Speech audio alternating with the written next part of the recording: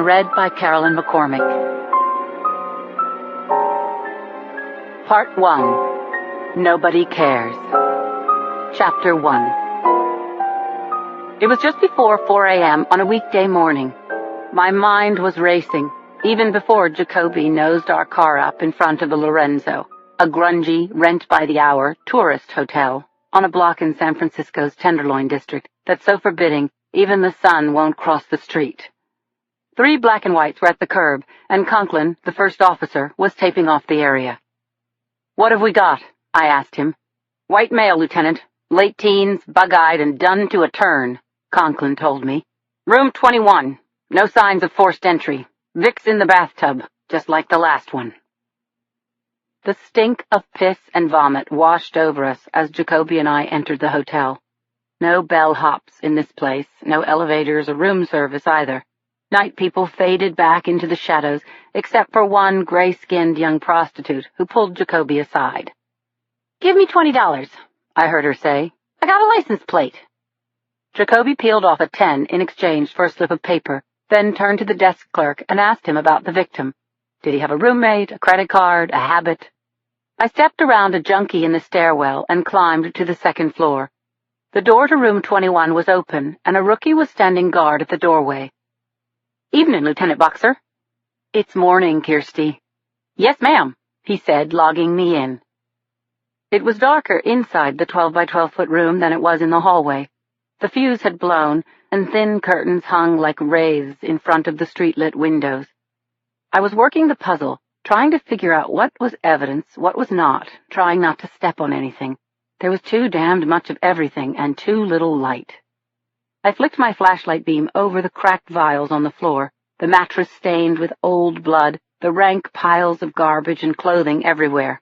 There was a kitchenette of sorts in the corner, the hot plate still warm, drug paraphernalia in the sink. The air in the bathroom was thick, almost soupy. I swept my light along the extension cord that snaked from the socket by the sink past the clogged toilet bowl to the bathtub. My guts clenched as I caught the dead boy in my beam. He was naked, a skinny blonde with a hairless chest, half sitting up in the tub, eyes bulging, foam at his lips and nostrils. The electric cord ended at an old-fashioned 2-slice toaster that glinted up through the bathwater. "Shit," I said as Jacoby entered the bathroom. "Here we go again." "He's toast, all right," said Jacoby. As commanding officer of the homicide squad, I wasn't supposed to do hands-on detective work anymore, but at times like this, I just couldn't stay away. Another kid had been electrocuted, but why? Was he a random victim of violence, or was it personal? In my mind's eye, I saw the boy flailing in pain as the juice shot through him and shut his heart down. The standing water on the cracked tile floor was creeping up the legs of my trousers.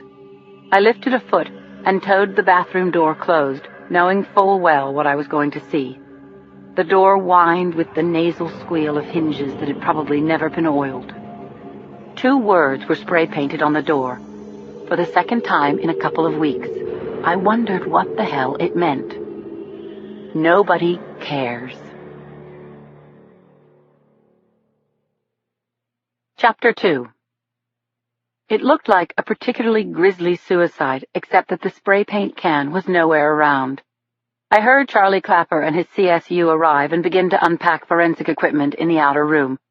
I stood aside as the photographer took his shots of the victim, then I yanked the extension cord out of the wall. Charlie changed the fuse. "Thank you, Jesus," he said as light flooded the god-awful place. I was rifling through the victim's clothes, finding not a scrap of ID, when Claire Washburn, my closest friend and San Francisco's chief medical examiner, walked through the door. "It's pretty nasty," I told Claire as we went into the bathroom. Claire is a center of warmth in my life, more of a sister to me than my own. "I've been having an impulse." "To do what?" Claire asked me mildly. I swallowed hard, forcing down the gorge that kept rising in my throat. I'd gotten used to a lot of things, but I would never get used to the murder of children. I just want to reach in and pull out the stopper. The victim looked even more stricken in the bright light. Claire crouched beside the tub, squeezing her size 16 body into a size 6 space. Pulmonary edema, she said of the pink foam in the dead boy's nasal and oral orifices. She traced the faint bruising on the lips, around the eyes. He was tuned up a bit before they threw the switch on him. I pointed to the vertical gash on his cheekbone. What do you make of that? My guess? It's going to match the push-down lever on the toaster. Looks like they clocked this child with that sunbeam before they chucked it into the tub. The boy's hand was resting on the bathtub's rim. Claire lifted it tenderly, turned it over. No rigor. He's been dead less than 6 hours. No visible track marks. She ran her hands through the boy's matted hair, lifted his bruised top lip with her gloved fingers. He hadn't seen a dentist in a while. Could be a runaway. Yeah, I said. Then I must have gotten quiet for a minute or so. What you thinking, honey? That I've got another John Doe on my hands. I was remembering another teenage John Doe, a homeless kid who'd been murdered in a place like this when I was just getting started in homicide. It was one of my worst cases ever, and 10 years later the death still gnawed at me. I'll know more when I get this young man on my table, Claire was saying when Jacoby stuck his head through the doorway again. The informant says that partial plate number was taken off a Mercedes, he said. A black one. A black Mercedes had been seen at the other electrocution murder. I grinned as I felt a surge of hope. Yes, I was making it personal. I was going to find the bastard who had killed these kids, and I was going to put him away before he could do it again. Chapter 3. A week had gone by since the nightmare at the Lorenzo Hotel. The crime lab was still sifting through the abundant detritus of room 21, and our informant's 3-digit partial license plate number was either half wrong or a wild guess. As for me, I woke up every morning feeling pissed off and sad because this ugly case was nowhere. The dead kids haunted me as I drove to Susie's for a get-together with the girls that evening. Susie's is a neighborhood cafe, a bright hot spot with walls sponge-painted in tropical colors, serving spicy but tasty Caribbean food.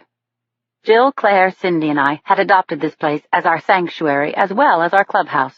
Our straight-shooting girl talk, unhampered by rank or department lines, had often cut through weeks of bureaucratic BS. Together, we'd broken cases wide open in this very spot.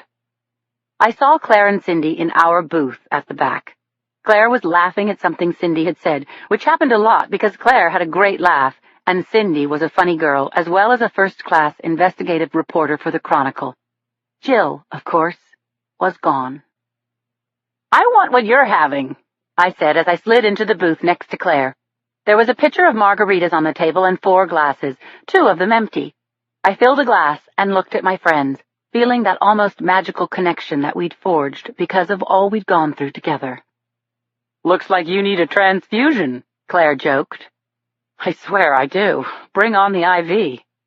I took a gulp of the icy brew, snagged the newspaper that was beside Cindy's elbow, and paged through until I found the story buried on page 17 of the Metro section, below the fold. Info sought in Tenderloin District murders. I guess it's a bigger story in my mind, I said. Dead street people don't make page 1, Cindy said sympathetically. It's odd, I told the girls. Actually, we have too much information. 7,000 prints, hair, fiber, a ton of useless DNA from a carpet that hadn't been vacuumed since Nixon was a boy. I stopped ranting long enough to pull the rubber band off my ponytail and shake out my hair.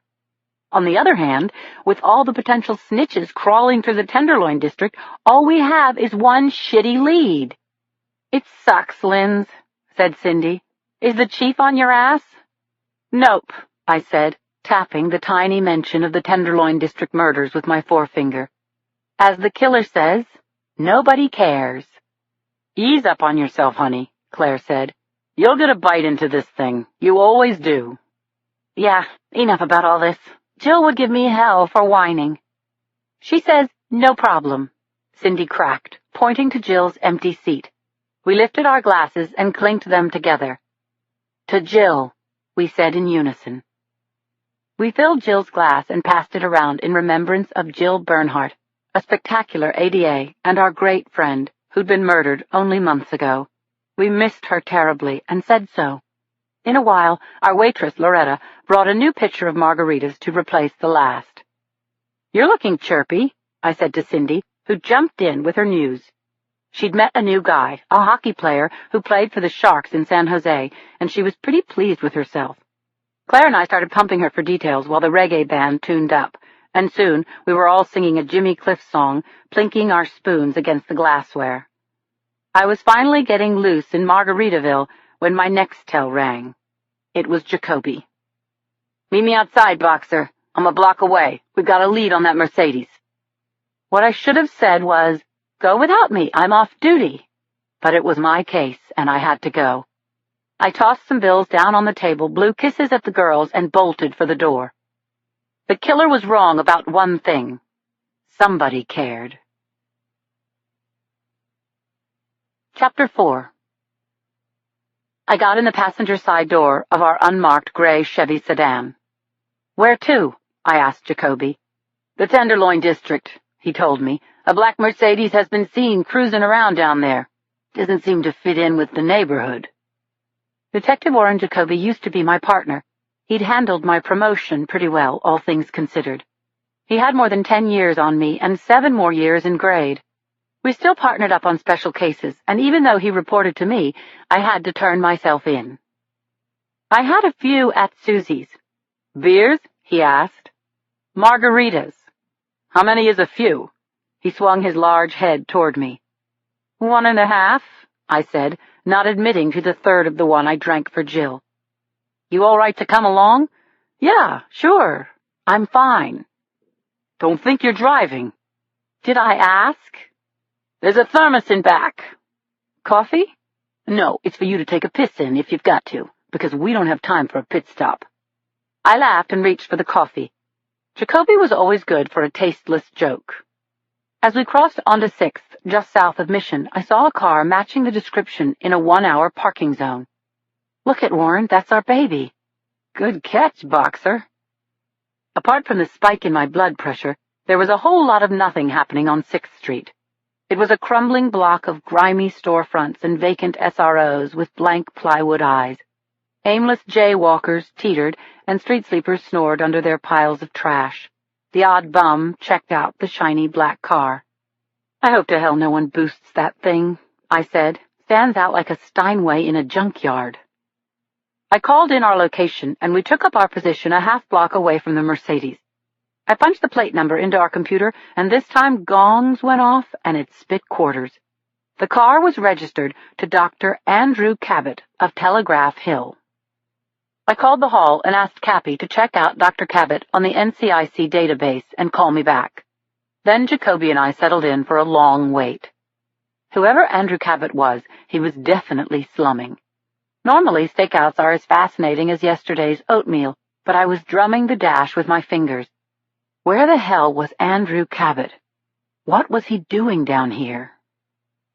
20 minutes later, a street-sweeping machine, a bright yellow car-sized hulk, like an armadillo with flashing lights and honking backup alerts, rolled right up onto the sidewalk, as it did every night. Derelicts rose up off the pavement to avoid the brushes. Paper swirled in the low light of the street lamps.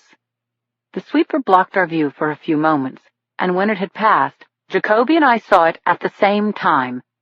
Both the driver's side and the passenger side doors of the Mercedes were closing. The car was on the move. "Time to rock and roll," said Jacoby.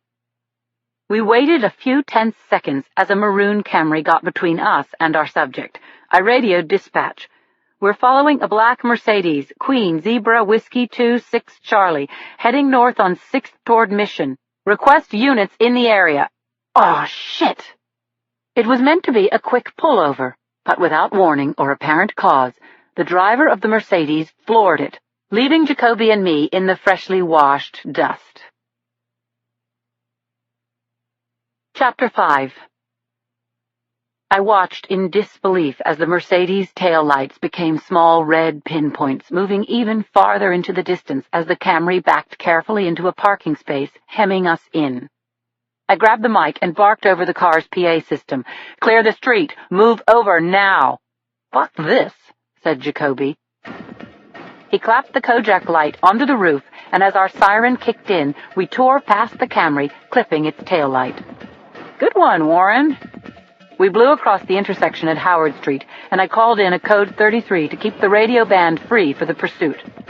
"We're going northbound on 6th, south of Market, in pursuit of a black Mercedes, attempting to pull it over. All units in the area head into this vicinity." "Reason for the pursuit, Lieutenant?" "Ongoing homicide investigation." Adrenaline flooded my body.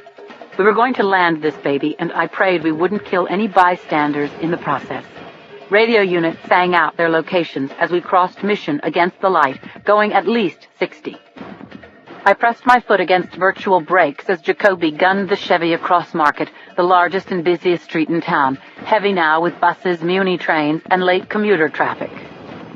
"Hang a right," I shouted to Jacoby. The Mercedes veered onto Taylor at a split in the road. We were 2 car lengths behind, but not close enough in the darkening night to get any sense of who was driving, who was riding shotgun.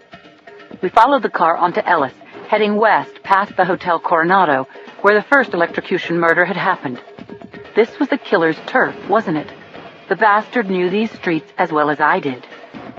Cars hugged the curbs, and we blew past cross streets at 80, our siren blaring, speeding uphill at full throttle, going airborne for a few heart-stopping seconds before dropping onto the downside curve of the incline. And even so, we lost the Mercedes at Leavenworth as cars and pedestrians clogged the intersection. I screamed into the mic again and thanked God when a radio car called in. "We've got him in sight, Lieutenant. Black Mercedes heading west on Turk going 75. Another unit joined the chase at Hyde." "I'm guessing he's headed toward Polk," I said to Jacoby. "My thoughts exactly." We deferred the main route to the squad cars, shot past Crim's and Cram's palace of fine junk on the corner of Turk, and picked up Polk heading north. There were about a dozen one-way alleys branching off Polk. I drilled each one of them with my eyes as we passed Willow, Ellis, and Olive. "That's him, dragging his butt," I shouted to Jacoby. The Mercedes wobbled on a blown right rear tire as it took the turn past the Mitchell Brothers Theater, then onto Larkin. I grabbed the dash with both hands as Jacoby followed. The Mercedes lost control, caromed off a parked minivan, blew up onto the pavement, and charged a mailbox. Torn metal screamed as the mailbox punched the undercarriage of the car, which then came to rest with its nose pointing upward at a 45-degree angle, the driver's side canting down toward the gutter. The hood popped, and steam poured out as the radiator hose gave up the ghost. The stink of burned rubber and the candy apple smell of antifreeze permeated the air. Jacoby halted our vehicle, and we ran towards the Mercedes, guns in hand. "Get your hands in the air," I shouted. "Do it now!" I saw that both occupants were pinned by the airbags. As the airbags deflated, I got my first look at their faces. They were white kids, maybe 13 and 15, and they were terrified. As Jacoby and I gripped our weapons with both hands and approached the Mercedes, the kids started bawling their hearts out. Chapter 6. My heart was booming almost audibly, and now I was furious. Unless Dr. Cabot was Doogie Howser's age, he wasn't in this car. These kids were idiots or speed freaks or car thieves, or maybe all three. I kept my gun pointed at the driver's side window. "Put your hands in the air. That's it. Touch the ceiling, both of you." Tears were cascading down the driver's face, and with a shock I realized it was a girl. She had a short, pink-tipped haircut, no makeup, no face piercings, a 17 magazine version of punk that she hadn't quite pulled off. When she lifted her hands, I saw glass shards dusting her black T-shirt. Her name hung from a chain around her neck. I admit I yelled at her.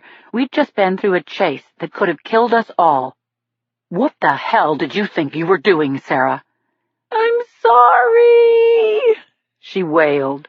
"It's just I only have a learner's permit. What are you going to do to me?" I was incredulous. "You ran from the police because you don't have a driver's license? Are you insane?" "He's going to kill us," said the other kid, a lanky young boy hanging sideways from the over-the-shoulder seatbelt holding him into the passenger seat.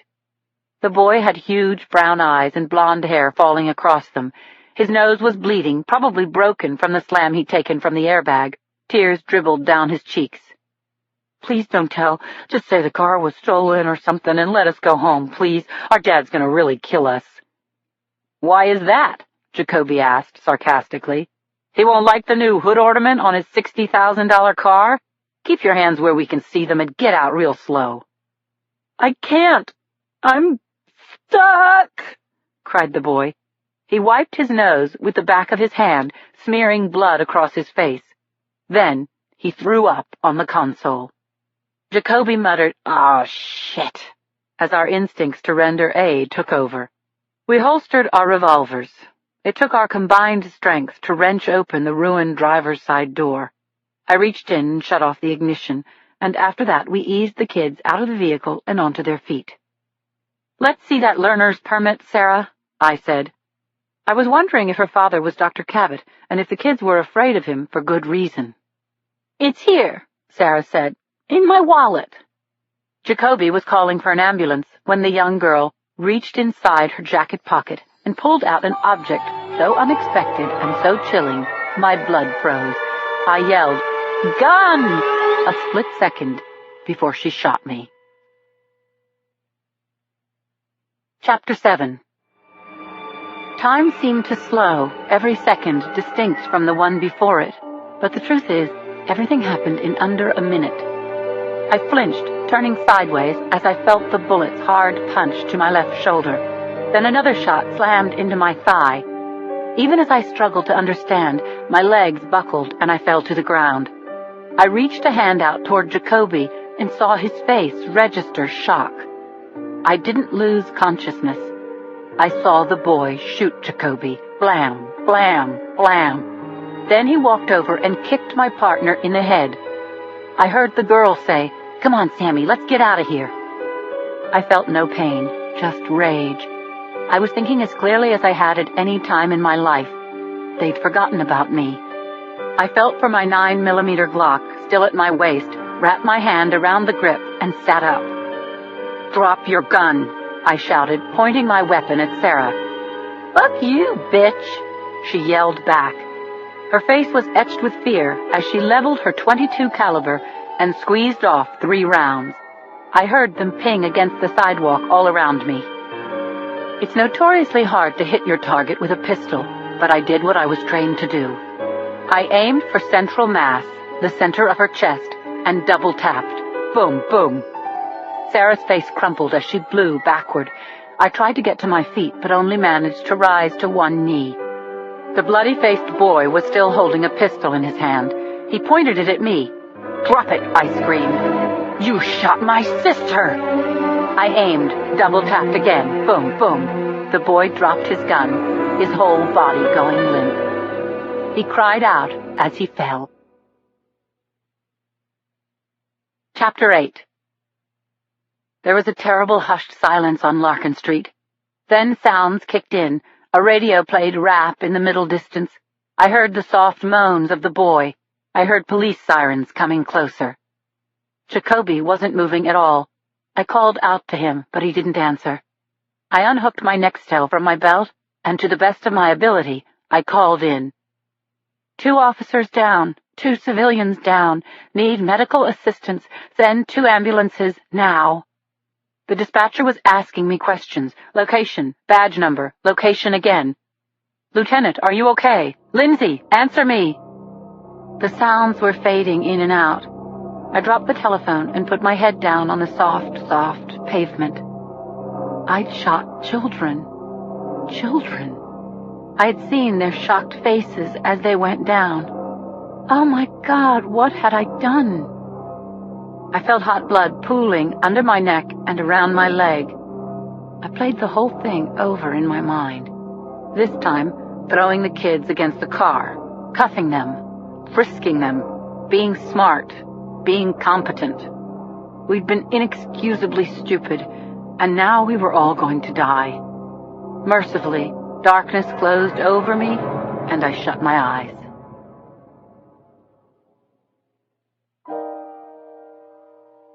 Part 2.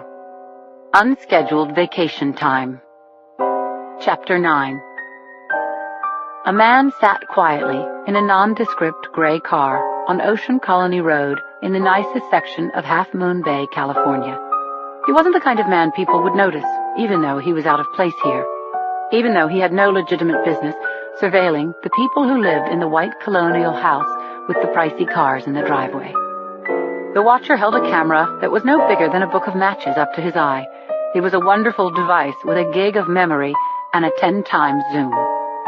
He zoomed in and pressed the shutter, capturing the family moving behind the kitchen window, downing their wholesome multigrain cereal, having morning chit-chat in their breakfast nook.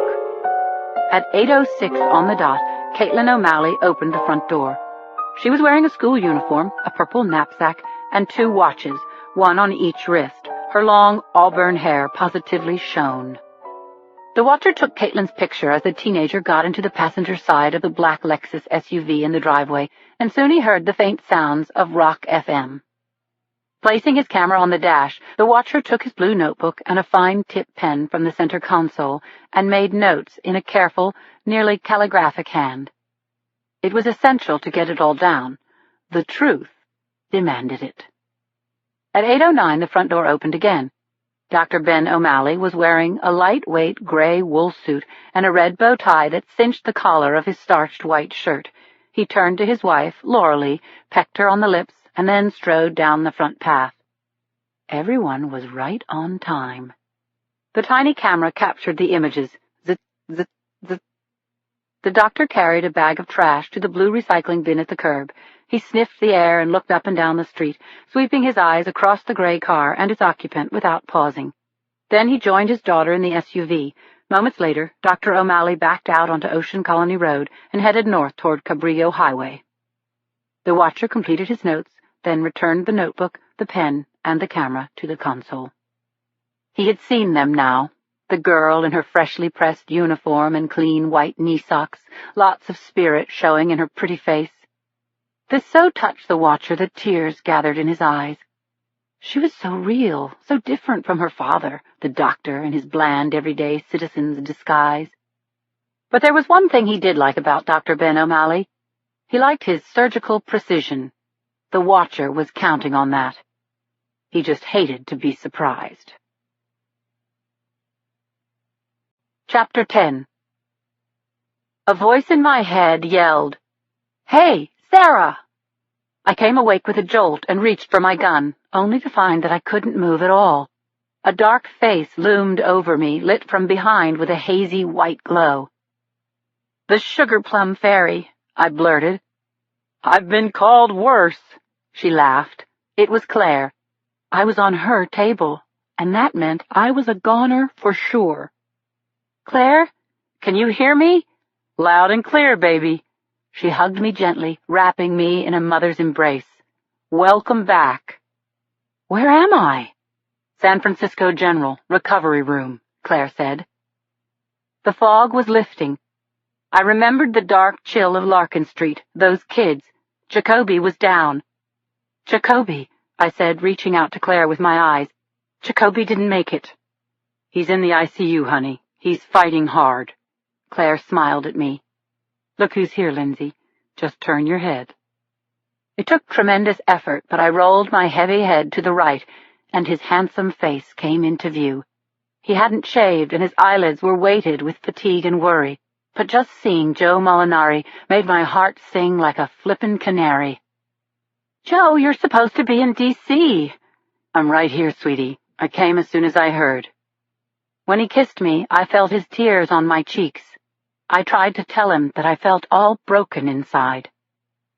"Joe, she's dead. Oh, God, it was a horrible screw-up." "Honey, the way I hear it, you had no other choice." Joe's rough cheek brushed mine. "My pager number is right by the phone. Lindsay, do you hear me? I'll be back in the morning," he said. "What, Joe?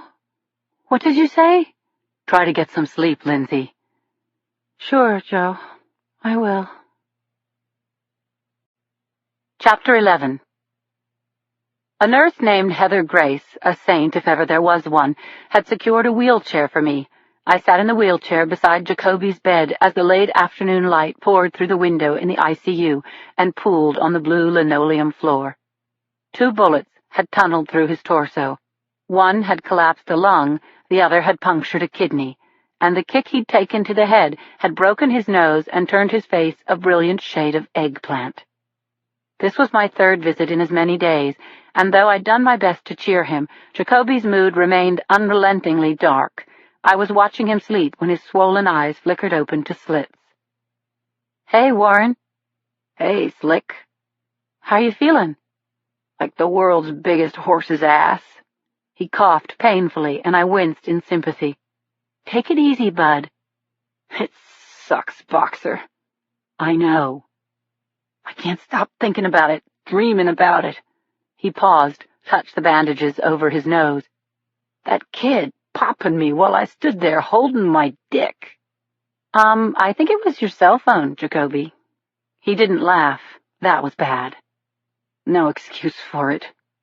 Our hearts were in the right place. Hearts? Shit.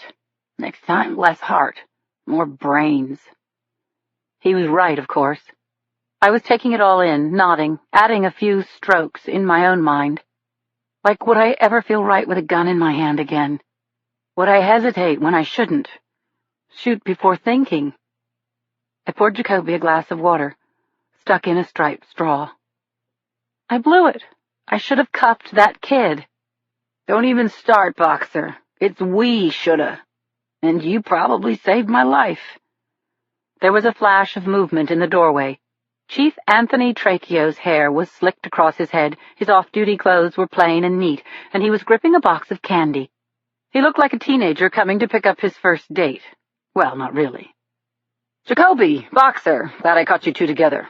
How are you doing, okay?" Trachio wasn't a bad guy, and he'd been good to me. Still, ours was no love affair. He bounced a bit on his toes, then approached Jacoby's bed. "I've got news." He had our full attention. "The Cabot kids left Prince at the Lorenzo." A light danced around in his eyes. "And Sam Cabot confessed." "Holy shit, is this true?" Jacoby wheezed. "On my mother's head." The kid told a nurse that he and his sis were playing a game with those runaways. They called it a bullet or a bath. "The nurse will testify?"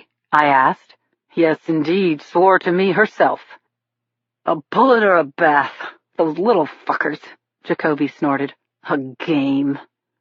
"Yeah, well, that game's over. We even found notebooks and collections of crime stories in the girl's bedroom at home. She was obsessed with homicides.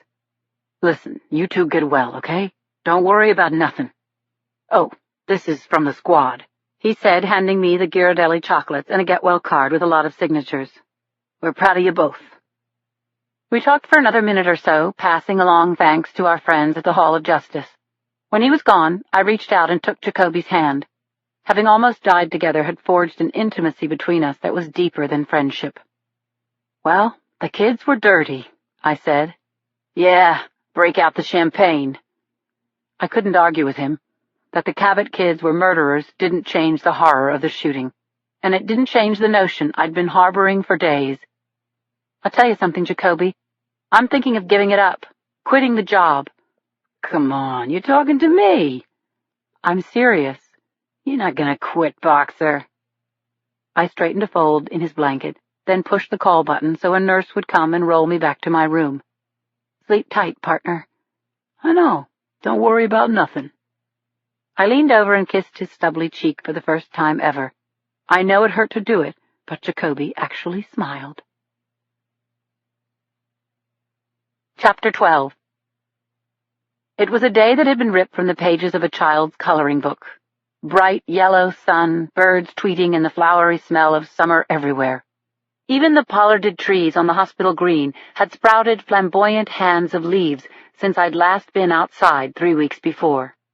A lovely day for sure, but somehow I couldn't reconcile life as usual with my creeping feeling that all was not well. Was it paranoia, or was another shoe about to drop? Kat's green Subaru Forester cruised around the elliptical driveway at the hospital entrance, and I could see my nieces waving their hands and bouncing up and down in the back seat. Once I strapped into the passenger seat, my mood lifted. I even started singing. "Aunt Lindsay, I didn't know you could sing," 6-year-old Bridget piped up from the back seat. Sure I can. I played my guitar and sang my way through college, didn't I, Kat? We used to call her Top 40, said my sister. She was like a human jukebox. What's a jukebox? Asked Meredith, age 2.5. We laughed and I explained. It's like a giant CD player that plays records. And then I explained what records were, too. I rolled down the window and let the breeze blow back my long yellow hair as we drove east on 22nd Street toward the rows of pretty pastel 2- and 3-story Victorian houses that stair-stepped up and across the ridgeline of Potrero Hill. Kat asked me about my plans, and I gave her a big, wide-open shrug. I told her I was benched, pending the IAB investigation of the shooting, and that I had a whole pile of injured on-duty time I might put to good use, clean out my closets, sort out those shoeboxes full of old photos. Here's a better idea. Stay at our house and recuperate, Kat said. We're off to Aspen in another week. Use the house, please. Penelope would love your company. Who's Penelope? The little girls giggled behind me. Who's Penelope? She's our friend, they chorused. Let me think about it, I said to my sister as we turned left onto Mississippi and pulled up to the blue Victorian apartment house I called home. Kat was helping me out of the car when Cindy loped down the front steps with sweet Martha running in front of her. My euphoric doggie almost knocked me over, licking me and woofing so loudly I only hoped Cindy heard me thank her for taking care of my girl. I waved goodbye to everyone and was bumping up the stairs, fantasizing about a hot soak in my shower and a long sleep in my own bed when the doorbell rang. Okay, I grumbled. My guess? I was getting flowers. I clumped down the stairs again and flung open the door. A young stranger wearing khakis and a Santa Clara sweatshirt stood at the threshold with an envelope in hand. I didn't believe his cheese-eating smile for a second. Lindsay Boxer? Nope, wrong address, I said perkily. I think she lives over on Kansas. The young man grinned steadily, and I heard the clatter of that other shoe dropping. Chapter 13. Kill, I said to Martha. She looked up at me and wagged her tail. Trained border collies respond to many commands, but kill isn't one of them.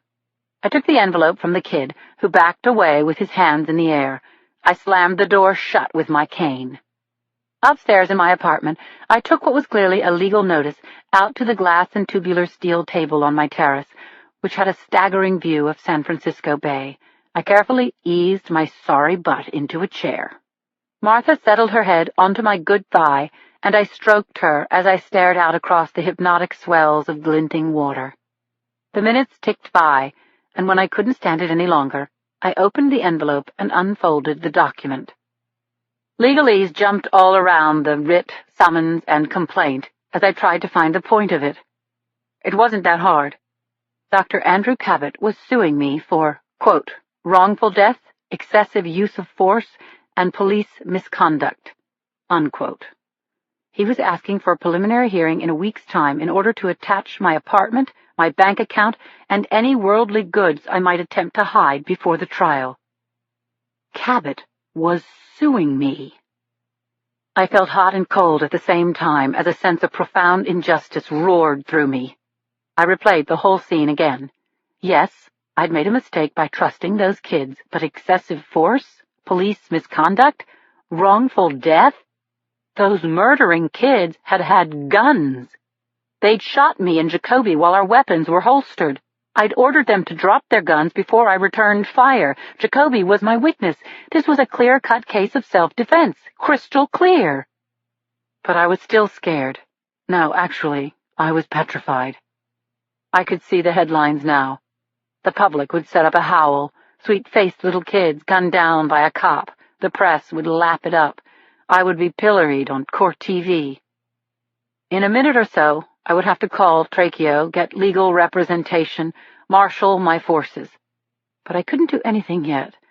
I was frozen in my chair, paralyzed by a growing notion that I'd forgotten something important. Something that could really hurt me. Chapter 14. I woke up in a sweat, having thrashed my Egyptian cotton sheets to a fine froth. I took a couple of Tylenol for the pain and a sky-blue Valium the shrink had given me. Then I stared at the pattern the streetlights cast on the ceiling. I rolled carefully onto my uninjured side and looked at the clock. 12:15. I'd only been asleep for an hour, and I had the feeling I was in for a really long night. "Martha! Here, girl!" My pal jumped onto the bed and settled into the fetal hollow I'd made with my body. In a minute, her legs twitched as she herded sheep in her sleep, while my brain continued to churn with Tracheo's new, neatly hedged version of, "Don't worry about nothing." He had said, "You're going to need 2 attorneys, Boxer. Mickey Sherman will represent you on behalf of the SFPD, but you'll need your own lawyer to defend you in case you've done something outside the scope of your job." I had said, "Then what? I'm on my own?" I was hoping the drugs would tumble my mind off the hard edge of consciousness into the comfort of slumber, but it didn't happen. Mentally, I ticked off the remains of the day, the meetings I'd set up with Sherman and my lawyer, a young woman called Ms. Castellano. Molinari had recommended her highly, and it means something when you get a rave review from the Deputy Director of Homeland Security. Once again, I concluded that I was taking good care of myself, given the circumstances, but the coming week was going to be hell. I needed something to look forward to. I thought of Kat's house. I hadn't been there since she had moved in right after her divorce 2 years ago, but the images of where she lived were unforgettable. Only 40 minutes south of San Francisco, Half Moon Bay was a little bit of paradise. There was a crescent-shaped bay with a sandy beach, redwood forests, and a panoramic ocean view, and it was warm enough in June to relax on Kat's sun porch and bleach the ugly pictures from my brain. I simply couldn't wait until morning. I called my sister at 1:45. Her voice was husky with sleep. "Lindsay, of course I meant it. Come whenever you like."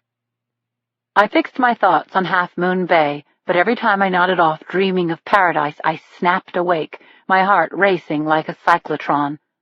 Fact is, my looming court date had taken hold of my mind, and I couldn't think about anything else. Chapter 15. Thunderclouds grazed the roof of the Civic Center Courthouse at 400 McAllister, and a lashing rain soaked the streets. Having dispensed with my cane this morning, I leaned against Mickey Sherman, attorney for the city of San Francisco, as we climbed the slick courthouse steps. I was leaning on him in more ways than one. As we made our way, we passed Dr. Andrew Cabot and his lawyer, Mason Broyles, who were giving an interview to the press beneath a cluster of black umbrellas. The only blessing was that there were no cameras pointed at me. I grabbed a quick look at Mason Broyles as we passed. He had hooded eyes, flowing black hair, and a wolfish curl to his lip.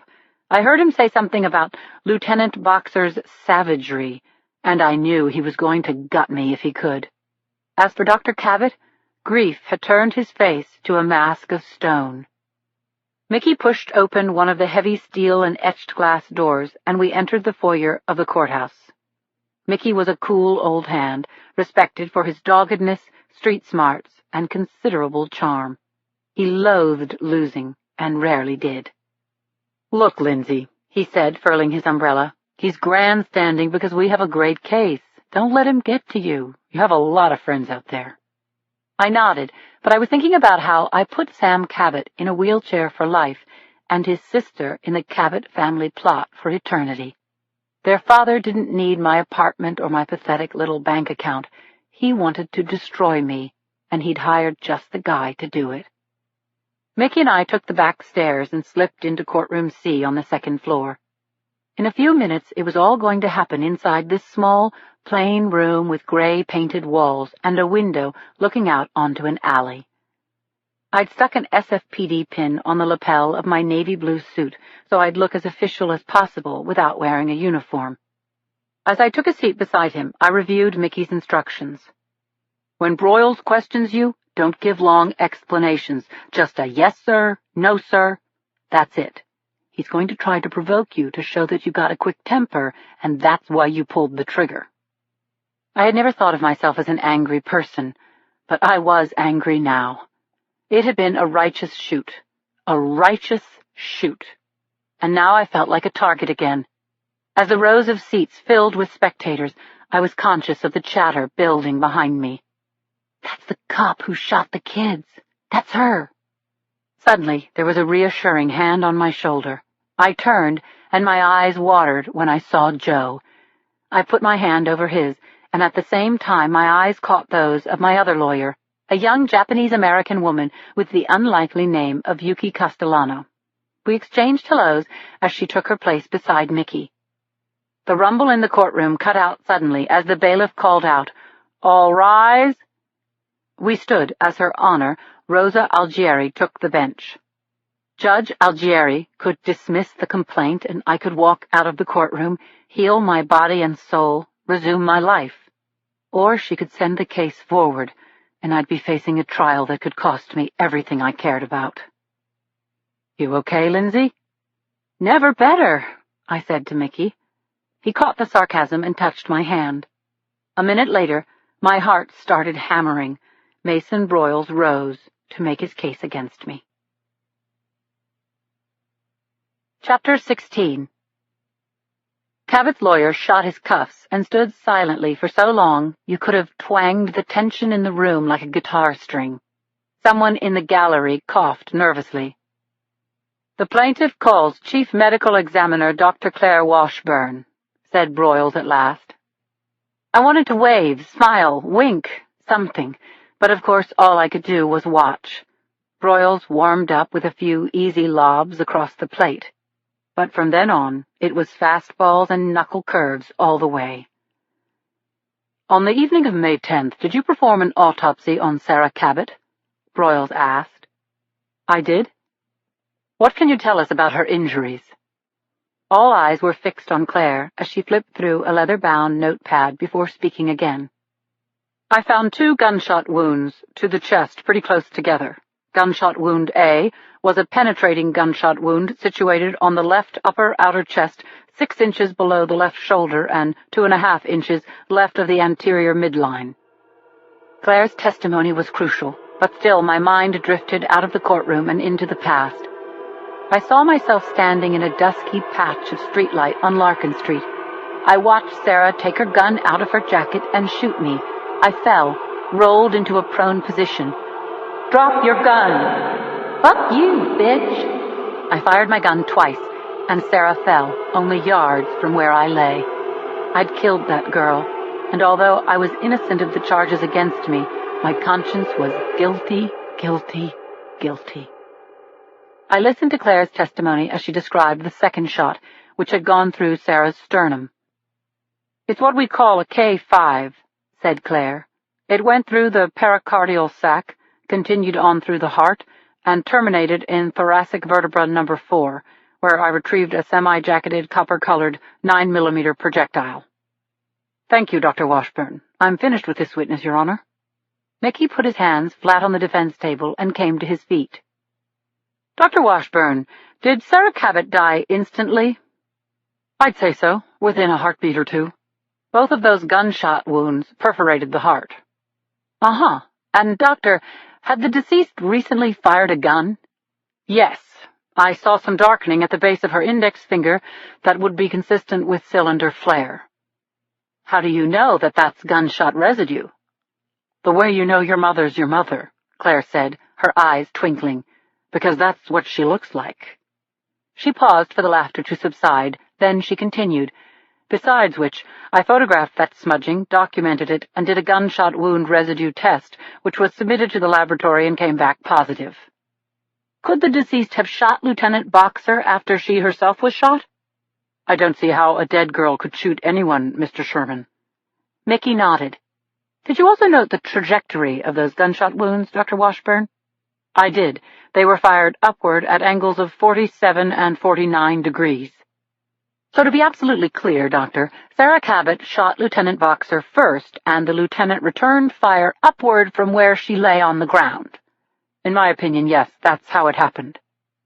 "Would you call that excessive force, or wrongful death, or police misconduct?" The judge sustained Broyles' outraged objection. Mickey thanked Claire and dismissed her.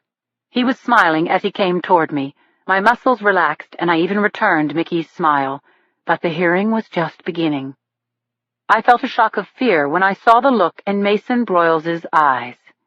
You could only describe it as anticipatory. He couldn't wait to get his next witness on the stand. Chapter 17. "Please state your name," Broyles said to a petite brunette woman in her early 30s. "Betty D'Angelo." Her dark eyes behind her large, horn-rimmed glasses darted quickly over to me, then back to Broyles again. I looked at Mickey Sherman and shrugged. To the best of my knowledge, I'd never seen this woman before. "And what is your position?" "I'm a registered nurse at San Francisco General." "Were you on duty in the ER on the evening and night of May 10th? "I was." "Did you have occasion to take blood from the defendant, Lindsay Boxer?" "Yes." "And why was blood drawn?" "We were prepping her for surgery, for extraction of the bullets and so on. It was a life-threatening situation. She was losing a lot of blood." "Yeah, I know," Broyles said, batting away her comment like a housefly. "Tell us about the blood test." "It's normal procedure to take blood. We had to match her up for transfusions." "Ms. D'Angelo, I'm looking at Lieutenant Boxer's medical report from that night. It's quite a voluminous report." Broyles plopped a fat stack of paper on the witness stand and stabbed at it with a forefinger. "Is this your signature?" "Yes." "I'd like you to look at this highlighted line right here." The witness tossed her head as if she smelled something bad. Emergency room staff often felt part of the cop team and would try to protect us.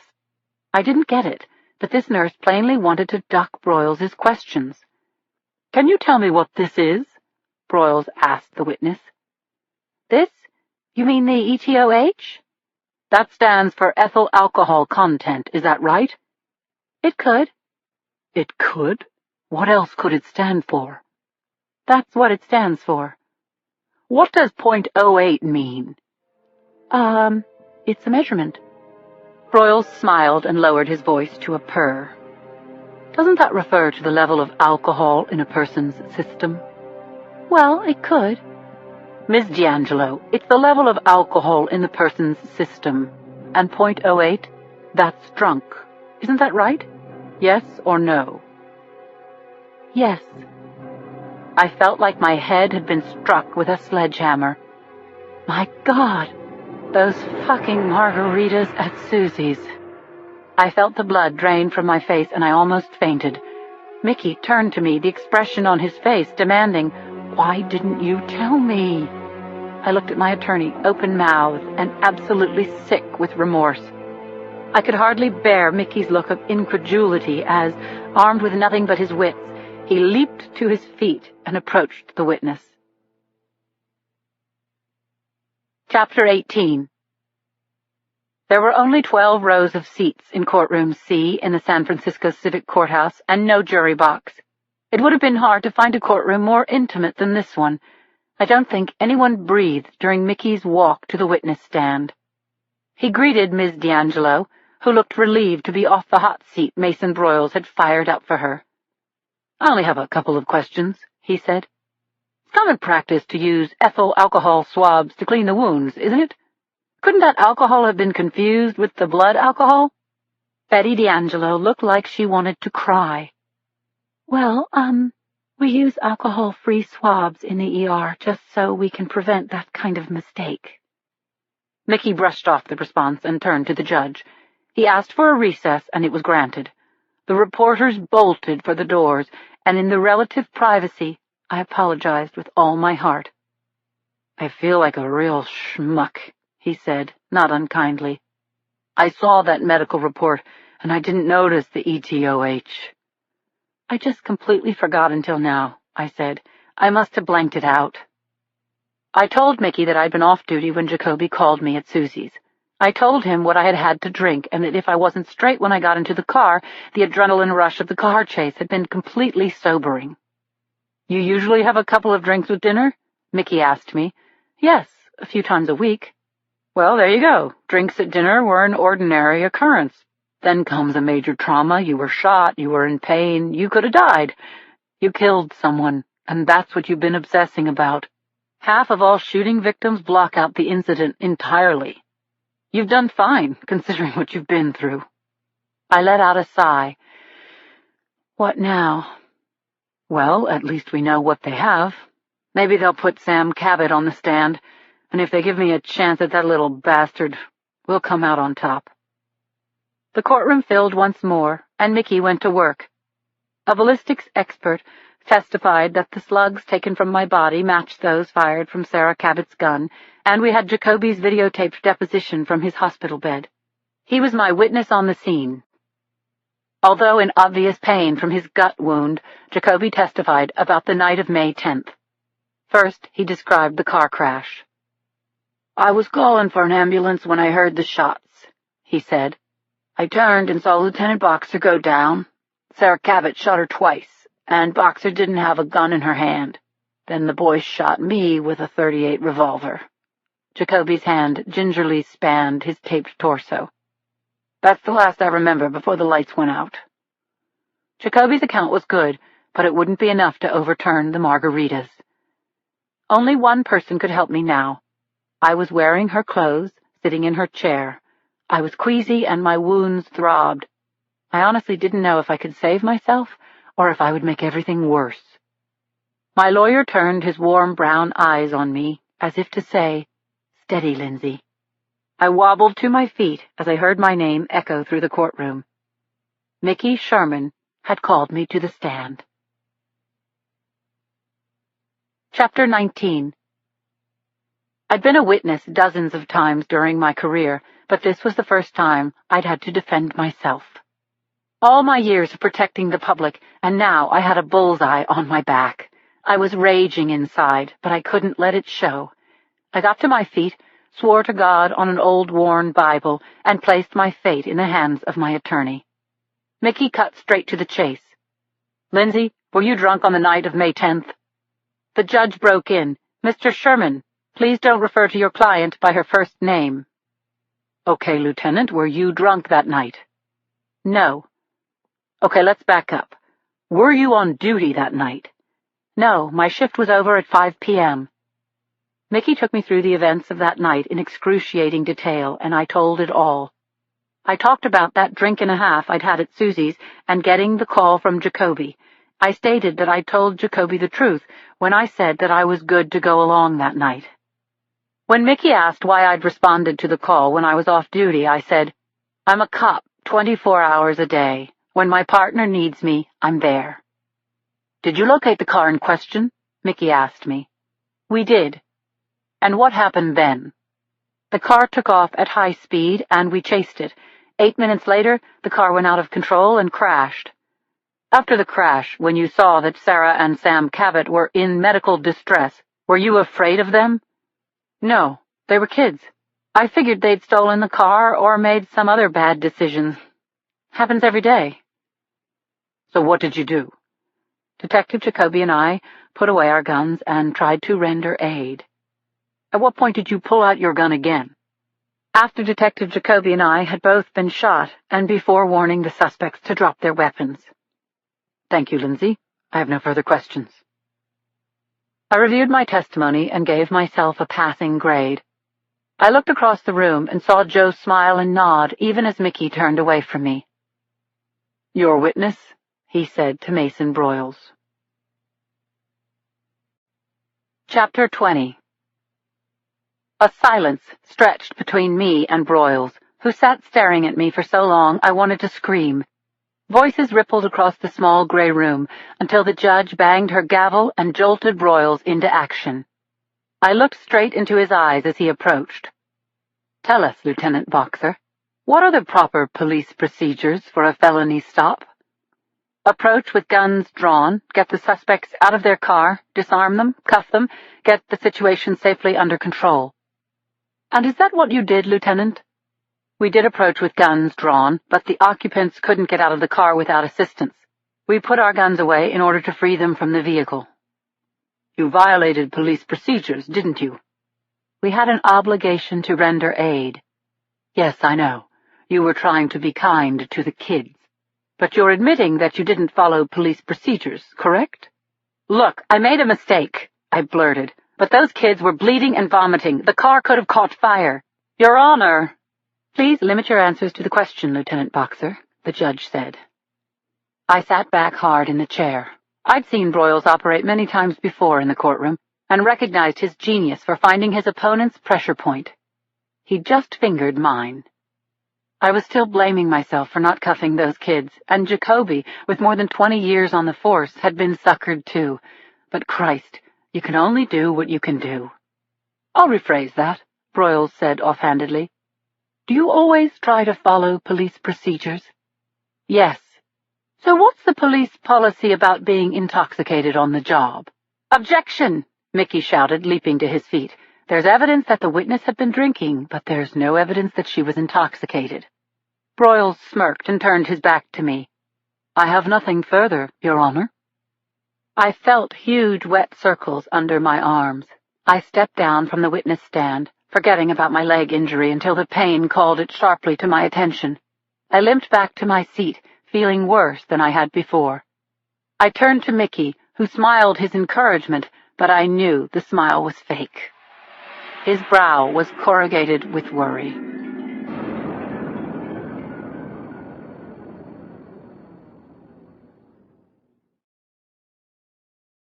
Chapter 21.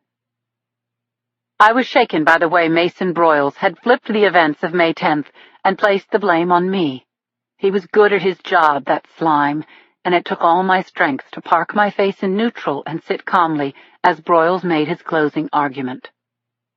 Your Honor, he said, Sarah Cabot is dead because Lindsay Boxer killed her, and Sam Cabot, age 13, is in a wheelchair for life. The defendant admits that she didn't follow proper police procedures. Granted, there may have been some misdoing on the part of my clients, but we don't expect juveniles to exercise good judgment. Police officers, however, are trained to deal with all manner of crises, and the defendant couldn't handle this crisis because she was drunk. Simply put, if Lieutenant Boxer had properly performed the duties of her job, this tragedy wouldn't have occurred, and we wouldn't be here today. Broyles' speech outraged me, but I had to admit he was persuasive, and had I been sitting in the gallery instead of the dock, I might have seen it his way. By the time Mickey stood to mount his closing argument, my blood was pounding so hard in my ears it was as though a rock band were jamming inside my head. Your Honor, Lieutenant Lindsay Boxer didn't put loaded guns into the hands of Sarah and Samuel Cabot, Mickey said, his voice ringing with indignation.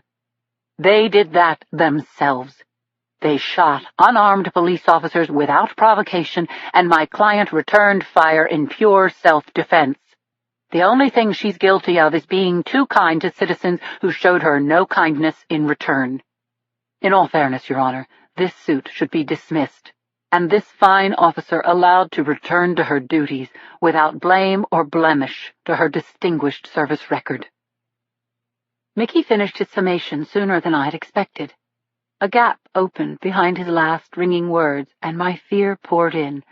As he sat down beside me, the courtroom filled with slight mouse-like stirrings, papers rustling, the clicking of laptop keys, bodies shifting in their chairs. I gripped Mickey's hand under the table, and I even prayed, Dear God, let her dismiss the charges, please. The judge pushed her glasses up onto the bridge of her nose, but I couldn't read her face. When she spoke, she did so concisely and in a weary tone. I believe the defendant did everything she could to salvage a situation gone horribly wrong, said Judge Algieri. But the alcohol bothers me. A life has been lost. Sarah Cabot is dead. There's enough evidence here to merit sending this case to a jury. Chapter 22. I went rigid with shock as the trial date was set for a few weeks into the future. Everyone stood as the judge left the courtroom. Then the mob closed in around me. I saw blue uniforms at the edge of the throng, eyes not quite meeting mine, and then clumps of microphones were pushed up to my face. I still held Mickey's hand. We should have gotten a dismissal, I thought. We should have won. Mickey helped me to my feet, and I followed him as he cut through the crowd. Joe's hand was on the small of my back as the three of us and Yuki Castellano exited the courtroom and made for the stairs. We stopped in the ground floor stairwell. "When you walk outside, hold your head up," Mickey advised me. "When they scream, 'Why did you kill that girl?' just walk slowly to the car. Don't smile, don't smirk, and don't let the media beat you. You did nothing wrong. Go home and don't answer your phone. I'll stop by your house later." The rain had stopped by the time we stepped out of the courthouse into the dull late afternoon. I shouldn't have been shocked to see that hundreds of people had gathered outside the courthouse to see the cop who'd shot and killed a teenage girl. Mickey and Yuki split away from us to address the press, and I knew that Mickey's thoughts were turning now to how he was going to defend the SFPD and the city of San Francisco. Joe and I walked through the jostling, yelling crowd toward the alley where the car was waiting. I heard a chant, child killer," and questions were lobbed at me like stones. "What were you thinking, Lieutenant? How did you feel when you shot those kids?" I knew the faces of the television reporters, Victor Smith, Sandra Dunn, Kate Morley, all of whom had interviewed me when I'd been a witness for the prosecution. I did my best to ignore them now and to look past the rolling cameras and the jouncing placards reading "Guilty of Police Brutality." I kept my eyes focused just ahead and my steps matching Joe's until we reached the black sedan. As soon as the door thunked closed, the driver put the car into reverse and backed out fast onto Polk Street. Then he wheeled the car around and pointed it toward Potrero Hill. "He murdered me in there," I said to Joe once we were underway. "The judge saw you, saw the kind of person you are. It's too bad she felt she had to do what she did." "Cops are watching me, Joe. Cops who work for me and who expect me to do the right thing. I'm supposed to keep their respect after this?" "Lindsay, the right-minded people in this city are rooting for you. You're a good person, damn it, and a fine cop." Joe's words got to me in a way that Mason Broyle's vicious barbs had not. I put my head on his nice blue shirt and let the pent-up tears come as he held and comforted me. "I'm okay," I said at last. I mopped up with the hanky he offered me. "It's my hay fever. A high pollen count always makes me weep." Molinari laughed and gave me a good hug as the car climbed homeward. We crossed 20th Street, and the staggered rows of pastel Victorian houses came into view. "I'd quit my job right now," I said, "but that would only make it look like I'm guilty." "Those murdering kids, Lindsay. No jury's going to find in their favor. There's just no way." "Promise?" Joe squeezed me again, but he didn't answer. I knew that he believed in me completely, but he wouldn't make a promise that he couldn't keep. "You're going back right now?" I asked at last. "I wish I didn't have to, but yeah, I have to go." Joe's work for the government rarely allowed him to break away to be with me. "Someday I'll have a life," he said tenderly. "Yeah, me too." True or dumb fantasy? I put my head back on Joe's shoulder. We held hands and savored what could have been our last moments together for weeks, not speaking again until we kissed and murmured goodbyes at my doorstep. Upstairs in the quiet of my apartment, I realized how emotionally depleted I was. My muscles ached from holding myself together, and there was no relief in sight. Instead of freeing me from this assault on my reputation and my belief in myself, the hearing had only been a dress rehearsal for another trial. I felt like a tiring swimmer way out past the breakers. I got into my big soft bed with Martha, pulled the blankets up to my chin, and let sleep roll over me like a thick fog. Chapter 23. A shaft of early morning sunlight split the clouds as I tossed a last suitcase into the back of the car, strapped in, and backed the Explorer out of my driveway. I was hot to get out of town, and so was Martha, who had her head out the passenger side window and was already creating quite a breeze with her wagging tail. The stop-and-go rush-hour traffic was typical for a weekday, so I pointed the Explorer in a southerly direction and used the time to replay my last brief talk with Chief Tracheo. "If it were me, I'd get the hell out of here, Boxer," he'd told me. "You're on restricted duty, so call it vacation time and get some rest." I understood what he wasn't saying. While my case was pending, I was an embarrassment to the department. I thought, "Get lost?" "Yes, sir, Chief. No problem, sir." Agitated thoughts bounced around inside my skull about the preliminary hearing and my fears about the upcoming trial. Then I thought about my sister Kat putting out the welcome mat and how lucky that was for me. Within 20 minutes, I was heading southbound on Highway 1, the open road cutting through 30-foot-tall boulders.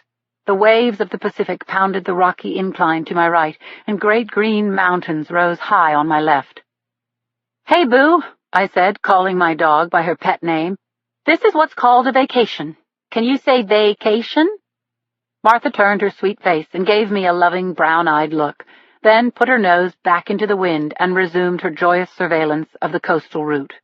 She'd gotten with the program, and now I had to do the same. I'd brought along a few things to help me do just that, about a half-dozen books I'd been wanting to read, my screwball comedy videos, and my guitar, an old Seagull acoustic that I'd strummed sporadically for 20 years. As sunshine brightened the road, I found my mood lightening. It was a stunning day, and it was all mine. I turned on the radio and fiddled with the dial until I found a station in the thick of a rock-and-roll revival. The disc jockey was practically reading my mind, spinning hits of the 70s and 80s, sending me back to my childhood and to my college days, and memories of 100 nights with my all-girl band jamming in bars and coffee houses. It was June once again, and school was out, maybe for good. I turned up the volume. The music took me over, and my lungs filled as I sang L.A. Dude Rock and other hits of the times. I crooned Hotel California and You Make Loving Fun, and when Springsteen bellowed Born to Run, I was pounding the steering wheel, feeling the body and soul of the song out to the ends of my hair. I even egged Martha on, getting her to howl along with Jackson Browne's Runnin' on Empty. And that's when it dawned on me. I really was running on empty. The little blinking gas light was frantically signaling that my tank was dry. Chapter 24. I coasted into a filling station right inside the limits of Half Moon Bay. It was an Indy that had somehow avoided takeover by the oil conglomerates, a rustic place with a galvanized steel canopy over the tanks and a hand-lettered sign over the office door. Man in the Moon Garage. A sandy-haired guy, looking to be in his late 20s, wiped his hands on a rag and approached as I got out of the car to work a cramp out of my bum leg. We had a brief exchange about octane, then I headed toward the soda machine in front of the office. I looked around the side yard, a lot, full of sticker weeds, teetering towers of worn-out tires, and a few beached old junkers. I'd just lifted a cold can of Diet Coke to my lips when I noticed a car in the shadows of the garage that made my heart do a little dance. It was a bronze-colored '81 Pontiac Bonneville, the twin of the car my Uncle Dougie had owned when I was in high school. I wandered over and peered into the passenger compartment. Then I looked under the open hood. The battery was encrusted, and mice had eaten the spark plug wires, but to my eyes the innards looked clean. I had an idea. As I handed my credit card to the gas station attendant, I pointed a thumb back over my shoulder and asked, "Is that old Bonneville for sale?" "She's a beauty, isn't she?" He grinned at me from under the bill of his cap. He balanced a clipboard against a denim thigh, ran the slider over my card, then turned the sales slip around for me to sign. "My uncle bought a car like that the year it came out." "No kiddin'. It's a classic, all right." "Does it run?" "It will. I'm working on it now. The tranny's in good shape. Needs a new starter motor, alternator, a little this and a little that." "Actually, I'd like to fool around with the engine myself. Kind of a project, you know." The gas station guy grinned again and seemed pleased by the idea. He told me to make him an offer, and I put up 4 fingers. He said, "You wish. That car's worth 1,000 if it's worth a nickel." I held up the flat of my hand, 5 fingers waggling in the breeze. $500 is my limit for a pig in a poke. The kid thought about it for a long moment, making me realize how much I wanted that car. I was about to up the ante when he said, "Okay, but it's as is. You understand? No guarantees." "You got the manual?" "It's in the glove box, and I'll throw in a socket wrench and a couple of screwdrivers." "Deal," I said. We high-fived, low-fived, bopped our fists, and shook on it. I'm Keith Howard, by the way, and I'm Lindsay Boxer. So, where am I delivering this heap, Lindsay? It was my turn to grin. Caveat emptor indeed. I gave Keith my sister's address and directions on how to get there. Go up the hill, then turn onto Miramontes, and then onto Seaview. It's a blue house on the right, second one in from the end of the road. Keith nodded. I'll drop it by day after tomorrow, if that's okay. Excellent, I said, climbing back into the Explorer. Keith cocked his head and flashed me a flirtatious look. Don't I know you from somewhere, Lindsay? No, I said, laughing, but nice try. The gas station guy was coming on to me. I was old enough to be his big sister. The kid laughed along with me. Well, anyway, Lindsay, call me any time if you need me to bring over an engine hoist or whatever.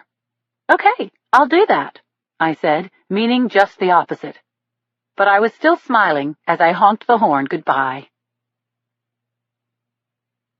Chapter 25. Seaview Avenue was a link in a looping chain of cul-de-sacs, separated from the curving arms of the bay by a quarter-mile stretch of dune grass. I opened the car door, and as Martha bounded out, I was almost blown away by the heady scent of rock roses and the fresh ocean breeze. I stood for a minute, taking in Kat's cheery house, with its dormers and porches and sunflowers growing against the fence in the front yard, before taking the key from the niche above the lintel and opening the door into my sister's life. Inside, Kat's home was a comfy hodgepodge of overstuffed furniture, crammed bookshelves, and gorgeous views of the bay from every room. I felt my entire body relax, and the idea of retiring from the force rose up in me again. I could live in a place like this. I could get used to waking up in the morning thinking about life instead of death. Couldn't I? I opened the sliders to the back deck and saw a playhouse out in the yard. It was painted dusky blue, like the house itself, and was fenced all around with white pickets. I made my way down the back steps right behind Martha, who was running with her head down low. I suspected I was about to meet Penelope. Chapter 26. Penelope was a large Vietnamese pot-bellied pig, all black and whiskery. She waddled over to me, huffing and snoodling, so I leaned over the fence and patted her head. Hi, gorgeous, I said. Hi, Lindsay. There was a note tacked to Penelope's little bungalow, so I entered the pen to get a better look at the pig house rules, as written by Penelope. Dear Lindsay, this note is all about me. 1. I'd like a cup of pig chow twice a day and a clean bowl of water. 2. I also like cherry tomatoes, saltines with peanut butter, and peaches. 3. Please come out and talk to me every day. I like riddles and the theme song to SpongeBob SquarePants. 4. In case of emergency, my vet is Dr. Mongol in town, and my babysitters are Carol Lee and Allison Brown. Allison is one of my best friends. Their numbers are by the kitchen phone. 5. Don't let me into the house, okay? I've been warned. 6. If you scratch me under the chin, you can have 3 wishes. Anything you want in the whole wide world. The note was signed with big X's and a pointy little hoof print. The pig house rules indeed. Cat, you funny girl. I catered to Penelope's immediate needs, then changed into clean jeans and a lavender sweatshirt and took Martha and the seagull out to the front porch. As I ran through some chords, the fragrance of roses and the salty ocean tang sent my mind drifting back to the first time I'd come to Half Moon Bay. It had been just about this time of year. The same beachy smell had been in the air, and I was working my first homicide case. The victim was a young man we'd found savagely murdered in his room in the back of a sleazy transient hotel in the Tenderloin. He had been wearing only a T-shirt and one white tube sock. His red hair was combed, his blue eyes were wide open, and his throat had been slashed in a gaping grin stretching from ear to ear, nearly decapitating him. When we turned him over, I saw that the skin on his buttocks had been flayed to ribbons with some kind of lash. We tagged him John Doe No. 24, and at the time I fully believed that I'd find his killer. John Doe's T-shirt had come from the Distillery, a tourist restaurant situated in Moss Beach, just north of Half Moon Bay. It was our only real clue, and although I'd combed this little town and the neighboring communities, the lead had gone nowhere. 10 years later, John Doe number 24 was still unidentified, unclaimed, unavenged by the justice system. But he would never be just another cold case file to me. It was like a wound that ached when it rained. Chapter 27. I was about to drive into town for dinner when the late evening newspaper landed with a whomp on the lawn. I picked it up, shook out the folds, and felt the headline reach out and hook me. Police release prime suspect in Crescent Heights slayings. I read the article all the way through. When Jake and Alice Daltrey were found slain in their house in Crescent Heights on May 5th, Police Chief Peter Stark announced that Antonio Ruiz had confessed to the crime. According to the chief today, the confession didn't jibe with the facts. Mr. Ruiz has been cleared of the charges against him, said Stark. Witnesses say Ruiz, 34, a maintenance worker for California Electric and Gas, couldn't have been in the Daltrey's house on the day of the murders because he was working his shift in the plant in full view of his co-workers. Mr. and Mrs. Daltrey had their throats slashed. Police will not confirm that the husband and wife were tortured before they were killed. The article went on to say that Ruiz, who'd done some handiwork for the Daltreys, claimed that his confession had been coerced, and Chief Stark was quoted again, stating that the police were investigating other leads and suspects. I felt a reflexive, visceral pull. Investigating other leads and suspects was code for "we've got squat," and the cop in me wanted to know everything, the how, the why, and especially the who. I already knew the where. Crescent Heights was one of the communities along Highway 1. It was on the outskirts of Half Moon Bay, only 5 or 6 miles from where I was standing. Chapter 28. Get in and out in under 5 minutes. Absolutely no more than 5. The watcher noted the exact time as he stepped out of his gray panel van onto Ocean Colony Road. He was dressed as a meter man this morning, dun-colored coveralls with a red and white patch over the right breast pocket. He pulled down the bill of his cap, patted his pockets, feeling his folding knife in one, his camera in the other, picked up his clipboard and a tube of caulk, tucked them under his arm. His breathing quickened as he took the narrow footpath alongside the O'Malley's house. Then he stooped at one of the basement window wells, stretched latex gloves over his hands, and used a glass cutter and a suction cup to remove a 24 by 20-inch pane of glass. He froze, waiting out the yipping of a neighbor's dog, then slipped, feet first, down into the basement. He was in. Not a problem. The basement stairs led up to an unlocked door to a kitchen filled with deluxe appliances and a ridiculous excess of gadgets. The watcher noted the alarm code posted by the phone, committed it to memory. "Thanks, Doc, you dummy." He took out his small, excellent camera, preset to shoot in bursts of 3 consecutive shots, and pointed it around all sides of the room. Zit, zit, zit, zit, zit, zit. The watcher bounded up the stairs and found a bedroom door wide open. He stood for a moment in the doorway, taking in all the girly things. The 4-poster bed, ruffles in lavender blue and creamy pink, posters of Creed and endangered wildlife. "Caitlin, Caitlin, what a sweet girl you are."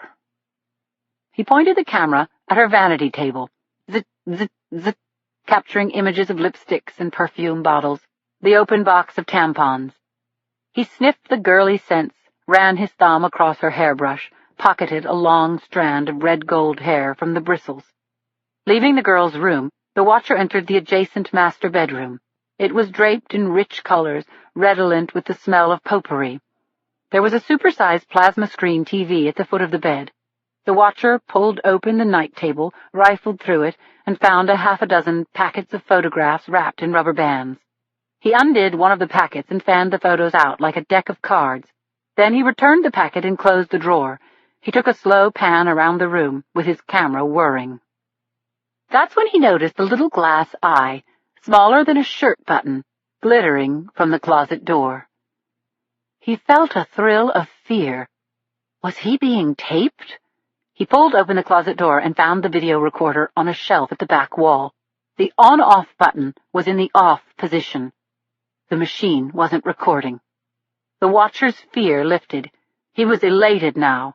He panned his camera, capturing each room on the second floor, every niche and surface, before heading down to his basement exit. He'd been inside for 4 minutes and a few seconds. Now, outside the house, he ran a line of caulking along the window glass and pressed it back into place. The caulk would hold until he was ready to enter the house again and torture and kill them. Chapter 29. I opened Kat's front door, and Martha yanked on her lead, pulling me into shocking sunshine. The beach was a short walk away, and we were headed toward it when a black dog zoomed out of my peripheral vision and lunged at Martha, who pulled free of my grasp and bolted. My scream was cut short when something rammed me hard from behind. I fell, and someone, piled on top of me. What the hell? I tore free of the tangle of flesh and metal and struggled to my feet, ready to swing. Damn! Some idiot had run me over with his bicycle. The guy struggled to his feet, and I did the same. He was 20-something, with thinning hair and pink-framed glasses hanging from one ear. "Sophie!" he yelled in the direction of the two dogs now barreling toward the water's edge.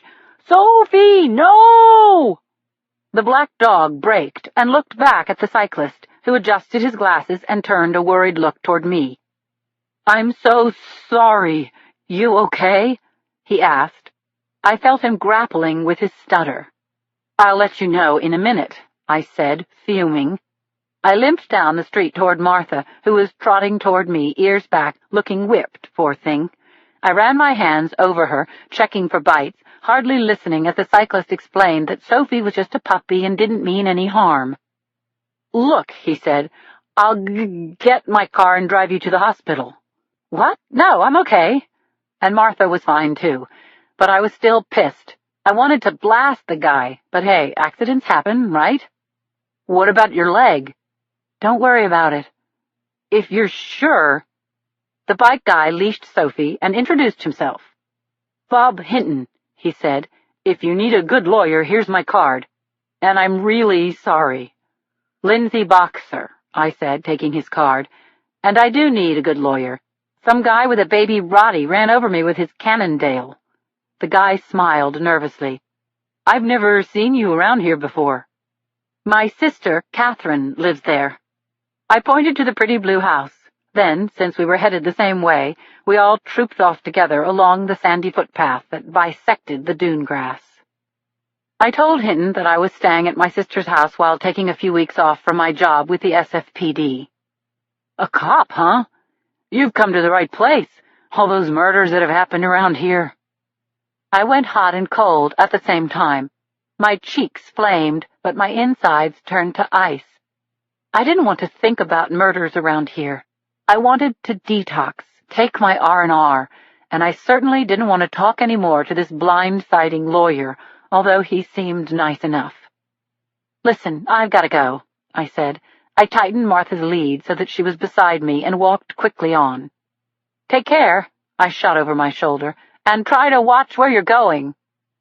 I clambered down the sandy cliff to the beach, distancing myself from Bob Hinton as quickly as possible. Out of sight, out of mind. Chapter 30. The water was too cold for swimming, but I sat cross-legged near the surf's edge and stared out at the horizon where the aqua-blue bay met the great rolling Pacific. Martha was running along the curve of the beach, the sand spraying out behind her feet, and I was enjoying the warmth of the sun on my face, when I felt something hard jab the back of my neck. I froze. I didn't even take a breath. "You shot that girl," a voice said. "You shouldn't have done that." At first I didn't recognize the voice. My mind spun, searching for a name, an explanation, the right words to say. I reached my arm behind me so that I could grab the gun, and I saw his face for a split second. I saw the hatred in his eyes. I saw his fear. "Don't you move!" the boy shouted, jabbing the gun muzzle hard against my vertebrae. Sweat trickled down my sides. "You killed my sister. You killed her for nothing." I remembered the empty look on Sarah Cabot's face when she fell. "I'm so sorry," I said. "No, you're not, but you will be. And guess what? Nobody cares." You're not supposed to hear the bullet that gets you, but that must be a myth. The booming report of the shot that drilled through my spine sounded like a bomb. I slumped over, paralyzed. I couldn't speak, and I couldn't stop the flow of blood pulsing out of my body, ebbing into the cold water of the bay. But how had it come to this? There was a reason that just eluded my grasp, something I should have done. Slap the cuffs on them. I should have done that. That's what I was thinking when my eyes flew open. I was lying on my side, my fists full of sand. Martha was looking down at me, breathing on my face. Somebody cared. I sat up and reached my arms around her, buried my face in her neck. The dream's sticky scents clung to me. I didn't need a PhD in psychology to know what it meant. I was churning in the violence of last month, stuck in it up to my eyeballs. "Everything's fine," I told Martha, lying my face off to my little dog. Chapter 31. While Martha herded shorebirds, I sent my mind skyward and pretended that I was drifting effortlessly up there with the wheeling gulls. I was ruminating on both my recent past and my uncertain future when I leveled my gaze and saw him. My heart lurched. His smile was bright, but his blue eyes were scrunched against the glare. "Hi, gorgeous," he said. Oh my God, look what the tide brought in. I let him help me to my feet. We kissed, and I felt this sensational heat searing my insides. "How'd you manage to get the day off?" I finally asked, squeezing him hard. "You don't understand. This is work. I'm scouring the coastline for terrorist infiltration," he cracked. "Ports and shorelines, that's what I do. And here I thought your job was to pick out the day's color alert." "That too," he said. He flapped his tie at me. "See? Yellow." I liked that Joe could josh about his job, because it would have been too depressing otherwise. Our shoreline was extremely porous, and Joe saw the holes. "Don't tease," he said. Then we kissed again. "This is hard work." I laughed. "All work, no play makes Joe a dull guy." "Hey, I've got something for you," he said as we walked together along the jetty. He pulled a packet of tissue paper out of his pocket and handed it to me. "I wrapped it myself." The packet was sealed with Scotch tape, and Joe had penned a string of X's and O's where a ribbon would have been. I ripped open the tissue and poured a bright silver chain and a medallion into my palm. "It's supposed to keep you safe," Joe said. "Sweetie, it's Coco Pelli. How did you know?" I held the little disc level with my eyes. "The Hopi pottery in your apartment kind of gave me a clue." "I love it. What's more, I need it," I said, turning my back to him so he could fasten the long silver chain around my neck. Joe swept the hair off my nape and kissed me just there. His lips, the roughness of his cheek against that tender spot, sent a thrill through me. I gasped, then turned into his arms again. I liked it there a lot. I kissed him softly, and the kiss turned deeper and more urgent. I finally pulled away from him. "Let's get you out of those clothes," I said. Chapter 32. Kat's guest bedroom was peach and gauzy with a double bed next to the window. Joe's jacket flew onto the chair, followed by his blue denim shirt and yellow tie. I lifted my arms, and he gently pulled my skimpy halter top over my head. I took his hands and pressed his palms to my breasts, and the warmth of his touch made me feel almost weightless. I was panting by the time my shorts hit the floor. I watched from the bed as Joe finished undressing and climbed into bed beside me. God, he was a good-looking boy. Then I went into his arms. "I have something else for you, Lindsay," Joe said. What he had was quite apparent. I laughed into the crook of his neck. "Not just that," Joe told me. "This." I opened my eyes and saw that he was pointing to small letters clumsily written on his chest with a ballpoint pen. He'd written my name over his heart. Lindsay. "You're funny," I said with a smile. "No, I'm romantic," said Joe. Chapter 33. It wasn't just about sex with Joe. He was too real and too good a person for me to think of him as simply a hunk and a real good time. But I paid a terrible price for feeling more. At times like this, when our jobs permitted, we had an indescribable intimacy. Then morning came, and Joe jetted back to Washington, and I didn't know when I'd see him or if it would ever feel this good again. It's been said that love finds you when you're ready. Was I ready? The last time I had loved a man so much, he'd died a terrible death. And what about Joe?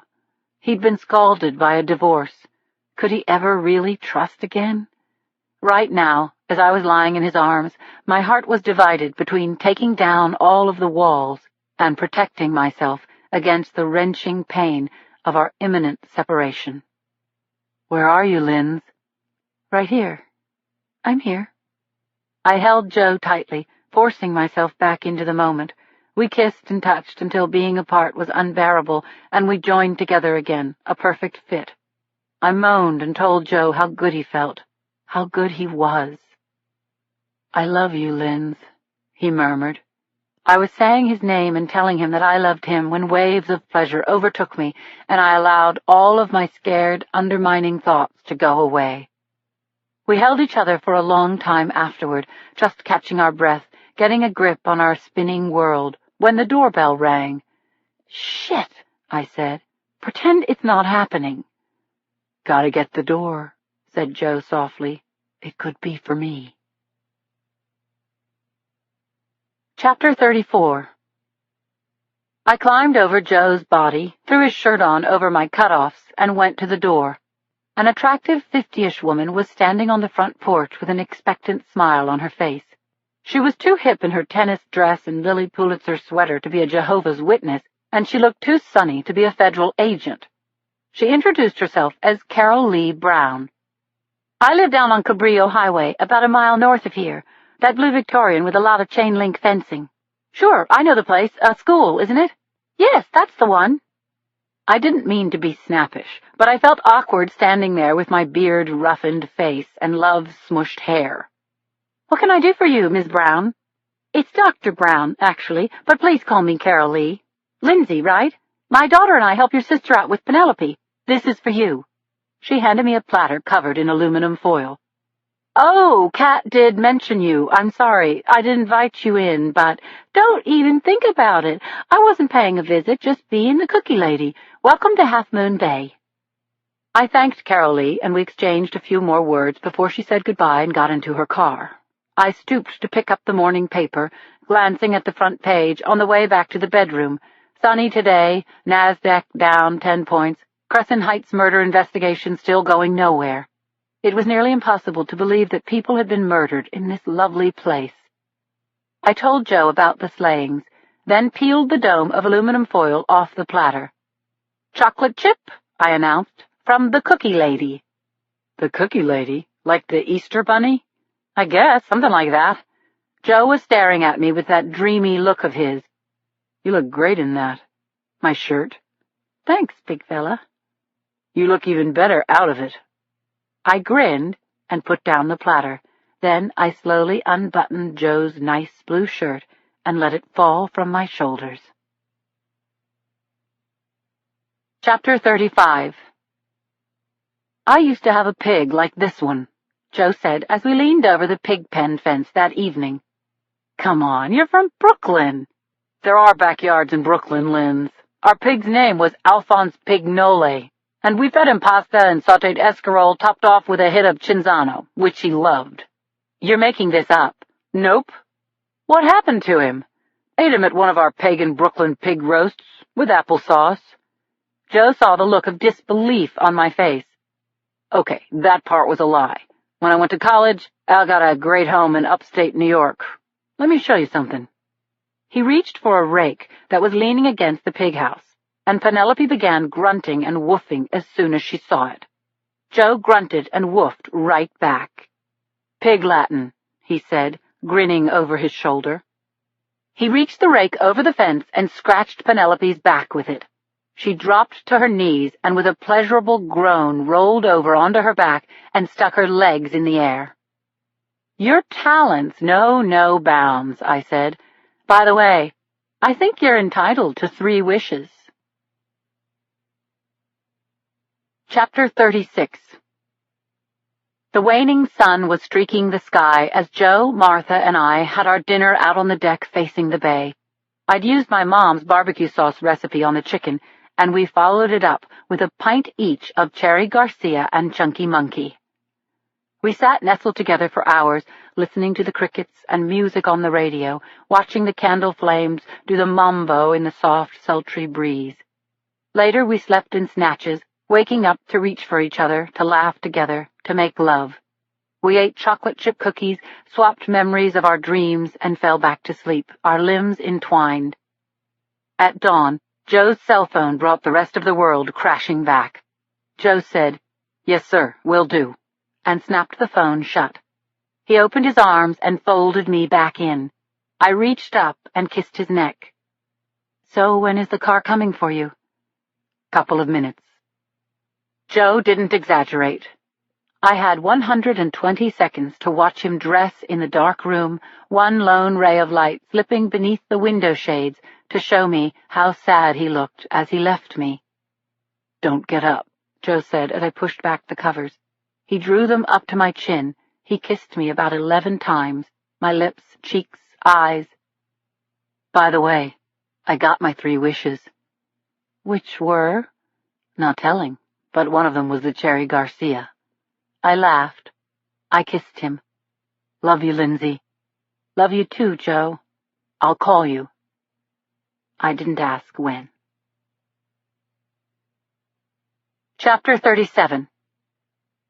The 3 of them gathered at the Coffee Bean early that morning, settling into deck chairs on the stone terrace, a wall of fog obscuring their view of the bay.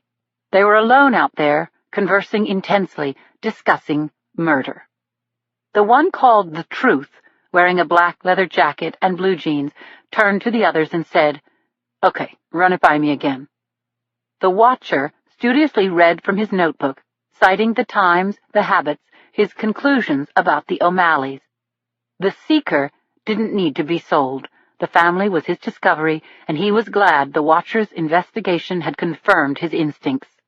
He began to whistle the old blues standard Crossroads until the Truth shot him a look. The Truth had a slight build, but a weighty presence. "You make good points," said the Truth, "but I'm not convinced." The Watcher became agitated. He pulled at the collar of his crew neck sweater, rifled through the photographs. He stabbed the close-ups with his finger, circled details with his pen. "It's a good beginning," said the Seeker, coming to the Watcher's defense. The Truth waved a hand, a dismissive gesture. "Don't jerk me around. Get me the goods." Then, "Let's order." The waitress named Maddie pranced out onto the terrace in skinny hip-huggers and a tank top that exposed a smooth expanse of tummy. "That's what I call a belly blinker," said the Seeker, his charm overshadowed by the hunger in his eyes. Maddie gave him a wan smile before refilling their coffee mugs. Then she pulled out her order pad and took the Truth's order: scrambled eggs, bacon, and a freshly baked cinnamon bun. The Seeker and the Watcher ordered too, but unlike the Truth, they only picked at their food when it came. They continued to speak in muted voices, working the angles, trying it on. The Truth stared into the fog, listening intently as a plan finally came together. Chapter 38. The day unfurled like a yellow beach blanket. It was a terrible shame that Joe wasn't here to share it with me. I whistled Martha into the car, and we headed into town for provisions. As we sped along Cabrillo Highway, I saw the sign, Bayside School, Department of Child Welfare, State of California. The big blue Victorian house loomed large on my right side. On an impulse, I pulled the car into the parking area. I sat for a long moment, taking in the house, the playground, the tall chain-link fence. Then I locked the car and walked up a gravel pathway to a heavy oak door. A very overweight black woman, probably in her mid-30s, answered the bell. "Hi," I said. "I'm looking for Dr. Brown." "Come on in. She's in the teacher's lounge. I'm Maya Abood. I'm one of the teachers here."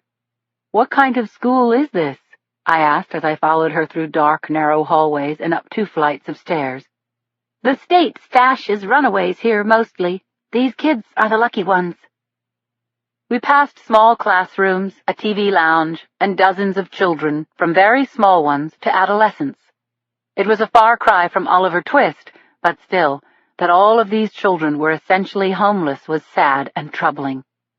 Ms. Abood left me at the threshold of a bright, many-windowed room, and inside it was Carol Lee Brown. She jumped to her feet and came toward me. "Lindsay, good to see you." I was passing by, and, well, I wanted to apologize for being abrupt yesterday. "Oh, stop, I surprised you, and you didn't know me from a tuna fish sandwich. I'm glad you're here. There's someone I want you to meet." I told Carol Lee that I couldn't stay long, but she assured me it would just take a minute. I followed her outside to the playground and saw that we were headed toward a pretty dark-haired girl of about 8, sitting at a table under a shade tree, playing with her Power Rangers. "This is my daughter, Allison," said Carol Lee. "Allie, this is Bridget and Meredith's Aunt Lindsay. She's a detective." The little girl's eyes got very bright as she turned them on me. "I know exactly who you are. You're taking care of Penelope." "I sure am, Allie, but it's just for a few weeks." "Penelope is so cool, isn't she? She can read minds." The little girl chattered on about her pig friend as she and her mom walked me to the parking area. "It's really cool that you're a policewoman," Allison said, grabbing my hand.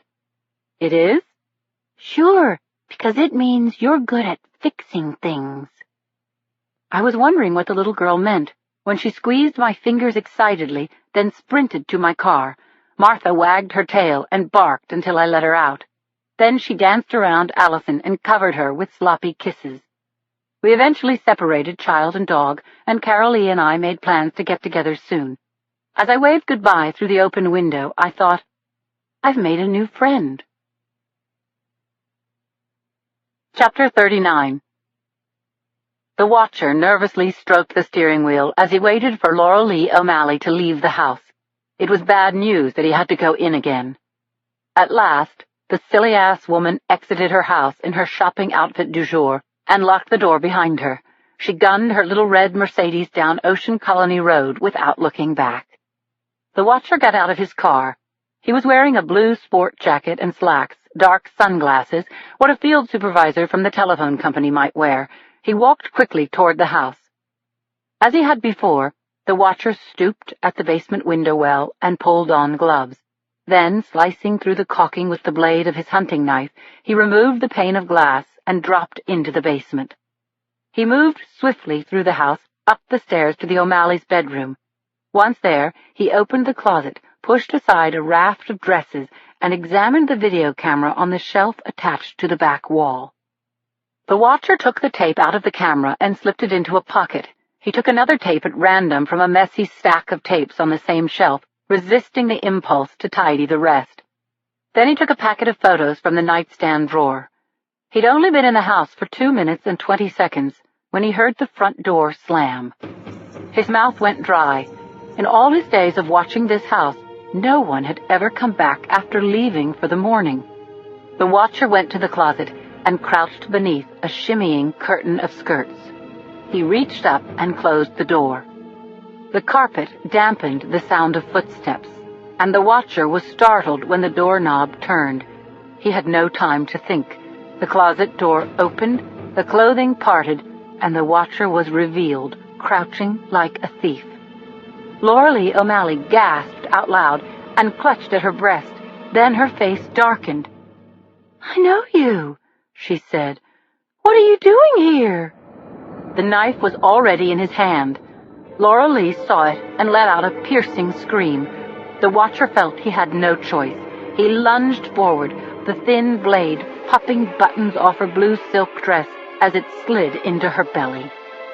Laura Lee twisted, trying to escape the knife, but the watcher held her tightly in what could have passed for a lover's embrace. "Oh, God, why are you doing this?" she moaned, her eyes rolling back, her voice fading to a sigh.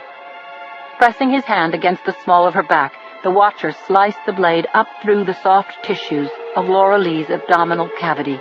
The blood didn't spray.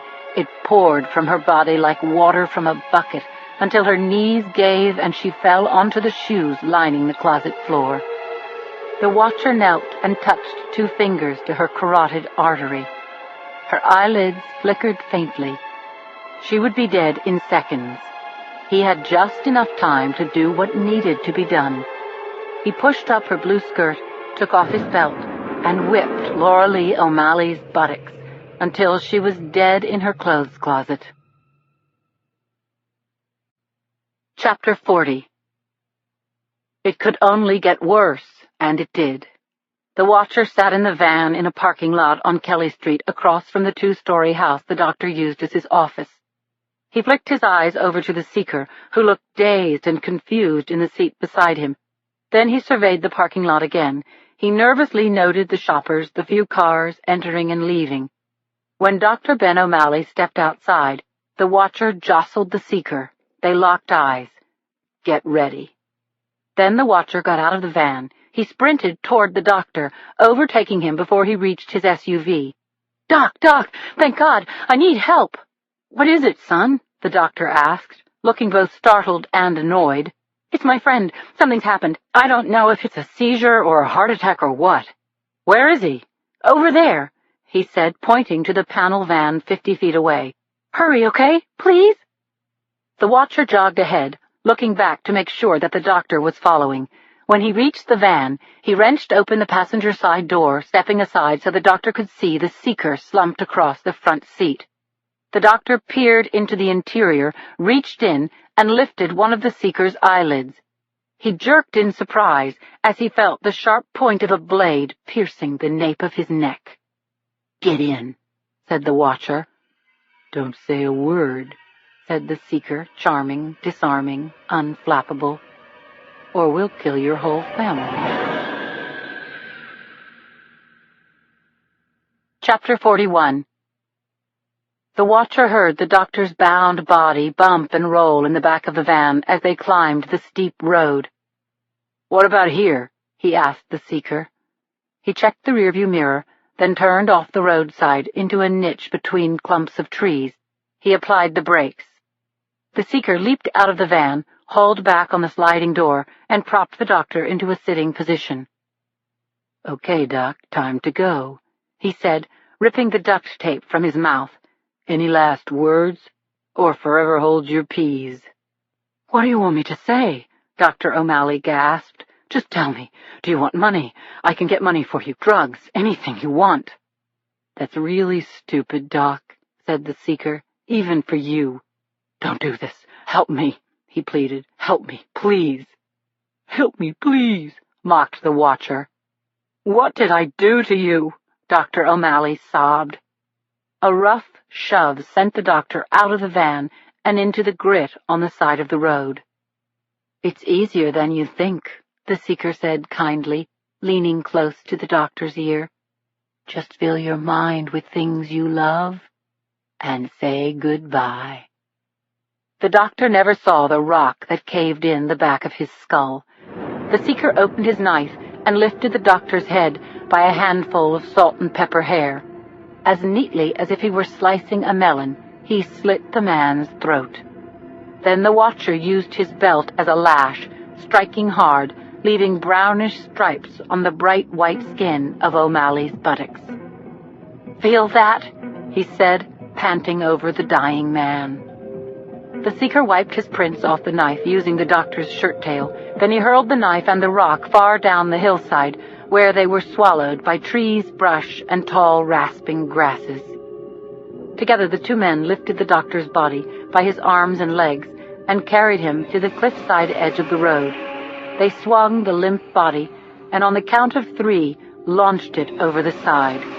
They listened as the body crashed into the underbrush, tumbling downhill to a place so remote it would lie hidden, they hoped, until coyotes dragged off the worthless carcass. Chapter 42. I was on the front porch picking out notes on my seagull when a god-awful clanking mangled my concentration. It was a tow truck, of all things, rattling along the peaceful curves of Seaview Avenue. I scowled until I noticed that it was towing a 1981 Bonneville. My 1981 Bonneville. The driver waved when he saw me. "Hey, lady, I've got a special delivery for you." Ah, the man in the moon, the gas station guy. I grinned as Keith worked the gears that let the car down. When it was on all fours, he got out of the cab and came toward me, with a little swagger in his walk. "So, what makes you think you can make this jalopy go?" he asked, taking a seat on the step. "I've tinkered around with a few engines," I told him. "Patrol cars, mostly." "You're a mechanic?" He whistled through his teeth. "Holy shit! I knew there was something neat about you." "Not exactly a mechanic. I'm a cop." "You lie." "I don't lie," I said, laughing off the kid's moon-eyed attention. He stretched a muscular arm toward me and with a cursory, "Do you mind?" snatched up my guitar. "Help yourself, buddy." The kid put the seagull in his lap, strummed some chords, then belted out a few lines of a country sob song of the "My baby's left me all alone" variety. He put so much ham into it, I could only laugh at his performance. Keith took a mock bow, then handed the guitar back to me. "So what's your specialty?" he asked. "Acoustic rock, the blues. I'm working on a song right now, fooling around with some pieces and parts." "Here's an idea. Why don't we talk about it over dinner? I know this fish place in Moss Beach," he said. "Thanks, Keith. That's a nice idea, but I'm already taken." I reached up and clutched the Cocopelli Joe had given me. "I don't mind telling you that you're breaking my heart." "Aw, you'll survive." "No, it's true. I'm smitten. Beautiful, a mechanic in her spare time. What more could a guy ask for?" "Come on, Keith," I said, patting his arm. "Show me around my new car." I stepped down from the porch with Keith behind me. I ran my hand over the Bonneville's fender, opened the driver's door, and settled in. The car had a good, roomy, comfy feel, and the dash was full of whiz-bang dials and gizmos, just as I remembered. "It's a good choice, Lindsay," Keith said, leaning on the roof of the car. "I wouldn't sell you a junker. My backup toolbox is in the trunk, but call if you have any problems." "Will do." He flashed a sheepish smile, took off his cap, shook out his sandy hair, repositioned his cap, and said, "Well, take care, okay?" I waved as he drove away. Then I put the key into my new baby's ignition and turned it. The engine didn't start. It didn't even cough, buzz, or whine. It was as dead as a flat frog in the middle of the road. Chapter 43. I made a shopping list of the parts I'd need, and then spent the rest of the day bringing up the Bonneville's shine with a tube of compound I found in Keith's toolkit. I was supremely happy, buffing dull brown into a high bronze gleam. I was still admiring my work when the evening paper came sailing out the window of a passing car. I backpedaled quickly and plucked it out of the air, earning a "nice catch" from the paper guy. I snapped open the thin local gazette, and the bold black headline grabbed me. "Local doctor's wife stabbed to death at home. Doctor missing." I stood rooted to the lawn and read. Lauralee O'Malley, wife of Dr. Ben O'Malley, was found slain in her home on Ocean Colony Road this afternoon, apparently the victim of a burglary gone wrong. The victim's stepdaughter, Caitlin, 15, found her stepmother's body in the bedroom closet when she returned home from school. Dr. O'Malley, a respected general practitioner and longtime member of the community, is missing. This afternoon, Chief Peter Stark asked the crowd outside the police station to be calm but vigilant. It appears that Lauralee O'Malley was killed by the same person who committed the other terrible homicides in this community, said Stark. We can't release any details at this time, but I give you my word this police force will not rest until the murderer is caught. In answer to questions from reporters, Chief Stark said, Dr. O'Malley was last seen at around noon. He was on his way out to lunch, but did not return to his office or call in. He's not a suspect at this time. I rolled up the paper and stared blankly at the pretty pastel and shingled houses on Seaview Avenue. My instincts were screaming. I was a cop without a case, a cop without a job. I didn't want to read about homicides.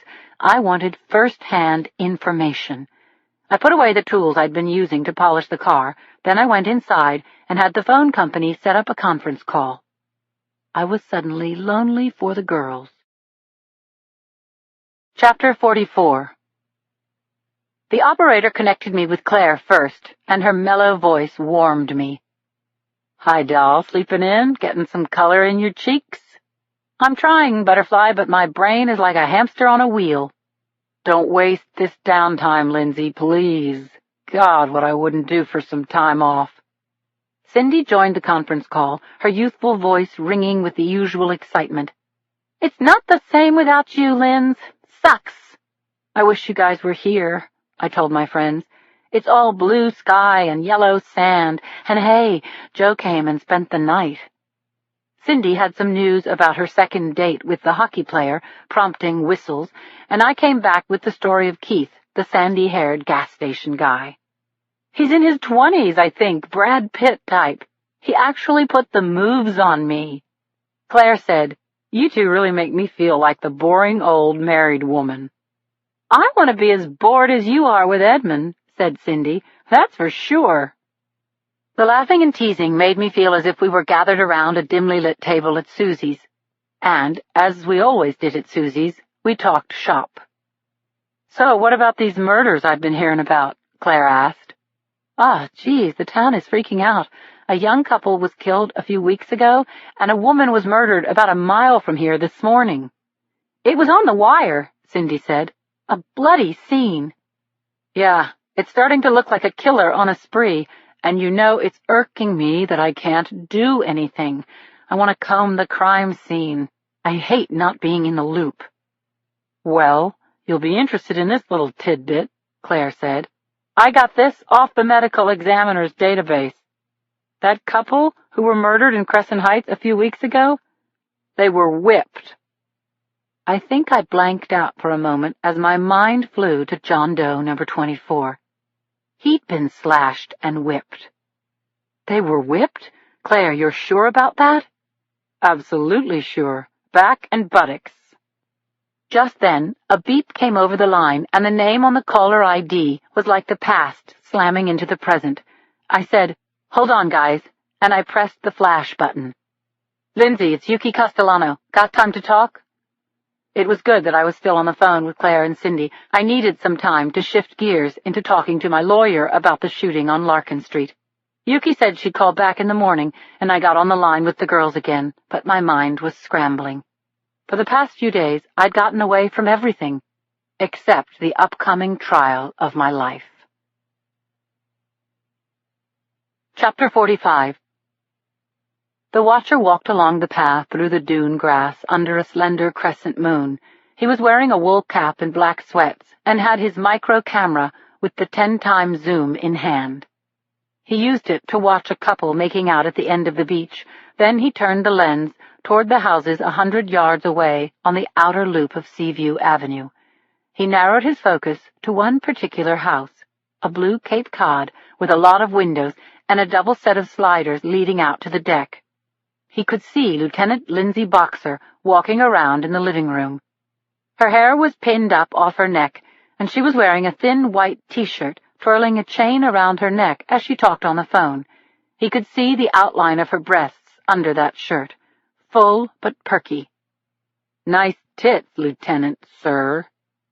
The watcher knew exactly who Lindsay was, what kind of work she did, and why she said she was in Half Moon Bay. But he wanted to know a lot more. He wondered who she was talking to on the phone, maybe the dark-haired guy who'd stayed over last night and had left in a black government-issued town car. He wondered about that guy, who he was, and if he was coming back. And he wondered where Lindsay kept her gun. The watcher took some pictures of Boxer, smiling, frowning, taking down her hair, holding the phone between her shoulder and her chin, reaching, breasts moving as she did so, to put her hair up again. As he watched, the dog crossed the room and lay down near the sliders, staring out through them, almost as if she were looking directly at him. The watcher walked a ways down the beach, toward the smooching lovers, then cut across the dune grass to a parking area where he'd left his car. Once inside, he took his notebook out of the glove box and turned to the tab with Lindsay's name written in meticulous script. Lieutenant Lindsay Boxer. There was just enough glow from the streetlights to add to his notes. He wrote, "Wounded, alone, armed and dangerous." Part 3. Back in the Saddle Again. Chapter 46. The sun was only a blush on the dawn sky when a loud ringing jarred me out of sleep. I fumbled for the phone, nailed it on the 4th ring. "Lindsay, it's Yuki. I hope I didn't wake you. I'm in the car, and this is my only free minute, but I can tell you everything fast." Yuki was passionate and smart, and I knew this about her. She always spoke at 90 miles an hour. "Okay, I'm ready," I said, flopping back into the bed. "Sam Cabot is out of the hospital. I deposed him yesterday," Yuki said, her voice a rhythmic rat-tat-tat. "He recanted his confession of the hotel murders, but that's the DA's problem. As for the action against you, he says you fired first, missed him, and that he and Sarah returned fire in self-defense. Then you gunned them down. Crock of shit. We know it, and they know it, but this is America. He can say whatever he wants." My sigh came out as a kind of strangled groan. Yuki kept on talking. "Our only problem is that he's such a heartbreaker, that pathological little crud, paralyzed, propped up in that chair with his neck in a brace, quivering lower lip. Looks like a cherub who's been blindsided by a vicious, gun-happy chick cop," I interrupted. I was going to say blindsided by a 16-wheeler, but whatever. She laughed. "Let's get together and strategize. Can we make a plan?" My calendar was so sparkling clean it was practically virginal. Yuki, on the other hand, had booked depositions, meetings, and trials almost every hour for the next 3 weeks. Still, we picked a date a few days before the trial. "Right now the media are churning up the waters," Yuki continued. "We leaked to the press that you're staying with friends in New York, so they won't hound you. Lindsay, are you there?" "Yep, I'm here," I said, eyes fixed on the ceiling fan, ears ringing. "I'd suggest that you relax if you can, keep a low profile, leave the rest to me," Yuki said. Right, I thought. I showered, dressed in linen slacks and a pink T-shirt, and took a mug of coffee out to the backyard. I had a question for Penelope as I scooped breakfast into her trough. How much chow can a big pig chow if a big pig chows big chow? City girl talking to a pig. Who would have thunk it? I considered Yuki's advice as the sea breeze wafted across the deck. Relax and keep a low profile. It made good sense, except that I was in the clutches of a monster desire to do something. I wanted to shake things up, bang heads, right wrongs. I really couldn't help myself. I whistled to Martha and started up the Explorer. Then we headed out toward a certain house in Crescent Heights, the scene of a double homicide. Chapter 47. "Bad dog," I said to Martha. "You can't keep out of trouble, can you?" Martha turned her melting brown eyes on me, wagged her tail, then resumed her surveillance of the boulder-sculpted highway. As I drove south on Highway 1, I was bristling with excitement. 3 miles down the road, I turned off at Crescent Heights, an idiosyncratic collection of houses freckling the face of the hill at the tip of Half Moon Bay. I pointed the Explorer up the gravelly one-laner, feeling my way along until the scene of the crime nearly jumped out at me. I pulled over and turned off the engine. The yellow clapboard-sided house was a charmer, with 3 gabled dormers, an overgrown flower garden, and a whirligig of a lumberjack sawing wood attached to the post and rail fence. The name Daltrey was painted on the handmade mailbox, and a half-mile of yellow plastic tape was still wrapped around this, the American dream. Crime scene. Do not enter by order of the police. I tried to imagine that 2 people had been brutally murdered in this homey little cottage, but the images didn't fit together. Murder should never happen in a place like this. What had drawn a killer to this particular house? Was it a targeted hit, or had the killer just happened on this home sweet home by chance? "Stay, girl," I told Martha as I got out of the car. The murder had occurred more than 5 weeks ago, and by now the police had relinquished the crime scene. Anyone who wanted to snoop could do so, as long as they didn't break into the house, and I saw signs of snoopers everywhere, footprints in the flower beds, cigarette butts on the pavement, soda cans on the lawn. I stepped through the open gate, ducked under the tape, and walked around the house, slowly frisking the scene with my eyes. There was an abandoned basketball under the shrubbery and a single child's sneaker on the back steps, still wet from last night's dew. I noticed that one of the basement windows had been removed from its frame and was leaning against a wall of the house, the probable point of entry. The longer I stayed at the Daltrey house, the harder my heart pounded. I was creeping around a crime scene instead of taking charge of it, and that made me feel weird and bad, as though this crime scene was none of my business and I shouldn't be here. At the same time, I felt driven by what Claire had told me on the phone last night. The Daltreys of Crescent Heights weren't the first murder victims to be whipped. Who else had been savaged this way? Did these killings connect with my unsolved case, John Doe number 24? "Relax and keep a low profile," Yuki had said. I actually laughed out loud. I got into the Explorer, patted my furry sidekick's flank, then bumped down the gravelly road to the highway. We would be back in the center of Half Moon Bay in 10 minutes. I wanted to see the O'Malley house. Chapter 48. Ocean Colony Road was lined with patrol cars on both sides of the street. The insignias on the car doors told me that the local cops were finally getting the help they badly needed. They'd called in the state police.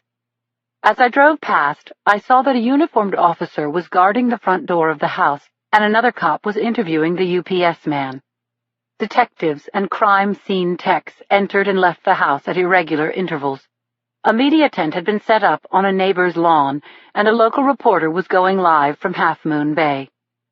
I parked my car down the block and walked toward the house, blending in with a clump of bystanders who were watching the police process the scene from the sidewalk across the street. It was a good enough vantage point, and as I stood there, I sifted through my impressions, hoping for a nugget of insight. To start with, the houses of the victims were as different as chalk and cheese. Crescent Heights was a blue-collar community with Highway 1 whizzing between the unpretentious homes and their view of the bay. Ocean Colony backed up onto a private golf course. The O'Malley house and the others around it fairly glistened with all of the nicest things money could buy. What did the 2 homes and the people who lived in them have in common? I studied the O'Malley's spiffy colonial with its slate roof and boxwood topiaries in pots by the door, and once again I ran through the preliminary questions. What had drawn a killer here?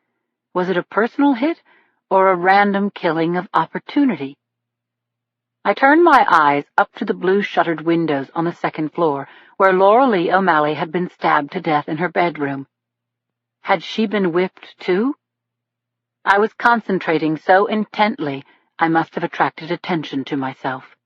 A young, uniformed cop with a florid face and an excitable manner was headed toward me. Miss, I'd like to ask you some questions." Damn, if I had to show my badge, this cop would run me through the database.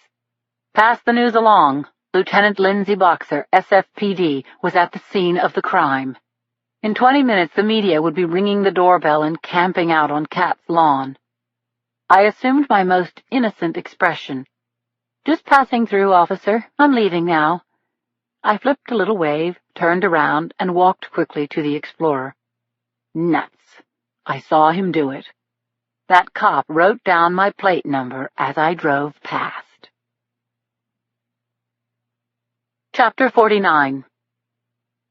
The quaint little watering hole was named for a soaring seabird, the cormorant, an elegant facsimile of which hung from the ceiling over the bar. The place had a raw bar, 6 kinds of beer on tap, loud music, and a full Friday night crowd. I looked around until I spotted Carol Lee Brown at a table near the bar. She was dressed in slacks and a hot pink pullover. A gold crucifix glinted discreetly at her throat. The cookie lady on her night off. Carol Lee saw me a split second after I saw her, and she smiled broadly, gesturing for me to join her. I shimmied my way through the crowd and hugged her lightly as she stood to greet me. We ordered Pete's Wicked Ale and linguine with clams, and, as women sometimes do, we got personal within minutes. Carol Lee had been briefed by my sister Kat and knew about the shooting that had left me twisting slowly in the California legal system. I misjudged the situation because they were kids, I told Carol Lee now. After they shot my partner and me, I had to bring them down. It really sucks, Lindsay. Doesn't it ever? Killing a kid? I never thought I could do such a thing. They forced you to do it, Carol Lee said. They were murderers, Carol Lee. They'd killed a couple of kids, and when we apprehended them, they saw only one way out. But you'd think kids with all the advantages these two had wouldn't be so whacked. Yeah, I know, but judging from the hundreds of kids who've come through my school, believe me, psychologically damaged kids come from everywhere, Carol Lee said. When Carol Lee spoke of damaged children, something slammed into my brain. I saw myself as a kid, flying across my bedroom, careening into my bureau. Don't talk back to me, missy. My father swaying in the doorway, king of the hill. I was a damaged child myself. I struggled to drag myself back to the cormorant. So, what are you, Lindsay? Carol Lee was saying. Single? Divorced? Divorced, from a guy I think of as the brother I never had, I said, relieved that she'd changed the subject. But I could be talked into hooking up again. Now I remember, Carol Lee said with a smile. If I'm not mistaken, you had company when I came around with my cookies. I grinned at the memory of answering the door in Joe's shirt. I was about to tell Carol Lee about Joe when my attention was drawn to the movement behind her. I'd been aware of 3 guys drinking steadily at the bar. Suddenly 2 of them left. The remaining guy was strikingly handsome. Dark, wavy hair, a symmetrical face, rimless glasses, pressed pants, and a Ralph Lauren polo shirt. The bartender rubbed the bar with a rag, and I heard him ask, "Ready for another?" Actually, I like some of that pint-sized brunette, and I might go for that tall blonde as a chaser. Although this remark was accompanied by a pleasant smile, I felt that there was something wrong about this guy. He looked like an ex-jock J.P. Morgan banker, but he sounded more like a salesman living on his draw. My jaw tensed as he swiveled on his bar stool and turned his gaze on me. Chapter 50. I noted the guy's stats automatically. White male, maybe 6'2", a fit 190, 40 to 42 years old, no distinguishing marks except for a healing wound between the thumb and forefinger of his right hand, as if he'd been cut with a knife. He got down off his bar stool and came toward us. I said quietly to Carol Lee, "This is my fault. I looked at him." I did my best to head the guy off, making a big show of turning my face toward Carol Lee, but he kept coming. "How are you 2 ladies tonight? You're both so pretty I just had to say hello." "Thanks," said Carol Lee. "Nice of you to say." Then she turned her back on him. "I'm Dennis Agnew," he said, pressing on. "Sure, you don't know me, but listen, we can change all that. Why don't you girls offer me a seat? Dinner's on me." "Thanks anyway, Dennis," I said, "but we're having a nice time on our own. You know, girls' night out." A frown suddenly crossed the guy's face, like the lights dimming during a brownout. A fraction of a second later, his cockiness surged back, as did his beautiful smile. "You couldn't be having such a good time. Come on. Even if you're the kind of girls who don't like guys, it's okay with me. It's just dinner. Dennis Agnew was a crazy blend of smooth and crude, but whatever he was up to, I'd had enough of it. "Hey, Dennis," I said, fishing my badge out of my handbag and flashing it at him. "I'm a police officer, and this conversation is private. Okay?" I could see the pulse beating in his temple as he tried to strike a face-saving pose. "You really shouldn't make snap judgments, officer, especially about people you don't know." Agnew walked back to the bar, put down some bills, and gave us a final look. "You take care now. I'll be seeing you around." Then he stiff-armed the door that led out to the parking lot. "Nice work, Lindsay." Carol Lee made a cocked gun of her hand and blew imaginary smoke off the end of her finger. "What a creep," I said. "Did you see the look on his face? Like he couldn't believe we were blowing him off. Who does he think he is, George Clooney?" "Yeah," said my new friend. "His mom and his mirror have been telling him that he's irresistible for his whole life." Too funny. We laughed hard, clinked glasses. It was great to be with Carol Lee. I felt that I'd known her for years. Because of her, I stopped thinking about Dennis Agnew, killers and corpses, and even my looming court date. I lifted my hand and ordered another round of Pete's Wicked. Chapter 51. The seeker stashed his new knife under the front seat of his car, then got out and opened the door to the convenience store. He was instantly refreshed by the air conditioning, the soothing sight of the tall, frosty coolers filled with soda and beer.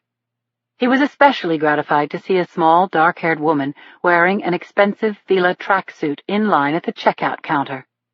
Her name was Anne-Marie Sarducci, and the seeker knew that she had just finished her nightly run.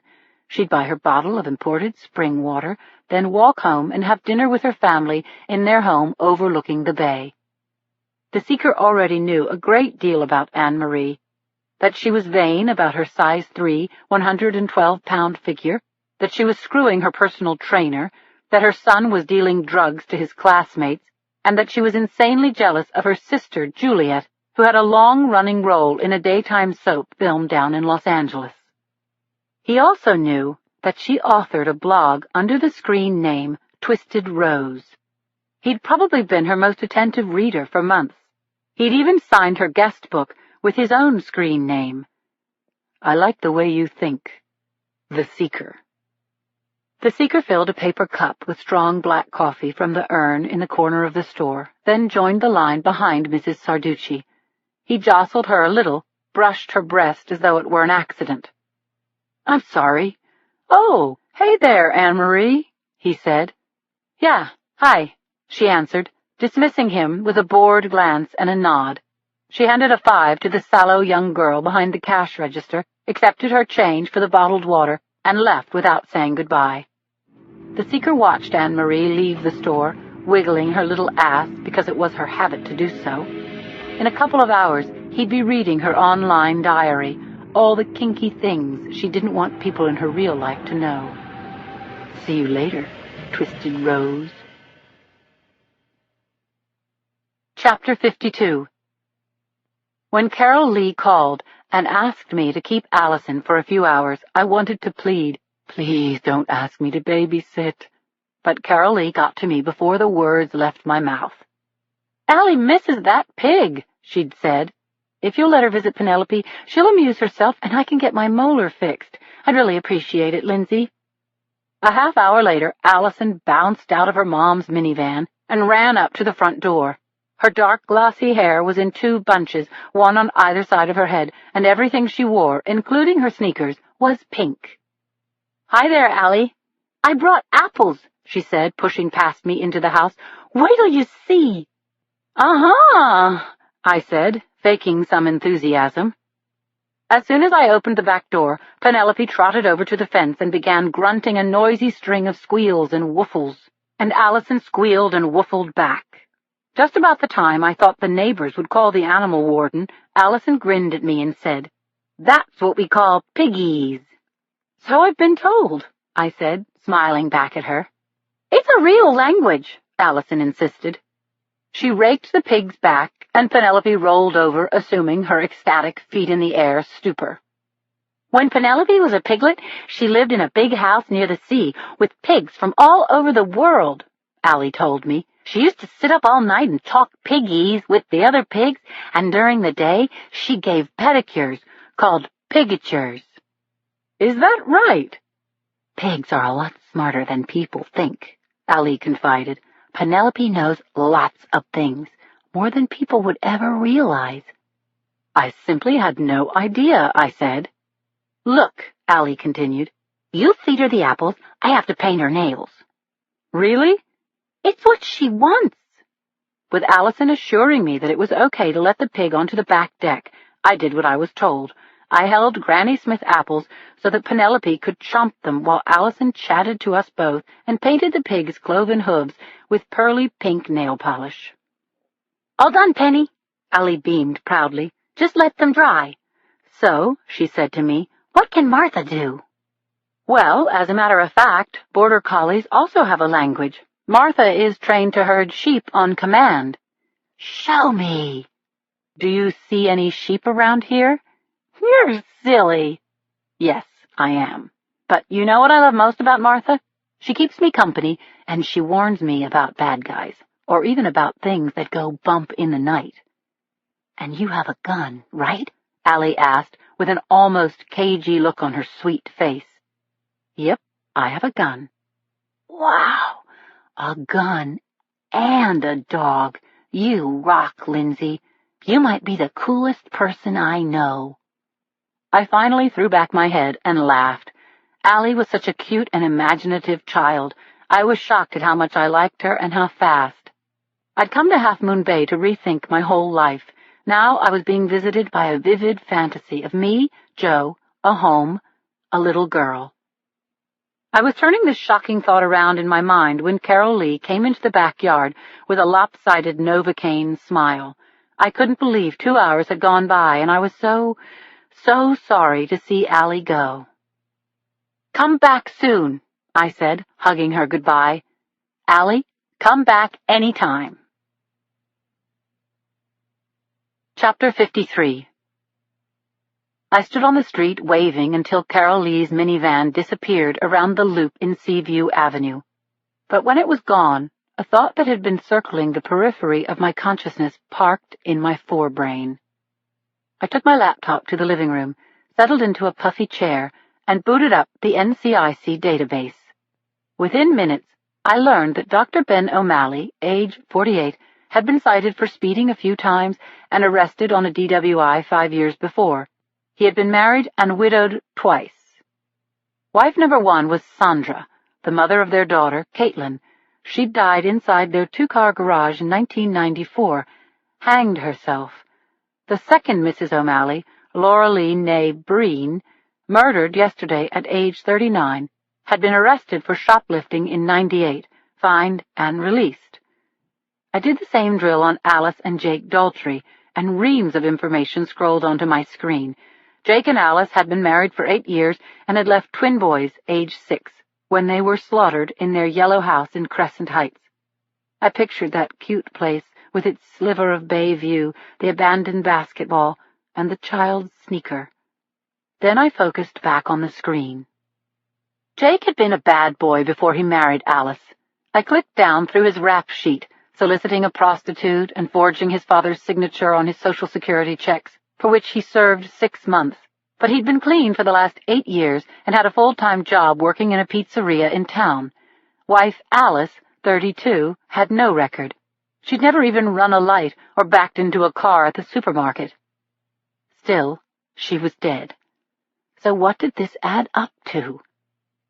I phoned Claire, and she picked up on the first ring. We got right into it. Claire, can you dig around for me?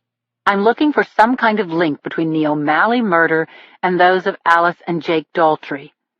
Sure, Lindsay. I'll run a comparison on the ME database, see what I can find. And also, could you look into Sandra O'Malley, died in 1994, carbon monoxide poisoning? We talked for a few more minutes about Claire's husband, Edmund, and a sapphire ring he'd given her for their anniversary, and we talked about a little girl named Allie who could channel pigs. When I hung up the phone, I felt as if I were breathing air of a richer kind. I was about to close down my computer when something caught my eye. When Laura Lee O'Malley went to trial for boosting a $20 pair of earrings, a local lawyer by the name of Robert Hinton had represented her.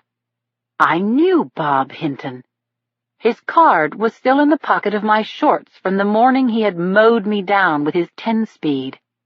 And as I remembered it, the guy owed me a favor.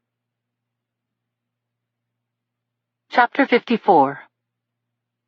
Bob Hinton's office was a shoebox of a space on Main Street, nestled between Starbucks and a bank.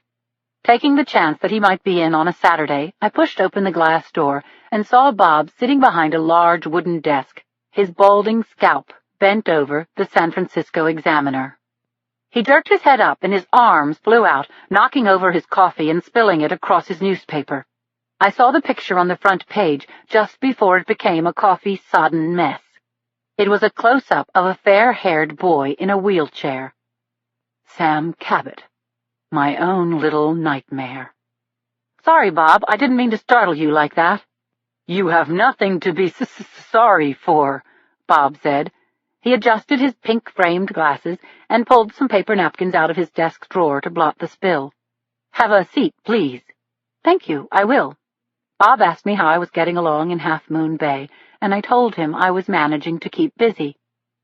I was just reading about you, Lieutenant, he said, mopping the front page of the paper with a wad of napkins. There are no secrets in a nanosecond world, I said with a smile. Then I told Bob that I'd become interested in the homicides that were going on a few miles from my door and wondered what he could tell me.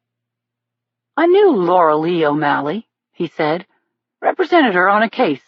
Got her off with a wrist slap, he said with a self-deprecating shrug. I know Ben only slightly. People are saying he must have had something to do with Laura Lee's death, but I can't see him killing Caitlin's stepmother. The child was so traumatized by her real mother's suicide. Cops always look at the spouse first. Sure, I know. I've got friends on the force. I grew up in Half Moon Bay, he explained, and I started practicing here right after law school. I like being a small fish in a small pond. You're too modest, Bob. I waved my hand, indicating the photos hanging on the walls of Bob shaking hands with the governor and other dignitaries. There were also some neatly framed parchment awards. Oh, those, Bob said, shrugging again. Well, I do some pro bono work as a guardian ad litem for abused or neglected kids. You know, representing them in court, making sure that their rights are protected. Very commendable, I said. I was starting to warm up to this very likable guy, and I noticed that he was getting more comfortable with me. He hadn't stuttered since the coffee incident. Bob leaned back in his chair and pointed to a photo of an award ceremony in the town hall, Bob shaking hands with someone who was handing him a plaque. See this guy? He asked, indicating a dapper man sitting with a line of others on the stage. Ray Whitaker. He and his wife, Molly, lived in L.A., but they summered here, murdered in their beds a couple of years ago. Lindsay, do you know that all these people were whipped and slashed to death? I'd heard, I said. I zoned out for a minute as my brain grappled with the fact of yet another set of murders a couple years ago. What did the whippings mean? How long had the killer been working? When I tuned back in, Bob was still talking about the Whitakers. Folks see, real nice people. He was a photographer and she was a bit player in Hollywood. Makes no sense. These were all good people, and it's tragic that the kids end up in foster homes or with relatives they hardly know. I worry about the kids. He shook his head and sighed. I try to leave this kind of stuff at the office at the end of the day, but it never really works. I know what you mean, I said. If you've got a few minutes, I'll tell you a story that I've been bringing home from the office for the past 10 years. Chapter 55. Bob got up and walked over to the Mr. Coffee sitting on a filing cabinet. He poured us each a cup of coffee. I've got all the time in the world, he said. I don't like Starbucks prices, he smiled over at me, or that whole yuppie-on-the-go scene. Over tepid coffee with powdered milk, I told Bob about my first homicide case. We found him in a squalid hotel room in the Mission District.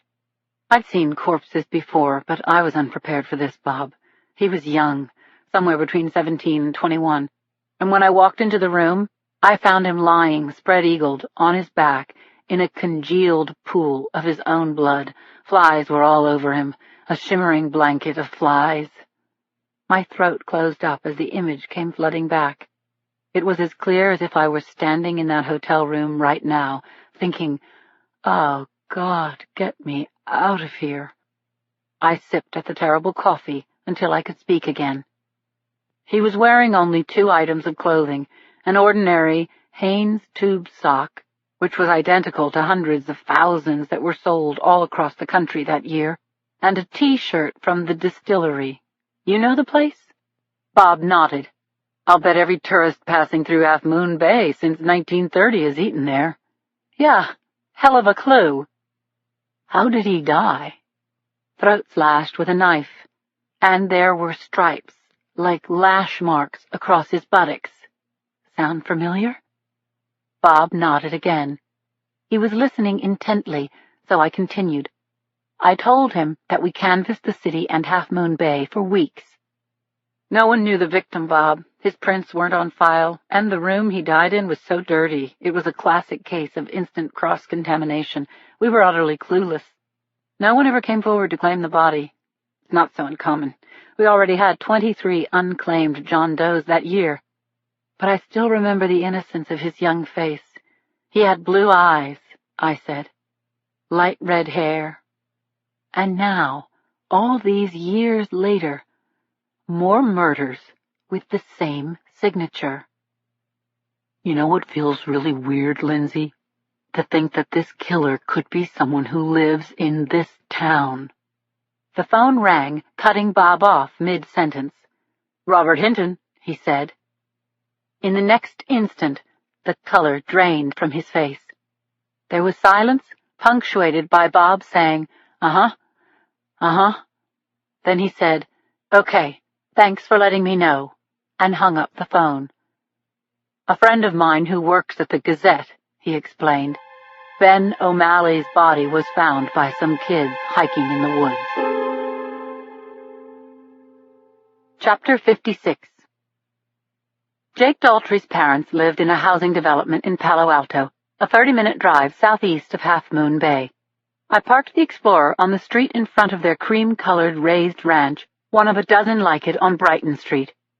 A portly, unkempt man with gray flyaway hair, wearing a flannel shirt and blue drawstring pants, answered the door. "Mr. Richard Daltrey?" "We don't want any," he said, and slammed the door. "I've come back from bigger slams than that, Buster." I took out my badge and rang the bell again. This time a small woman with hennaed gray hair in a bunny print house dress opened the door. "What can I do for you?"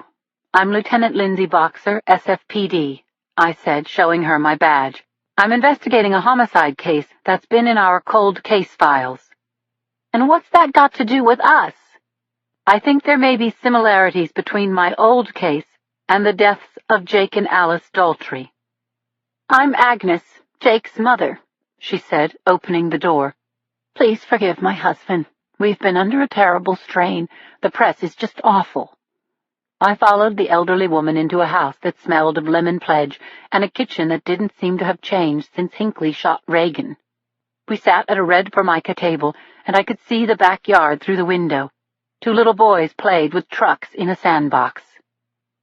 "My poor grandsons," said Mrs. Daltrey. "Why did this happen?" Agnes Daltrey's heartbreak was written on her deeply lined face, her stooped shoulders. I could see how much she needed someone to talk to who hadn't heard it all before. "Tell me what happened," I urged her. "Tell me everything you know." "Jake was a wild child," she said. "Not bad, you understand, but headstrong. When he met Alice, he grew up overnight. They were so much in love and wanted children so badly. When the boys were born, Jake vowed to be a man they could respect. He loved those boys, and, Lieutenant, he lived up to that promise. He was such a good man, and he and Alice had such a good marriage. Oh." She put her hand over her heart and shook her head miserably. She couldn't go on, and she hadn't talked about the murders at all. Agnes looked down at the table as her husband came through the kitchen. He glared at me, took a beer out of the refrigerator, slammed the door shut, and left the room. "Richard is still angry at me," she said. "Why is that, Agnes?" "I did a bad thing." I was almost desperate to know. I put my hand on her bare arm, and at my touch, tears rose in her eyes. "Tell me," I said softly. She grabbed tissues out of a box and pressed them to her eyes.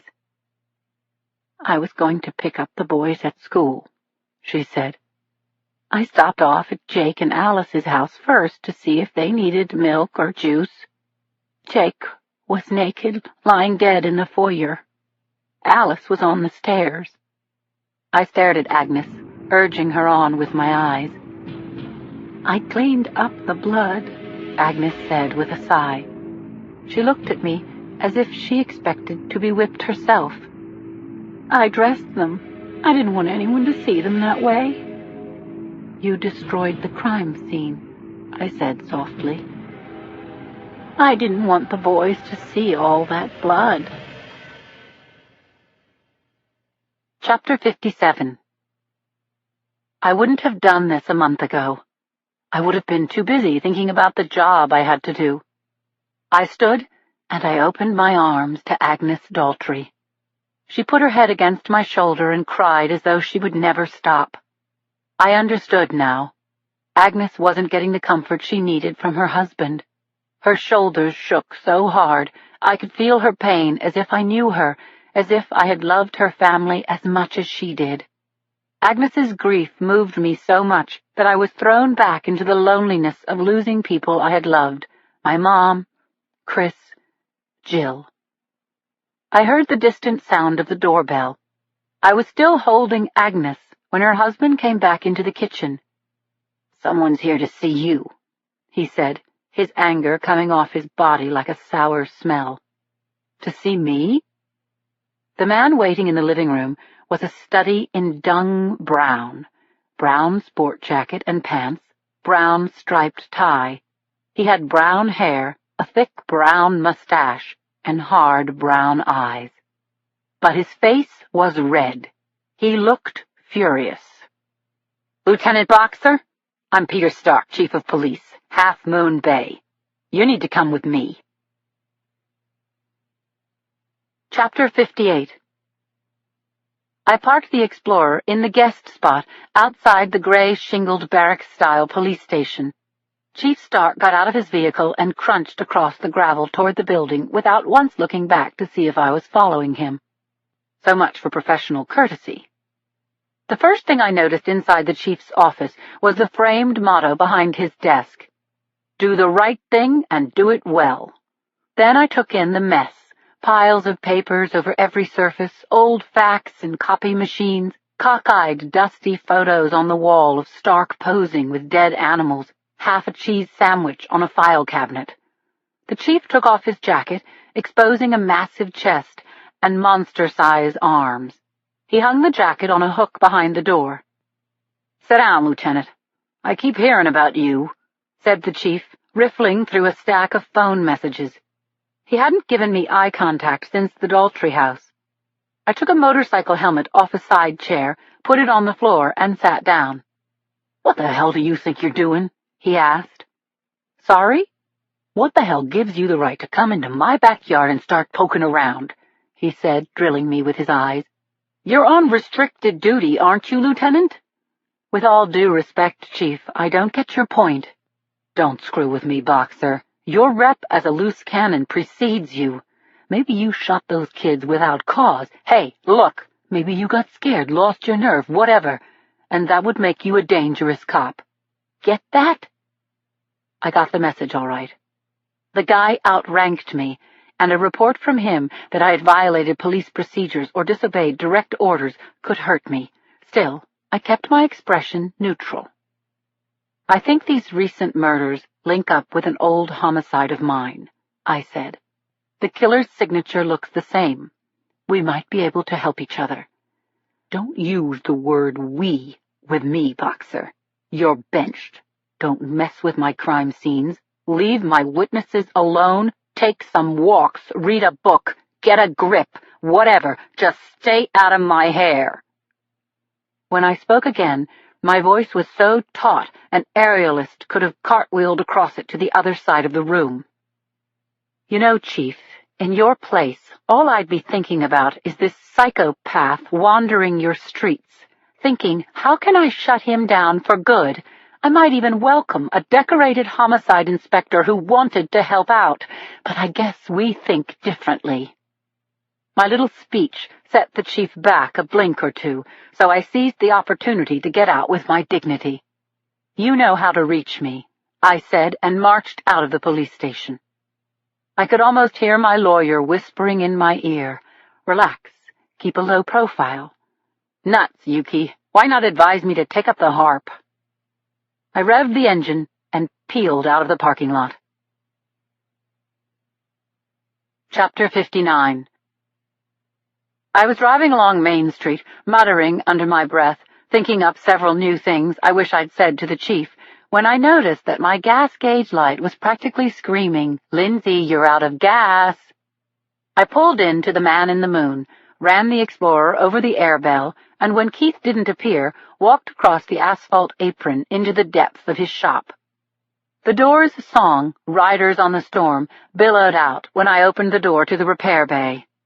On the wall to my right was a calendar featuring Miss June wearing nothing but a wave in her hair. Above her was a splendid sight, rare and beautiful hood ornaments from Bentleys, Jags, and Maseratis, mounted on lacquered blocks of wood like trophies. Curled inside a tire was a fat orange tabby cat having a snooze. I admired the red Porsche parked in the bay and addressed Keith's jeans and work boots in the pit below. "Nice ride," I said. Keith ducked out from under the car, a smile already lighting his grease-streaked face. "Isn't it, though?" He climbed out of the pit, wiped his hands on a rag, and turned down the music. "So, Lindsay, you having trouble with that Bonneville?" "Not at all. I replaced the alternator and the plugs. Engine purrs like this guy." "This is Hairball," Keith told me, scratching the cat under the chin. "My attack cat. He rode in on the carburetor of a pickup truck a couple of years ago. Youch! All the way from Encino. Burned his paws, but he's good as new now, aren't you, buddy?" Keith asked if I needed gas, and I said that I did. We walked together into the soft afternoon sunshine. "I caught you on TV last night," Keith told me as High Test gurgled into the Explorer's capacious tank. "You did not." "No, I did. Your attorney was on the news, and they showed a picture of you in your blues," he said, grinning at me. "You really are a cop." "You didn't believe me?" The kid shrugged winningly. "I pretty much believed you, but it was okay either way, Lindsay. Either you were a cop or you just had a great line." I hooted, and Keith's face crinkled in laughter. After a bit, I told him about the Cabot case, just the overview, absent the grief and the gore. Keith was supportive and a damned sight more fun to talk to than Chief Stark. Hell, I was even enjoying his attention. Brad Pitt, right? He unlatched the Explorer's hood, pulled out the dipstick, and gave me a direct look with his bright blue eyes. I stared into them long enough to notice that his irises were rimmed with navy blue and flecked with brown, as if there were little drifts of gold dust in them. "You need oil," I heard him say. I felt my face color. "Sure, okay." Keith punched open a can of Castrol and poured it into the engine. As he did, he put his other hand in the back pocket of his jeans, adopting a posture of studied nonchalance. "So satisfy my curiosity," he said. "Tell me about your boyfriend." Chapter 60. I wrenched myself out of whatever the heck was going on between us and told Keith about Joe, what a great guy he was, how funny, how kind, and how smart. He works in D.C., Homeland Security. "I'm impressed," said Keith. I saw the kid swallow before he asked, "Are you in love with the guy?" I nodded, picturing Joe's face, thinking how much I missed him. Lucky guy, that Manicotti. Molinari, I said, grinning. Lucky whatever his name is, Keith said, closing the hood. Just then, a black sedan with rental car plates pulled up to the garage. Damn, Keith muttered. Here comes Mr. Porsche, and his car is not ready. As I handed Keith my MasterCard, Mr. Porsche stepped out of his rent-a-car and into my peripheral vision. Hey, Keith, he called out. How's it coming, my man? Wait a minute. I knew him. He looked older in broad daylight, but it was that obnoxious guy who'd hit on me and Carol Lee in the Cormorant. Dennis Agnew. Just give me 5 minutes, Keith called back. Before I could ask him about that creep, Keith was heading toward the office, and Agnew was walking straight toward me. When he got within spitting distance, he stopped, put his hand heavily on the hood of my car, and shot me a look that hit me right between the eyes. He followed up the look with a slow, insinuating smile. Slummin', officer? Or do you just like young meat? I was honing a retort when Keith came up from behind. You calling me meat? Keith said, aligning his body with mine. He matched Agnew's sarcastic smile with a sunny one of his own. I guess I should consider the source, you dirty old man. It was a grin-off, both men holding their ground. A long, blistering moment passed. Then Agnew took his hand off my hood. Come on, meat. I want to see my car. Keith winked at me and handed me back my card. Stay in touch, Lindsay, okay? Sure thing. You too. I got into my car and started up the engine, but I just sat for a while watching Agnew follow Keith into the repair shop. The guy was wrong, but how wrong, and in what way, I just didn't know. Chapter 61. I'd slept badly. Wild, fractured dreams had woken me repeatedly. Now I leaned over the bathroom sink and brushed my teeth with a goofy vengeance. I was edgy and I was furious, and I knew why. By threatening me, Chief Stark had effectively stopped me from investigating leads that might finally solve the John Doe No. 24 homicide. If I was right, Doe's killer was still active in Half Moon Bay. I banged glass and crockery around in the kitchen, feeding Martha, making coffee, eating my Wheaties. I was half watching the Today Show on the small kitchen TV when a red banner flashed on the screen. Live, breaking news. A somber young woman, a local TV reporter, stood in front of a redwood house, the crime scene tape behind her, cordoning off the house from the street. Her voice rose over the sounds of a crowd visible at the edges of the frame. At 7:30 this morning, Anne Marie and Joseph Sarducci were found dead in their home on Outlook Road. Their slashed and partially nude bodies were found by their 13-year-old son, Anthony, who was unharmed. We spoke with Police Chief Stark just minutes ago. The scene cut away to a shot of Stark facing reporters outside the station house. The crowd jostled for position. There were network call letters on some of the microphones. This was a siege. I turned up the sound. Chief Stark, is it true that the Sarduccis were slaughtered like animals? Chief, over here. Did Tony Sarducci find them? Did the kid find his parents? Hey, Pete, do you have a suspect? I watched, transfixed, as Stark negotiated the balancing act of his life. Either tell the truth or lie and pay for it later, but keep the public calm and don't give the killer any information he can use. I'd seen the same look on the face of Chief Moose when the D.C. area sniper was at large. Look, I can't say more than this, Stark said.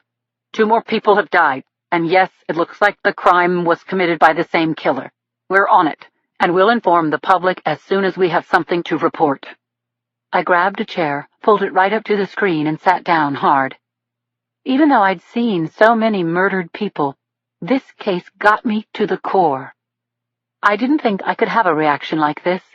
I was so outraged at the killer's audacity, I was shaking. I joined the throng outside the police station by proxy. I found myself talking at a 13-inch Sony and Chief Stark's shrunken image. Who is doing this, Chief? Who the hell is murdering all of these people? Part 4. Trials and Tribulation. Chapter 62. They were carrying the bodies out of the house just as I arrived. I parked between two black and whites on the lawn and looked up at a stunning glass and redwood contemporary. The gaping crowd parted as paramedics bumped down the steps with the stretchers, then slid the two body bags into the open maw at the back of the EMS van. Although I didn't know Anne-Marie and Joseph Sarducci, I was swamped by unspeakable sadness. I edged my way through the mob and up to the front door, where a uniformed officer was on security detail, at ease, with his hands behind his back. I could tell he was a pro because he gave me both a warm smile and a cold eye. I took a chance and badged him. "The chief's inside, Lieutenant." I rang the bell. The first bar of Vivaldi's Four Seasons chimed. Chief Stark opened the door, and when he saw that it was me, his jaw tightened. "What are you fucking doing here?" he said, biting down on his words. I put my heart into my reply, because it was true. "I want to help, damn it. May I come in?" We stared at each other across the threshold until finally Chief Stark blinked. "Anyone ever tell you that you're a persistent pain in the ass?" he said, stepping aside so that I could enter. "Yes, and thanks." "Don't thank me. I called a friend of mine on the SFPD. Charlie Clapper says you're a good cop. He's right about half the time. Don't make me sorry." "You honestly think you could feel sorrier than you do right now?" I asked. I walked past Stark through the foyer and into the living room with its wall of windows facing the water below. The furnishings were of a spare Scandinavian variety, clean lines, flat-woven carpets, abstract art, and although the Sarduccis were dead, I could feel their presence in the things they'd left behind. Even as I mentally catalogued everything I could see, I noticed what was missing. There were no cones, tags, or markers on the ground floor. So where had the killer entered? I turned to the chief. "Mind running the scene for me?" "Bastard broke in through the skylight upstairs," said Stark. Chapter 63. The master bedroom felt not just cold, but hollowed out, as if the room itself were suffering from the terrible loss. Windows were open, and the vertical blinds clacked in the breeze like the rattling bones of the dead. The rumpled ice-blue bed linens were spattered with arterial blood, and the sight of that made the room feel even colder. A half-dozen CSU techs bagged knickknacks from the nightstands, vacuumed the carpet, brushed surfaces for prints. Except for the blood, the room seemed oddly undisturbed. I borrowed some surgical gloves, then leaned in close to look at a studio shot of the Sarduccis that was propped on the bureau. Anne-Marie was pretty and petite. Joe had a gentle giant look, his arms proudly surrounding his wife and son. Why would someone want this couple dead? "Anne-Marie's throat was slashed," Stark said, his voice breaking into my thoughts. "Just about cut her head off." He indicated the blood-drenched carpet beside the bed. "She fell there. Joe wasn't in bed when it happened." Stark pointed out that Anne-Marie's blood spatter radiated out straight across the bed and that the stain pattern was uninterrupted. "No signs of a struggle," said the chief. "Joey bought it in the bathroom." I followed Stark across the blonde carpet to a white marble bath. Bright blood was concentrated on one side of the room, a lateral swath sprayed against the wall at about knee level. It dripped down the wall and joined the congealing lake of blood on the floor. I could see the outline of Joe's body where he had fallen. I crouched to get a better look. "The intruder must have found the lady alone in bed," said the chief, running me through his hypothetical. "Maybe he put his hand over her mouth, asks, 'Where's your husband?' Or maybe he hears the toilet flush. He offs Anne-Marie quick. Then he surprises Joe in the can. Joe hears the door open and says, 'Honey?' He looks up now. 'Wait, who are you? What do you want?' 'This blood's from his neck wound,' I said, indicating the swath low on the wall. The killer had to get Joe down on all fours so he could control him. Joe was the bigger man." "Yeah," Stark said wearily. "Looks like he got him down, stood behind him, pulled Joe's head back by the hair, and—" The chief drew his finger across his throat. I asked questions, and the chief answered. Nothing had been stolen. The boy hadn't heard a sound. Friends and neighbors had come forward to say that the Sarduccis were happy, didn't have an enemy in the world.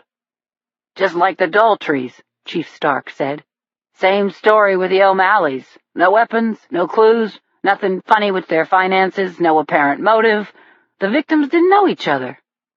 The chief's face kind of crumpled in on itself. He was vulnerable for a split second, and I could see the pain. "All the victims had in common was that they were married," he said. "So where does that go? 80% of the people in Half Moon Bay are married. The whole goddamn town is terrified, me included." The chief finished his speech. He looked away, stuffed the back of his shirt into his pants, patted down his hair, collected himself so he didn't look as desperate as he must have felt. Then he looked me in the eye. "So what are your thoughts, Lieutenant? Wow me, why don't you?" Chapter 64. I hadn't seen the bodies, and the labs from this savage double homicide wouldn't start trickling in for days. Still, I ignored the chief's sarcasm and told him what my gut had already told me. "There were 2 killers," I said. Stark's head jerked back. He practically spat bullshit. "Look," I said, "there was no sign of a struggle, right? Why didn't Joe try to overpower his assailant? He was big. He was a bear." "Try it this way," I went on. "Joe was taken out of the room at knife point, and he cooperated because he had to. Killer number 2 was still in the bedroom with Anne-Marie." The chief's eyes darted around, looking at the scene from a new angle, imagining it the way I saw it. "I'd like to see the kids' room," I said. When I stepped across the threshold, I could see from his stuff that Anthony Sarducci was a smart kid. He had good books, terrariums full of healthy, creepy crawlers, and a high-powered computer on his desk. But what got me most interested were the indentations in the carpet where the desk chair normally stood. The chair had been moved. Why was that? I swung my head around and saw it just inside the doorway. I thought about that cop standing sentry outside the Sarducci house and made a mental leap. The child had heard nothing. But what would have happened if he had? I pointed out the chair to the chief. "Anyone moved this chair?" I asked. "No one's been inside this room." "I've changed my mind," I told him. "There weren't 2 intruders here. There were 3. 2 to do the killings, 1 to manage the boy if he woke up. He sat right over there in that chair." The chief turned stiffly, walked down the hall, and returned with a young female CSU tech. She waited by the door with her roll of tape until we had stepped out of the room. Then she cordoned it off. "I don't want to believe this, Lieutenant. It was bad enough when we were dealing with one psycho." I held his gaze. Then, for just a second, he smiled. "Don't quote me now," he said, "but I think I just said we." Chapter 65. It was late in the afternoon when I left the Sarducci house. I drove southeast along Cabrillo, my mind buzzing with the details of the crime and my conversation with the chief. When he confirmed that the Sarduccis, like the other double murder victims, had been whipped, I told him that I'd had a brush with these murderers myself. I told him about John Doe number 24. All the dots between the Half Moon Bay murders and my John Doe hadn't been connected yet, but I was pretty sure I was right. 10 years on homicide had taught me that though MOs might change over time, signatures always stayed the same. Whipping and slashing in combination was a rare, possibly unique signature. The light was red as I approached the intersection just a few blocks from the Sarduccis. As I braked, I glanced into the rearview mirror and saw a red sports car coming up behind me very fast. I expected the car to stop, but it didn't even slow down. I could not believe what I saw next. My eyes were pinned to the rear-view mirror, watching as the car kept coming toward me on a collision course. I leaned on my horn, but the car just got bigger in my rear view. What the hell was going on? Was the driver on his freaking cell phone? Did he see me? Adrenaline shot through me, and time splintered into fragments. I stepped on the gas and jerked the wheel to avoid the collision, driving off the road and onto a front lawn, taking out a garden cart before coming to rest at the base of a Douglas fir. I jerked the Explorer into reverse, tearing up the lawn before getting back onto the roadway. Then I took off after the fast-disappearing maniac who'd almost driven through my back seat, who hadn't stopped to check on the wreck he almost caused. The asshole could have killed me. I kept the red car in sight, getting close enough to recognize its elegant shape. The car was a Porsche. My face got hot as my fear and anger came together. I gunned my engine, following the Porsche as it wove through traffic, crossing the double yellow line repeatedly.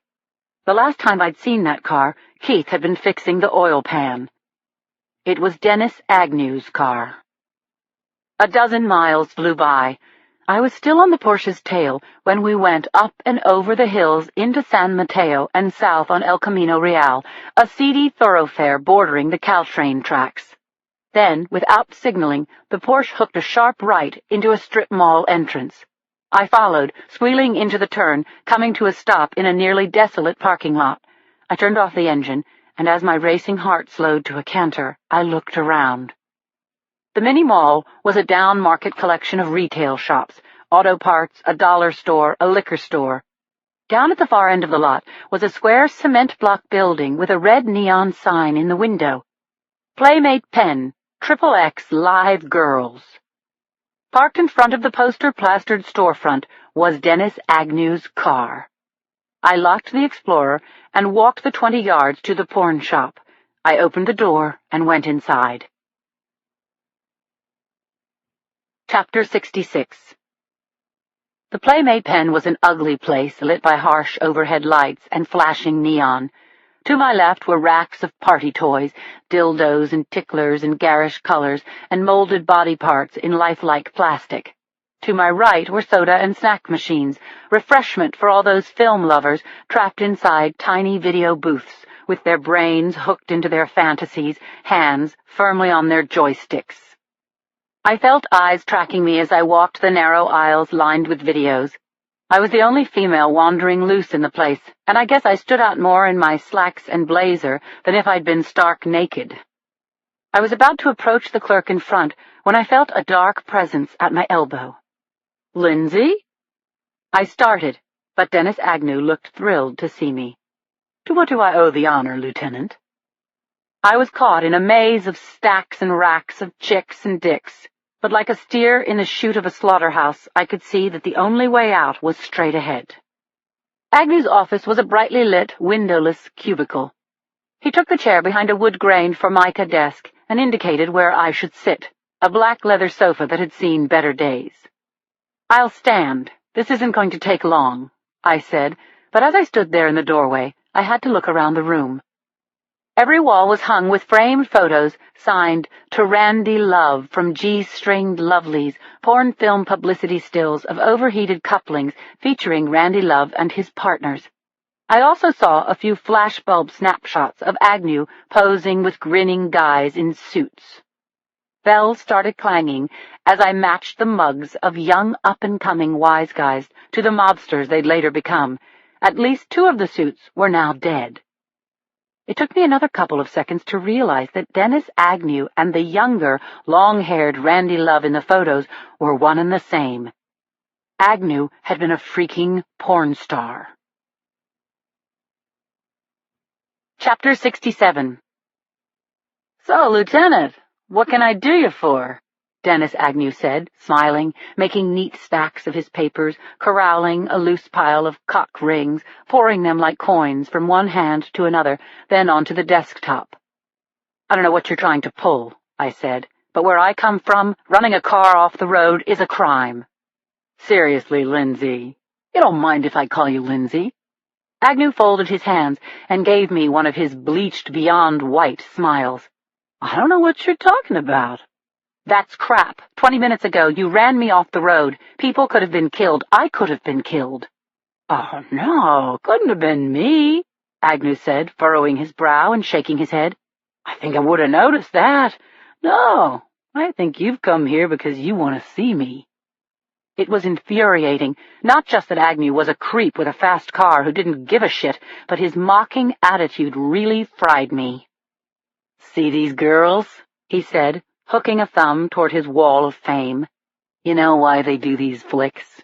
Their self-esteem is so low, they think by debasing themselves with men, they'll actually feel more powerful. Isn't that ridiculous? And look at you, debasing yourself by coming here. Does it make you feel powerful? I was choking on this load of crap, sputtering, "You arrogant horse's ass," when I heard a voice saying, "Whoa, please tell me you're applying for a job here." A small man with a cheap green jacket buttoned over his beer belly appeared in the office doorway. He leaned against the door jamb, an arm's length from where I stood, running his eyes over me. It was a look that just about skeeved me out of my skin. "Rick Money, this is Lieutenant Lindsay Boxer. She's a homicide cop from San Francisco," Agnew said. "She's on vacation, or so she says." "Enjoying your time off, Lieutenant?" Rick asked my bust line. "I'm loving it, but I could make this an official visit at any time." As soon as I said those words, I felt a jolt straight to the heart. What was I doing? I was on restricted duty and out of my jurisdiction. I'd chased a citizen in my own car. I had no backup, and if either of these jerk-offs phoned in a complaint, I'd be up on disciplinary action. It was the last thing I needed before my trial. "If I didn't know better, I'd think you were upset," Dennis said in his oily voice. "I haven't done anything to harm you, you know." "Next time you see me," I said through clenched teeth, "turn and walk the other way." "Oh, pardon me. I must have it wrong. I thought it was you who followed me," he said. I was hot to fire off a comeback, but this time I stifled it. He was right. He hadn't actually done anything to me. He hadn't even called me a name. I left Agnew's office, kicking myself for showing up on this lowlife's turf. I had pointed my nose toward the front of the shop, intent on putting this horrid little scene behind me, when my way was blocked by a brawny young guy with blonde streaks in his mullet and tattooed flames shooting out of his T-shirt collar. "Out of my way, hot stuff," I said, trying to squeeze past him. The guy held out his arms while standing like a boulder in the middle of the store. He smiled, daring me. "Come on, Mama, come to Rocco," he said. "It's all right, Rocco," Agnew said. "This lady is my guest. I'll walk you out, Lindsay." I reached for the door, but Agnew leaned against it, boxing me in. He was so close, all I could see was his face, every pore, every capillary in his bloodshot eyes. He pressed a videocassette into my hands.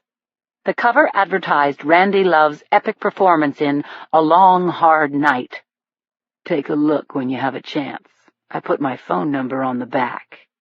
I pushed away from Agnew, and the video clattered to the floor. "Move it," I said.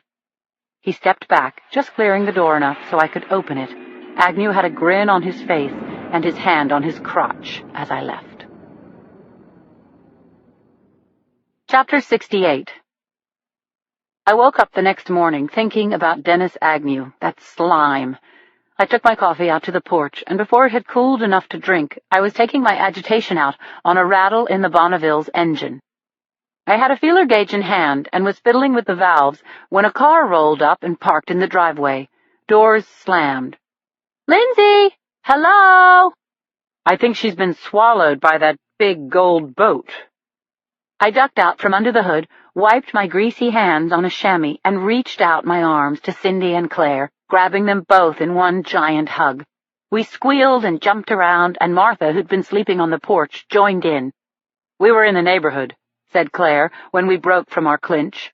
"Thought we'd stop by and see how much trouble you've gotten into." "So what's this, Lindsay? I thought all these gas gluttons had been crushed and outlawed." "Don't be talking bad about my baby," I said with a laugh. "It runs?" "No siree, Butterfly. She flies."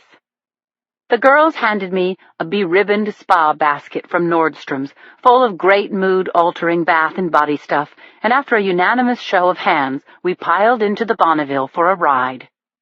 I buzzed down the electric windows, and as the car's big white walls softened the road, the zephyr coming off the bay mussed and tousled our hair. We rounded the loops of Kat's neighborhood and were headed up the mountain when Claire handed me an envelope. "Almost forgot," Jacoby sent this. I glanced at the 8-by-11-inch manila envelope in her hand. The night before, I'd called Jacoby and asked him to get me anything he could find on Dennis Agnew, a.k.a. Randy Love. I filled Cindy and Claire in on my first accidental meeting with Agnew at the Cormorant Bar, the set-to at Keith's garage, and the near rear-ender. Then I described my skeevy tour of the Playmate pen in minute detail. "He said that to you?" Cindy exclaimed after I quoted Agnew on "Women debase themselves with men so they can feel powerful." Her cheeks pinked. She was pissed off right up to her eyelashes. Now there's someone who should be crushed and outlawed.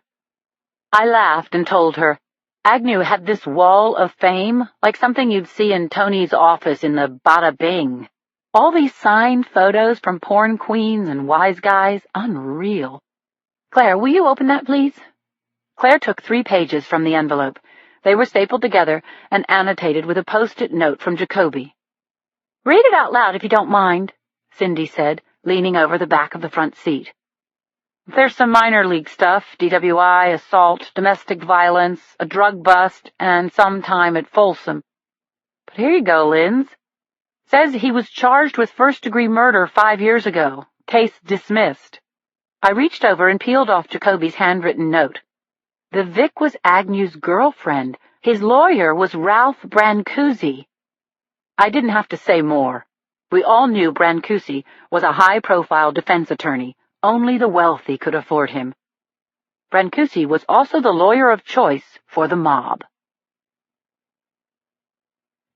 Chapter 69. When we got back to Kat's house, there was a patrol car in the driveway, and Chief Stark was walking toward us. He looked as grim as ever, brow scrunched up, with a haunted look in his eyes that was actually contagious. "What is it, Chief? What's happened now?" "The ME's examining the Sarduccis," he said, squinting into the sun. "This is your formal invitation." I felt a surge of excitement that I masked out of consideration for the chief. I introduced Cindy and Claire. "Dr. Washburn is the CME in San Francisco," I said. "Okay for her to come along?" "Sure, why not?" the chief grunted. "Take all the help I can get. I'm learning, right?"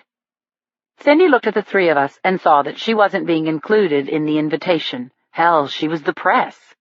"I get it," she said good-naturedly. "Look, I'll hang out here, no problem. I've got my laptop and a deadline. Plus, I'm a leper."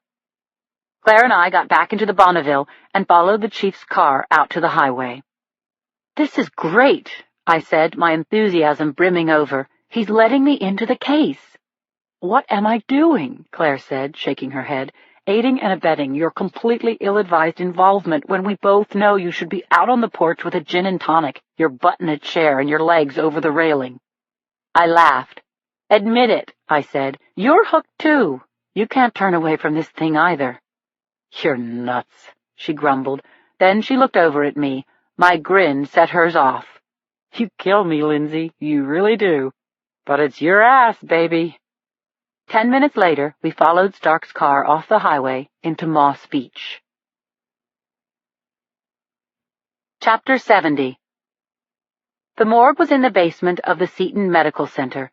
It was a white-tiled room smelling as pristine and fresh as the frozen food section in a supermarket. A cooler hummed gently in the background. I nodded at 2 evidence techies who were grousing about some bureaucratic scheduling screw-up as they folded the victim's garments into brown paper bags. I was drawn to the autopsy tables in the middle of the room, where the ME's young assistant was running a sponge and hose over the Sarducci's bodies. He turned off the water and stepped aside as I approached. Joseph and Anne-Marie lay naked and exposed under the bright lights. Their glistening bodies were unmarked, except for ugly slash wounds across their necks, their faces as unlined in death as those of children. Claire called my name, breaking my silent communion with the dead. I turned, and she introduced me to a man in blue scrubs and a plastic apron, with a net over his gray hair. He had a slight stooped build and a lopsided smile, as if he had Bell's palsy or had suffered a stroke. "Lindsay, this is Dr. Bill Ramos, forensic pathologist. Bill, this is Lieutenant Lindsay Boxer, homicide from SFPD. There may be a link between these murders and a cold case of hers." I was shaking Ramos's hand when Chief Stark came over. "Doc, tell her what you told me on the phone." Ramos said, "Why don't I show you?" He spoke to his assistant. "Hey, Samir, I want to take a look at the female's back, so give me a half-turn. Let's put her on the side." Samir crossed Anne-Marie's ankles left over right, and the doctor reached over and took her left wrist. Then the two of them pulled the corpse so that it rested on one side. I peered at 7 yellowish marks crossing over one another on the dead woman's buttocks, each about 3/4 of an inch in width, approximately 3 inches long.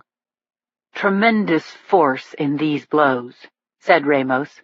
"Still, you can barely make them out. Samir, let's turn Mr. Sarducci now." The doctor and his assistant pulled the male onto his side, his head lolling back pathetically as they did so. "Now see?" the doctor said. "Here it is again. Multiple faint rectangular patterns, pressure-type abrasions.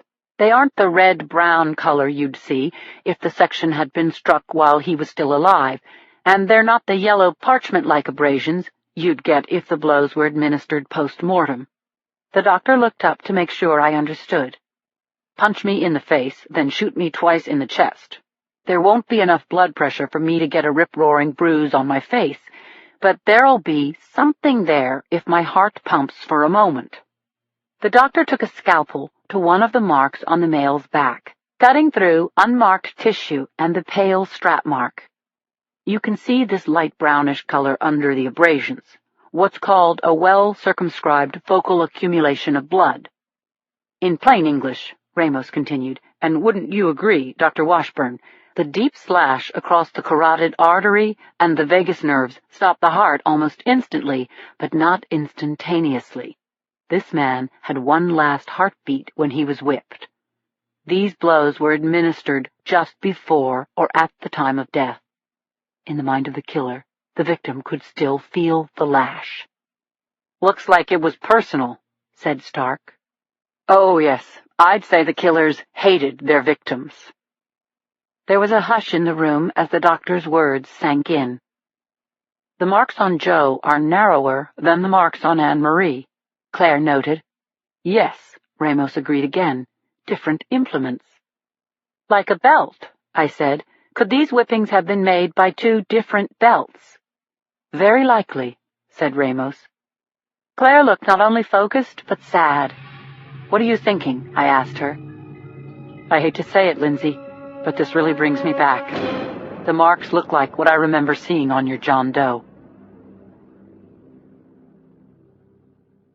Chapter 71. It was after midnight when the watcher headed inland from the beach.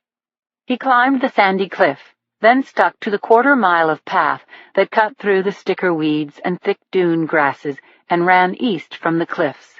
The watcher could finally make out the serpentine Bayside Road. He was honing in on one particular house when he stumbled over a log in the path. He reached out to break his fall and went down hard, splaying on his belly, hands scraping packed sand and sawgrass. The watcher got quickly to his knees, slapping his breast jacket pocket. His camera had flown. "Fuck, fuck, fuck!" he yelled in frustration. He crawled on all fours, patting the sand, feeling the sweat on his upper lip dry in the cool air. Desperation clutched at him as the minutes leached away. At last he found his precious camera, so small, lens down in the sand. He blew on the camera to dislodge the grit, pointed it at the houses, and peered into the viewfinder. He saw through a haze of fine scratches across the plastic lens. This was bad. Cursing under his breath, the watcher checked the time, 12:14 a.m., and set out toward the house where Lindsay was staying. Now that his zoom lens was useless, he would have to get closer and on foot. The watcher stepped over the guardrail at the end of the field and stood square on the sidewalk with a streetlight blazing down on his head. 2 houses in from the end of the road, Cat Boxer's house glowed with lamplight. He ducked into shadows and approached the house obliquely by cutting through side yards, crouching at last in the lee of the privet hedge bordering the Boxer living room. With heart pounding, he stood and peered through the picture window. The gang was all there. Lindsay in her SFPD T-shirt and tights, Claire, the black M.E. from the city, in a gold caftan, and Cindy, her blonde hair bunched on top of her head, a chenille robe covering all but the legs of her pink pajamas and her feet. The women were talking intensely, sometimes laughing loudly, then getting serious again. If only he could make out what the hell they were saying. The watcher ran through the facts, recent events, the circumstances, the chair in the kids' room. It didn't connect any of them to anything, but it was a mistake that he'd made. Was it safe to go forward? There was so much more to do. The watcher felt the accumulating effects of stress on his body. His hands were shaking and his chest burned with acid. He couldn't stay here any longer. He just could not. He looked around, making sure no one was walking a dog or taking out the garbage. Then he stepped from behind the hedge and briefly into the streetlight. He jumped the guardrail and started along the darkened path to the beach. A decision had to be made about Lindsay Boxer. A tough one. The woman was a cop. Chapter 72.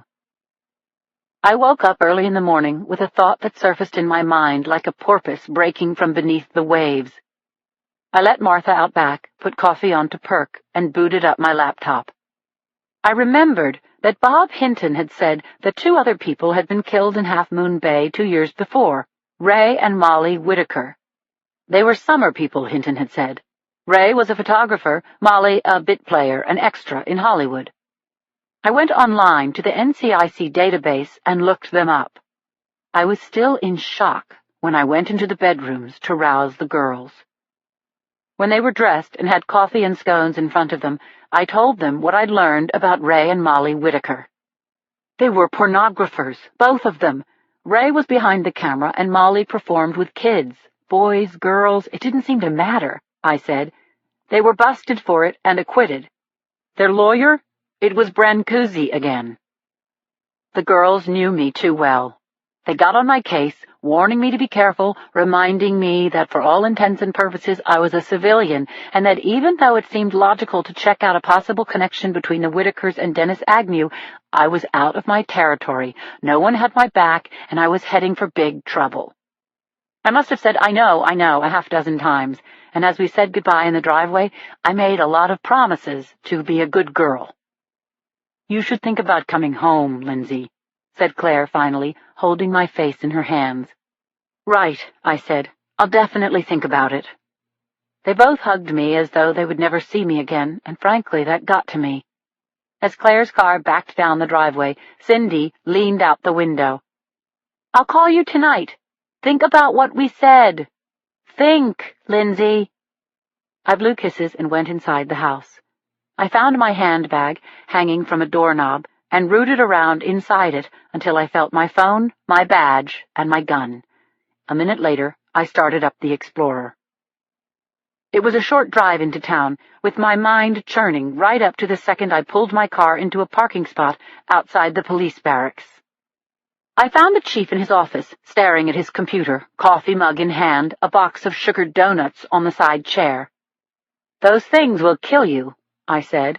He moved the donuts so I could sit down. If you ask me, death by donuts is a fine way to go. What's on your mind, Lieutenant? This, I said. I unfurled Dennis Agnew's rap sheet and slapped it down on top of the messy pile of papers on the chief's desk. Ray and Molly Whitaker were whipped, weren't they?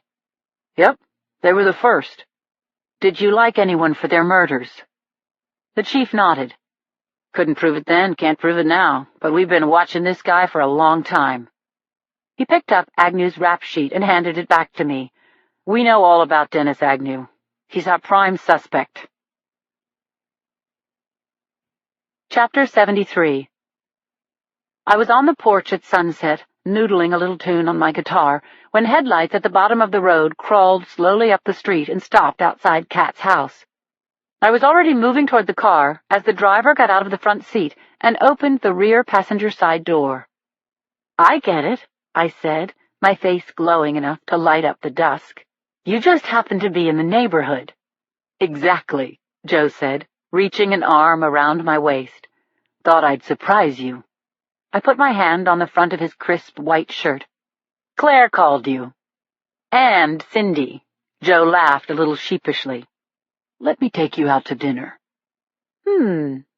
What if I make dinner here? Deal. Joe tapped the roof, and the sedan took off. Come here, he said, folding me in his arms, kissing me, shocking me once again that a kiss could spark such a conflagration. I had one moderately sane thought as the heat surged through my body. Here we go again. Another drive-by romantic interlude on the roller coaster affair of my life. Joe cupped my face in his hands and kissed me again, and my heart surrendered its feeble protestation. We entered the house, and I kicked the door shut behind us. I stood on tiptoe with my arms around Joe's neck and let him walk me backward through the house until I was on my back in bed and Joe was taking off my clothes. He started with my shoes and kissed everything he exposed on his way up to my lips. Dear God, he melted everything but my cocopelli. I gasped and reached for him, but he was gone. I opened my eyes and watched him undress. He was gorgeous, fit, tanned, hard, and all for me. I smiled with sheer delight. 5 minutes ago, I'd been looking forward to a Law & Order marathon. Now this. I opened my arms, and Joe covered my body with his. Hey, he said, I've missed you so much. Shut up, I said. I bit his lower lip, not too hard, then opened my mouth to his and wrapped my limbs around him. When we emerged from the bedroom an hour later, barefoot and disheveled, it was pitch black outside. Martha thumped her tail, plainly meaning, feed me, which I did. Then I made a luscious tricolor salad with a mustard vinaigrette and thinly shaved parmesan, and I put some pasta on to boil while Joe stirred basil, oregano, and garlic into tomato sauce. Soon a divine aroma filled the air. We ate at the kitchen table, exchanging our headlines of the past week. Joe's headlines were a lot like CNN's. Horrifying car bombs, airport infiltrations, and political dust-ups that I didn't need to have top-secret clearance to hear about. As we washed the dishes together, I told Joe the briefest, least inflammatory version of my encounter with Agnew. His jaw clenched as I laid it out for him. Pretend I didn't tell you, I said, kissing his brow as I refilled his glass with wine. Pretend I'm not mad at you for putting yourself in that kind of danger. Geez, had everyone forgotten that I was a cop? And a smart one, by the way? First female lieutenant in San Francisco, and so on and so forth. How do you feel about Cary Grant? I asked him. How does Katharine Hepburn grab you? We cuddled together on the sofa and watched Bringing Up Baby, one of my favorite screwball comedies. I cracked up, as I always did, at the scene where Cary Grant crawls around after a terrier with a dinosaur bone in its mouth, and Joe laughed along with me, holding me in his arms. If you ever catch me doing that with Martha, don't ask. I laughed. I love you so much, Lindsay. I love you so much, too, I said. Later that night, I fell asleep inside the curve of Joe's body, thinking, this is so right. I just can't get enough of this man. Chapter 74. Joe cooked bacon and scrambled eggs in the dazzling light pouring through the kitchen windows. I filled mugs with coffee, and Joe read the squint in my eyes for the unspoken question that it was. I'm here until I get the call. If you want, I'll help you brainstorm the murders. We got into the Explorer with Joe at the wheel and Martha on my lap. I filled Joe in on the Sarduccis as we slowly cruised past their glass house beside the bay. Then we headed up to Crescent Heights, taking the snaking dirt road to the door of the Daltrys' abandoned little house. If ever a house looked devastated by murder, this was it. The front lawn had gone to seed, boards had been hammered over the windows and the doors, and scraps of crime scene tape fluttered like little yellow birds in the bushes. Very different socio-economic class from the Sarduccis, said Joe. Yeah, I don't think these murders have anything to do with money. We pointed the Explorer down the mountain, and within a few minutes we entered Ocean Colony, the golf course-bordered community where the O'Malleys had lived and died. I pointed out the white colonial with blue shutters as we neared it. Now there was a for sale sign in the front yard and a Lincoln in the driveway. We parked at the curb and saw a blonde woman in a pink Lily Pulitzer dress exit the house and lock the front door. When she saw us, her face stretched into a heavily lipsticked smile. "Hello," she said. "I'm Emily Harris, Pacific Homes Real Estate. I'm sorry, the open house is Sunday. I can't show you the home now because I have an appointment in town." My face must have shown disappointment, and I saw Ms. Harris size us up as likely prospects. "Listen, replace the key in the lockbox on your way out, okay?" We got out of the car, and I linked my arm through Joe's. Looking every bit the married couple shopping for our new home, Joe and I climbed the front steps and unlocked the O'Malley's front door. Chapter 75. The inside of the house had been sanitized, spiffed up, and repainted, whatever it took to get top dollar for a very challenging property. I lingered in the center hall, then followed Joe up the winding staircase. When I got to the master bedroom, I found him staring at the closet door. There was a small hole here, at eye level. See, Linz? It was patched. He dented the still malleable spackle with his fingernail. "A peephole?" "A peephole in a closet," said Joe. "That's odd, don't you think? Unless the O'Malleys were making home movies." My mind whirled for a moment as I grappled with a possible connection between homemade porn and the Randy Love variety. Had the cops seen the camera setup? And if they had, so what? There was nothing illegal about consenting adults at play. I stepped inside the newly painted closet, batted the wire coat hangers aside, then grabbed them to stop their jangling. That's when I saw another patch of spackle visible under the fresh paint. I prodded it with my finger and felt my heart start to hammer. There was another peephole at the back of the closet, and it went right through the wall. I took one of the hangers off the rod and straightened it into a long wire, which I inserted into the hole. "Joe, could you find out where this comes out?" The wire felt like a living thing as I waited for the tug that finally came from the other end. Joe returned seconds later. "It goes through to another bedroom. You should see this, Lindsay." The room next door was still partly furnished, with a ruffled four-poster, matching vanity, and an ornate full-length mirror affixed to the wall. Joe pointed out the hole, disguised as a floral detail in the mirror's carved wooden frame. "Shit, Joe, this is their daughter's room. Were those bastards spying on Caitlin? Were they filming her?" I stared out the car window as Joe drove us back to Kat's house. I couldn't stop thinking about that second peephole. What kind of people had the O'Malleys been? Why would they have trained a camera on that child? Had it been some kind of nanny cam in the past? Or was it something far more sinister? My mind did pretzel loops around that peephole as I tried on every possibility. But it all came back to one question. Did any of this tie in with the murders? Chapter 76. It was only noon when we got back to Kat's house. Joe and I went into the bedroom my two nieces shared so that we could use their wall-sized corkboard to plot out what we knew about the murders. I found marking pens and construction paper and pulled up two small red plastic stools to sit on. "So what do we know?" Joe asked, tacking yellow paper across the board. "Circumstantial evidence suggests 3 killers. The ME says various knives and belts were used, backing up my theory that there were multiple perps. But there's really nothing else. Not a hair, not a fiber, not a print, not a speck of DNA. It's like working a case in the 1940s. CSU wouldn't help crack this one." "What do you see as a pattern? Talk it out for me." "It's not coming in clear," I said, moving my hands over a make-believe crystal ball. "Stark told me that the victims were all married.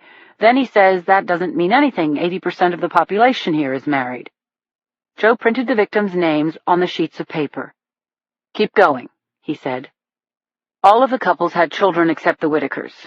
The Whitakers made kiddie porn, and Caitlin O'Malley may have been a victim. That's pure speculation. The porn angle makes me think there may be some connection to the local porn guys, and through them to organized crime. Speculation again. And lastly, my John Doe doesn't seem to match the victim profile."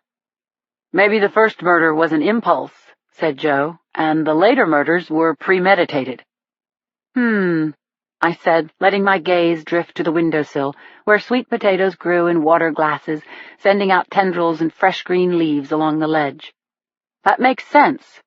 Maybe my John Doe was killed in a crime of passion. If so, the killer or killers didn't feel the urge again for quite a long time.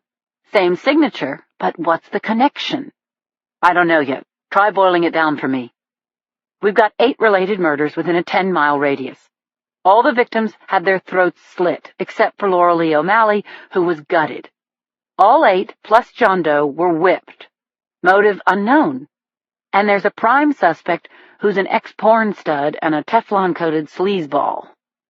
I'll make some calls, Joe said. Chapter 77.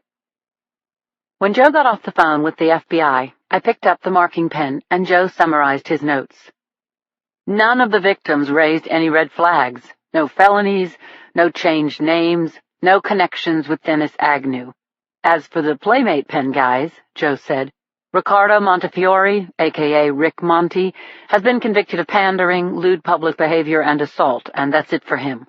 Rocco Benuto, the bouncer at your pawn shop, is a lightweight. 1 count of possession, 1 count of breaking and entering a convenience store in New Jersey when he was 19, unarmed. Hardly the typical profile of a serial killer, I said. Joe nodded, then continued.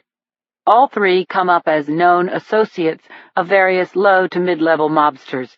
They attended a few wise guy parties, provided girls.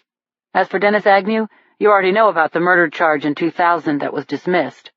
Ralph Brancusi was the lawyer who got him off, I said. Joe nodded again. The victim was a porn starlet from Urbana, Illinois. She was in her 20s, a heroin addict, busted a few times for prostitution, and she was one of Agnew's girlfriends before she disappeared for good. Disappeared, as in no body was found? Sorry, Lindsay, no body. So we don't know if her throat was slit? No.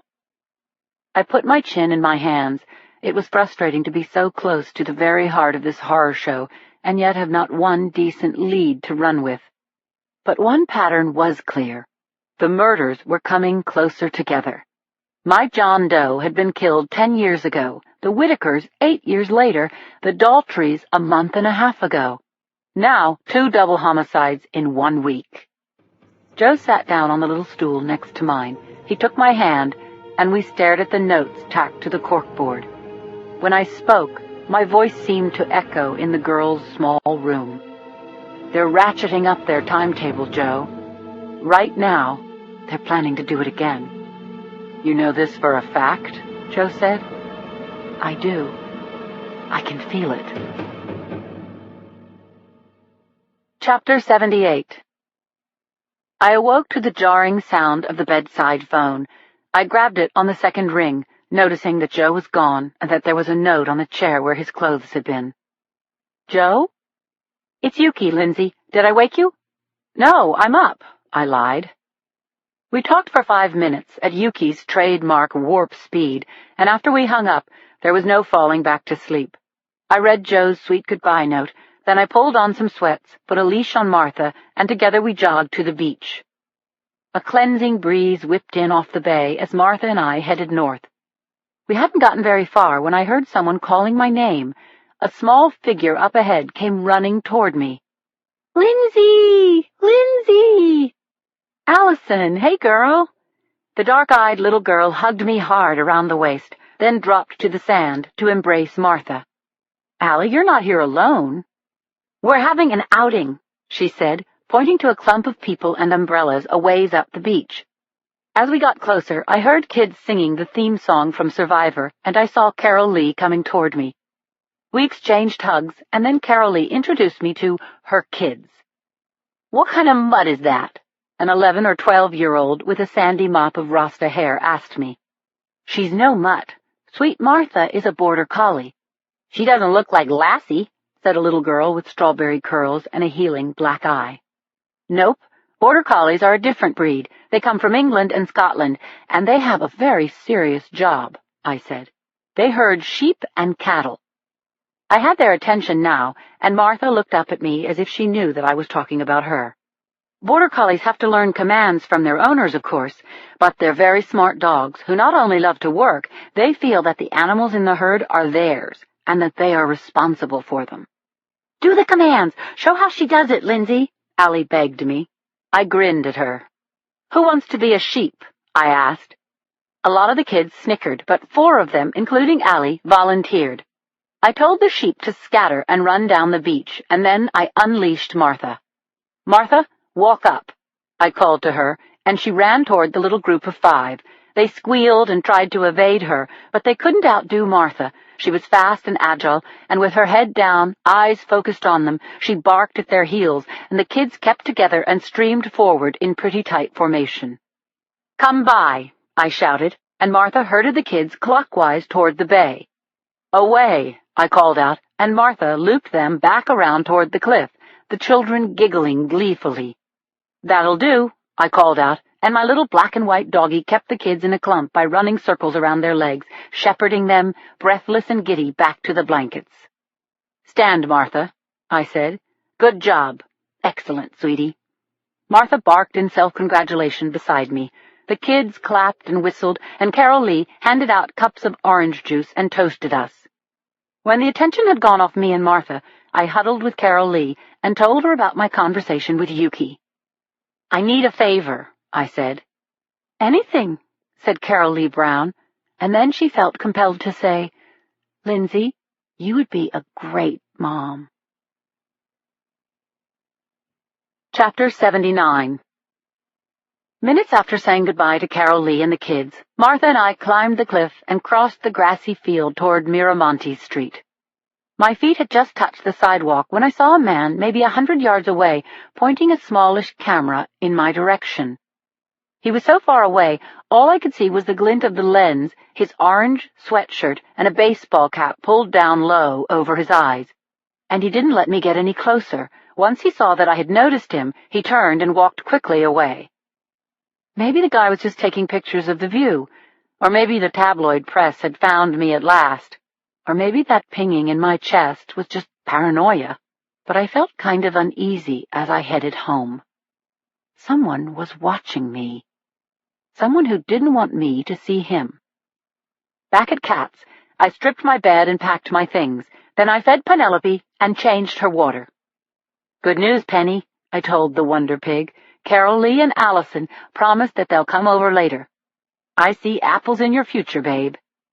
I put Joe's sweet goodbye-for-now note into my handbag, and after a thorough look around, made for the front door. "Home we go," I said to Martha. We scrambled up into the Explorer. NTV was on the Dirty Harriet trial big time. He was a tiny man with a rabid style, known for interviewing people so courteously they hardly felt the evisceration. But I knew Vic. He'd interviewed me before, and when he asked, "Do you blame the Cabots for taking this action against you?" I almost snapped. I was about to give Vic an ill-advised soundbite for the 6 o'clock news when someone plucked me out of the mob by my elbow. I jerked away until I saw that my rescuer was a friend in uniform. "Conklin," I said. "Thank God." "Stick with me, Lou," he said, steering me through the crowd to a barricaded police line that offered a narrow path to the courthouse. My heart swelled as my fellow officers, grasping hands to give me safe passage, nodded and spoke to me as I passed. "Go get him, Lieutenant. Hang tough, LT." I picked Yuki out of the crowd on the courthouse steps and made straight for her. She took over from Officer Conklin, and together we put all our weight into opening the heavy steel and glass doors of the civil courthouse. We climbed a flight of marble stairs and moments later stepped inside the impressive cherry-paneled courtroom on the 2nd floor. Heads turned toward us as we entered. I straightened my freshly pressed collar, ran a hand over my hair, and walked with Yuki across the carpeted floor of the courtroom to the attorneys' tables at the front. I had gained a measure of outward composure in the last few minutes, but I was absolutely seething inside. How could this be happening to me? Chapter 83. Yuki stood aside as I edged behind the table and took my seat next to silver-haired and silver-tongued Mickey Sherman. He half rose and shook my hand. "How you doing, Lindsay? You look terrific. You okay?" Never better, I cracked. But we both knew that no sane person would be feeling okay in my shoes. My whole career was at stake, and if the jury went against me, my life would go up in flames.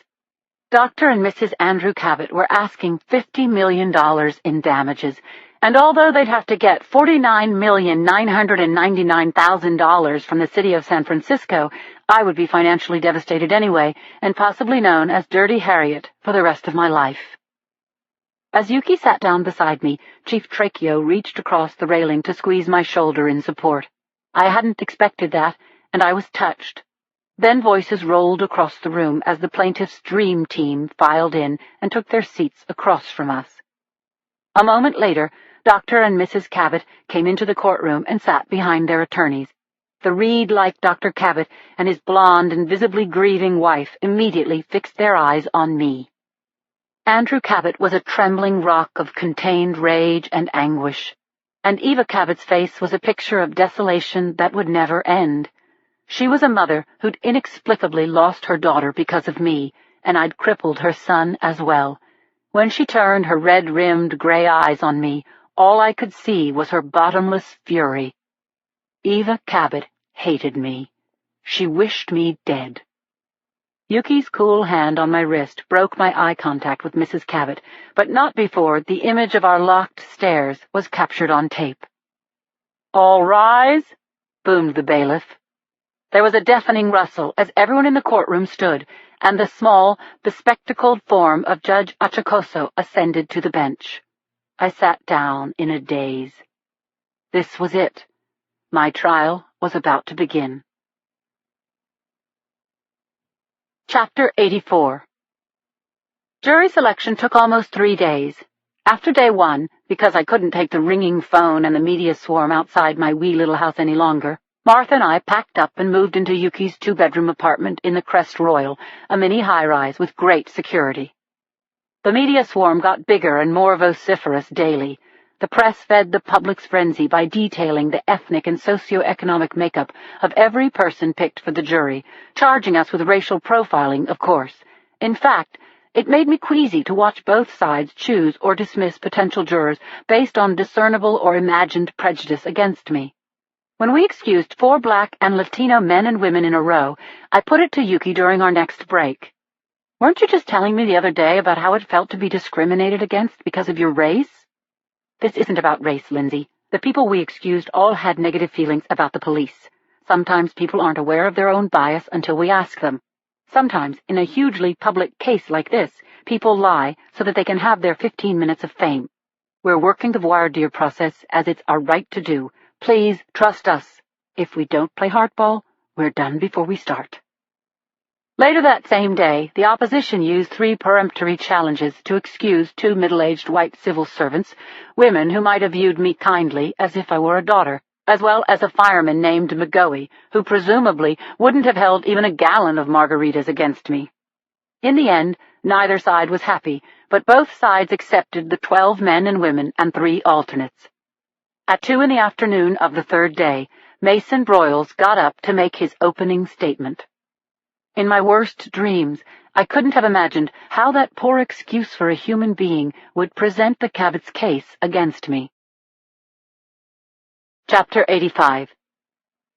Mason Broyles looked as if he'd slept his full 8 hours the night before. His skin was dewy, his suit was classic navy blue Armani, his pale blue shirt was crisp and matched his eyes. He stood and, without using notes, addressed the court and the jury. "Your Honor, ladies and gentlemen of the jury, in order to understand what happened on the night of May 10th, you have to go inside the minds of 2 kids who had a notion. Their parents weren't home. They found the keys to their father's new Mercedes, and they decided to take a joyride. It wasn't right, but they were kids. Sarah was 15. Sam Cabot, an 8th grader, is only 13. Broyles turned away from the jury and faced his clients, as if to say, "Look at these people. Look at the faces of bereavement caused by police brutality." Broyles turned back to the jury and continued his opening statement. "Sarah Cabot was at the wheel that night. The Cabot kids were driving around in a bad neighborhood, the high-crime area we know as the Tenderloin District. and they were driving an expensive car. Out of nowhere, another car started to chase them. You will hear Sam Cabot tell that he and his sister didn't know it was a police car. How could they? Who would? They thought they were being chased by carjackers. If Sarah Cabot were here, she would testify that she was so afraid of the car that was chasing them. She fled, and then she lost control of the car and crashed it. She would say that when she finally realized her pursuers were the police, she was scared out of her mind because she'd run from them, because she'd wrecked her father's car, because she was driving without a license, and because her little brother had been hurt in the accident. And she was afraid because the police had guns. But Sarah Cabot, who was 2 full grades ahead of other children her age, a girl with an IQ of 160 and almost endless promise, can't tell us anything, because she's dead.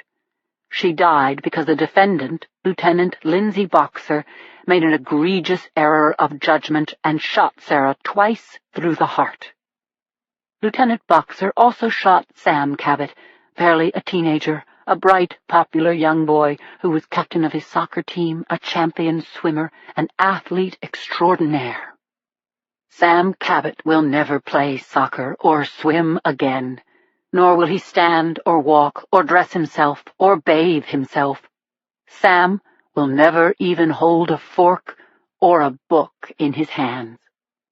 Muffled gasps volleyed around the courtroom as the tragic picture Broyles had painted took hold in people's minds. Broyles stood for a long moment in the circle he'd created around himself and his bereaved clients, a kind of suspension of time, reality, and truth he'd perfected during his decades as a star litigator. He put his hands in his pockets, exposing navy blue suspenders, and he cast his eyes down toward his shiny black wingtips, as if he, too, were absorbing the horrific tragedy he'd just described. He almost looked as though he was praying, which I was sure he never did. All I could do was sit there, silent, my eyes fixed on the judge's immobile face, until Broyles released us by looking toward the jury box. Having wound up for his pitch, he delivered it hard and fast. Ladies and gentlemen, you will hear testimony that Lieutenant Boxer was off duty the night of this incident, and that she had been drinking. Still, she made a decision to get into a police car and to fire a gun. You will also hear that Sarah and Sam Cabot had guns. The fact is that Lieutenant Boxer had sufficient experience to disarm 2 frightened children, but she broke all the rules that night, every single one. That's why Lieutenant Boxer is responsible for the death of Sarah Cabot, a young woman whose remarkable promise was cancelled in one shattering moment. And Lieutenant Boxer is also responsible for crippling Sam Cabot for the remainder of his life. We are asking that after you hear the evidence, you will find Lieutenant Lindsay Boxer guilty of excessive use of force and of police misconduct resulting in the wrongful death of Sarah Cabot and the crippling of Sam Cabot. Because of this irreparable loss, we are asking that you give the plaintiffs $50 million for Sam Cabot's lifetime medical bills, for his pain and suffering, and for the misery of his family. We're asking another $100 million in punitive damages to send a message to this police community and every police community around our country that this is not acceptable behavior. That you don't police our streets when you're drunk. Chapter 86. When I heard Sam Cabot, that cold-blooded little psycho, described as the next great sports hero, it almost made me sick to my stomach. I thought, champion swimmer? Soccer team captain? What the hell did that have to do with the murders he'd committed, or with the bullets he'd put into Warren Jacoby? I struggled to keep my expression neutral as Yuki stood and took the floor. The night of May 10th was a Friday night and the end of a rough week for Lieutenant Boxer, Yuki said, her sweet melodic voice chiming out across the courtroom.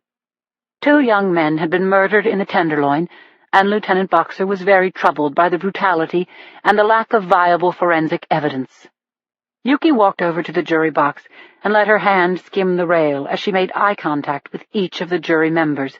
They followed the thin young woman with the heart-shaped face and the luminous brown eyes, leaning forward into every word.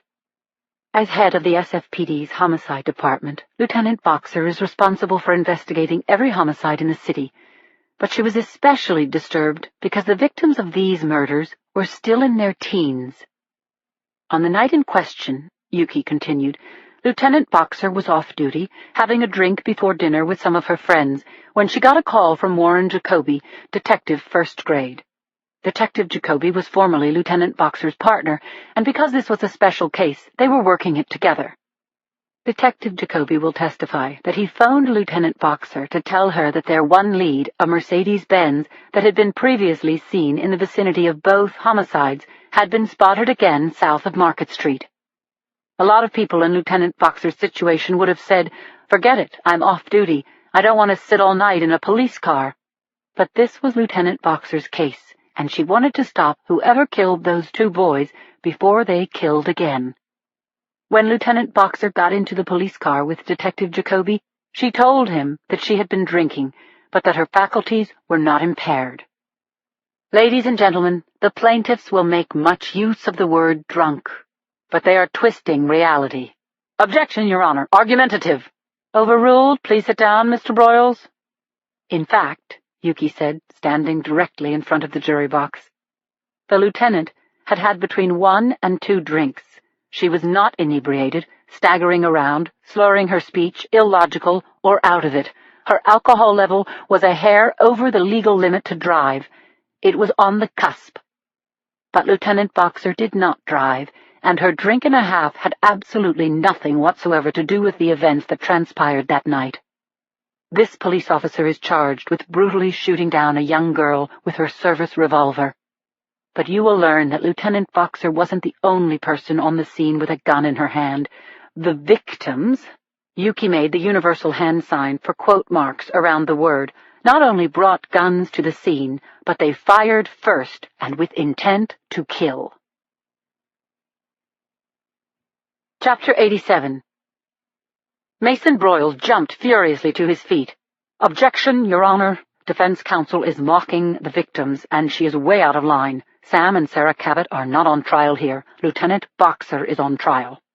Well, she shouldn't be, said Yuki, pressing on. My client did nothing wrong. Nothing. She's here because the plaintiffs are suffering, and they want someone to pay for their loss, right or wrong. Objection, Your Honor. Argumentative. Sustained. Miss Castellano, please hold your argument for summation. Yes, Your Honor. I'm sorry. Yuki walked over to the table and looked at her notes, then swung back around as if she'd never been interrupted. On the night in question, the exemplary Cabot kids evaded the police by driving at over 75 miles per hour on crowded streets in wanton disregard for public safety. That's a felony. They were armed, another felony, and after Sarah Cabot totaled her father's car, she and her brother were helped out of the wreck by 2 concerned police officers whose weapons were holstered, who were doing their duty to serve and protect, and above all, to render aid. You will hear testimony from a police ballistics expert who will tell you that the bullets that were surgically removed from Lieutenant Boxer and Detective Jacoby were fired from Sarah Cabot's and Sam Cabot's guns, respectively. And you will also hear that Sarah and Sam Cabot fired upon these officers without provocation. On the night in question, as Lieutenant Boxer lay on the ground, losing over 40% of her blood and close to death, she ordered the plaintiffs to drop their weapons, which they did not do. Instead, Sarah Cabot fired 3 more shots, which mercifully missed my client. Only then did Lieutenant Lindsay Boxer return fire. If anyone else, a banker, a baker, even a bookmaker, had shot someone in self-defense, we wouldn't be having a trial. But if a police officer defends herself, everyone wants a piece of her. Objection! But it was too late for objections. Dr. Andrew Cabot's stony expression had shattered into shards of wrath. He leaped to his feet and moved toward Yuki as if he were going to throttle her. Mason Broyles restrained his client, but the courtroom boiled over, even as Judge Achikoso banged her gavel again and again. I'm done, Your Honor, said Yuki. Oh, no, you're not. I will not have this trial become a free-for-all. Bailiff, clear the courtroom. I'll see both counsels in chambers, said the judge. Chapter 88. When court resumed, Yuki's eyes were sparkling. It looked to me as if she felt the butt-kicking she'd taken from the judge had been worth the points she'd scored in her opening. Broyles put on his first witness, Betty D'Angelo, the ER nurse who'd ministered to me the night I was shot. D'Angelo reluctantly repeated what she had said during the prelim, that my blood alcohol level had been over the legal limit. Next up, Broyles called my friend, Dr. Claire Washburn. He elicited her credentials as the city's chief medical examiner and the fact that she'd performed Sarah Cabot's autopsy. "Dr. Washburn, were you able to ascertain the cause of Sarah Cabot's death?" Using a line drawing of a human form, Claire pointed out where my bullets had entered Sarah Cabot's body. "Yes, I found 2 gunshot wounds to the chest. Gunshot A entered on the left upper outer chest right here.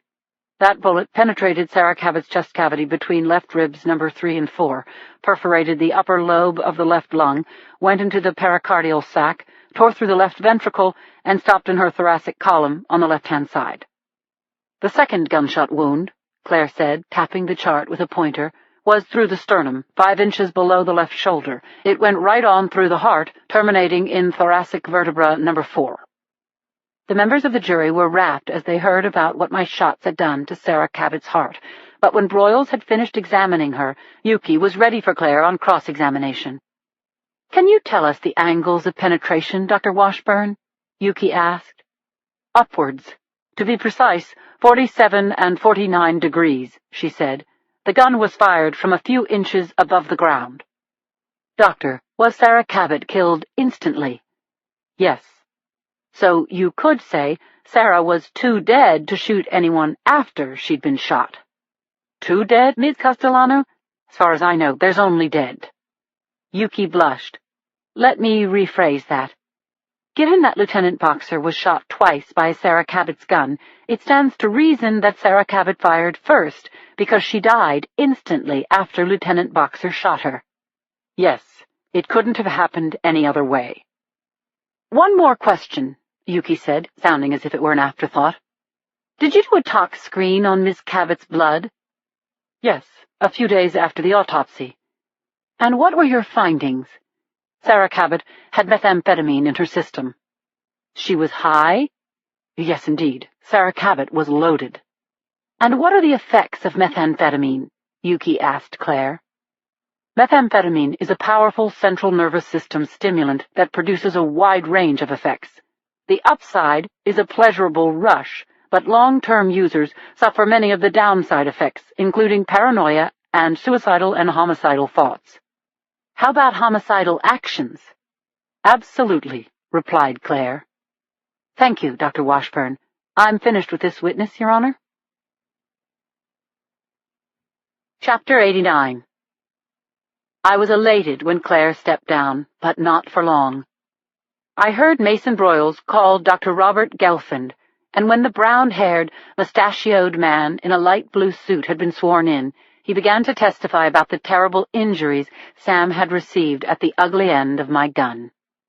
Using a chart similar to the one Claire had used, Dr. Gelfand pointed out that my first bullet had gone through Sam's abdominal cavity, lodging in his thoracic vertebra number 8, where it still remained. "That bullet paralyzed Sam from the waist down," said the doctor, patting his mustache. "The second bullet entered at the base of his neck, passing through cervical vertebra number 3, paralyzing everything below his neck." "Doctor," Broyles asked, "will Sam Cabot ever walk again?" "No." "Will he ever be able to have sex?" "No." "Will he ever be able to breathe on his own or have the full enjoyment of his life?" "No." "He's in a wheelchair for the rest of his life, correct?" "That is correct." "Your witness," Broyles said to Yuki as he returned to his chair. "No questions of this witness," said Yuki. "Plaintiff calls Sam Cabot," said Broyles. I sent an anxious look to Yuki before we both turned to face the rear of the courtroom. Doors swung open, and a young female attendant entered pushing a wheelchair, a shiny, chrome Jenkinson Supreme, the Cadillac of its class. Sam Cabot looked frail and shrunken in his little boy's sport coat and tie. Nothing like the vicious freak who'd murdered a couple of people for kicks before gunning Jacoby down. Except for the venomous look in his eyes, I wouldn't have recognized him. Sam turned those brown eyes on me now, and my heart raced as I felt horror, guilt, and even pity. I dropped my gaze to the humming, respiratory ventilator just below the seat of Sam's chair. It was a heavy metal box with dials and gauges, and a thin plastic air hose snaking up from the machine to where it was clipped right beside Sam's left cheek.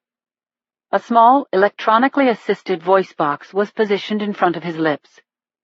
Sam turned his face from me and locked his lips around his air tube. A ghastly, sucking sound came from his ventilator as compressed air was pumped into his lungs.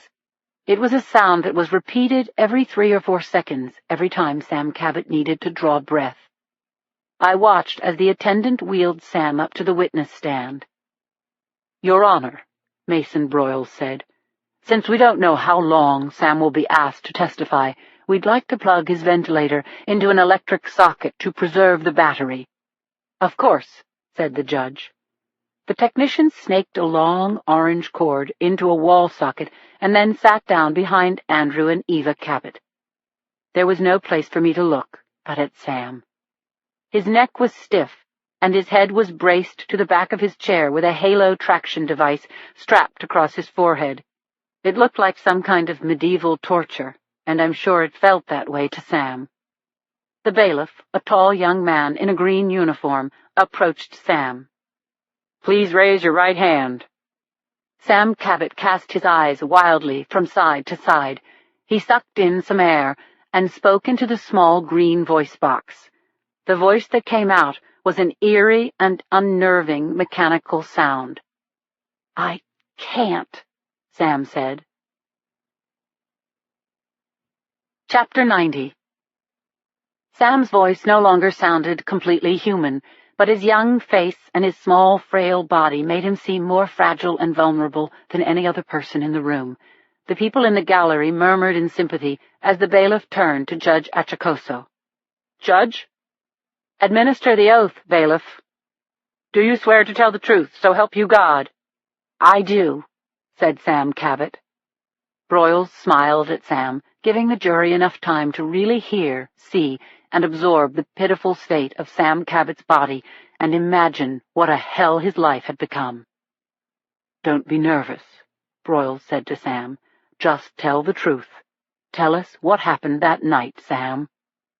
Broyles took Sam through a set of warm-up questions, waiting as the boy closed his mouth around the air tube. His answers came in broken sentences, the length of each phrase determined by the amount of air he could hold in his lungs before drawing on the mouthpiece again. Broyles asked Sam how old he was, where he lived, what school he went to, before he got to the meat of his interrogation. "Sam, do you remember what happened on the night of May 10th?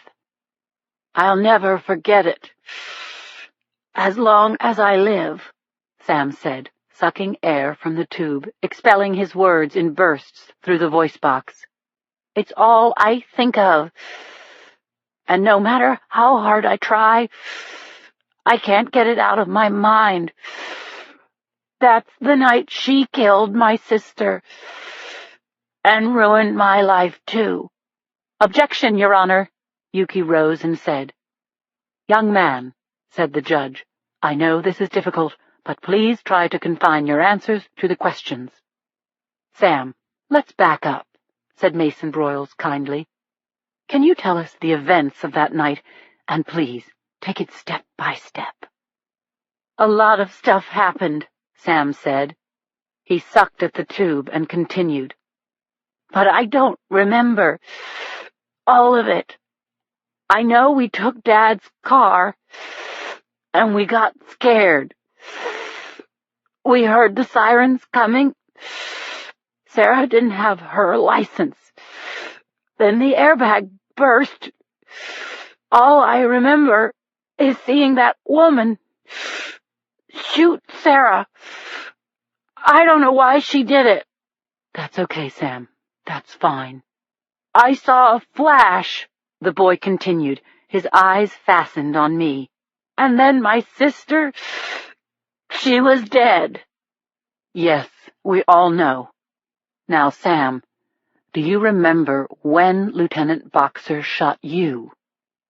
Within the small arc permitted by his restraints, Sam rolled his head from side to side, and then he started to cry.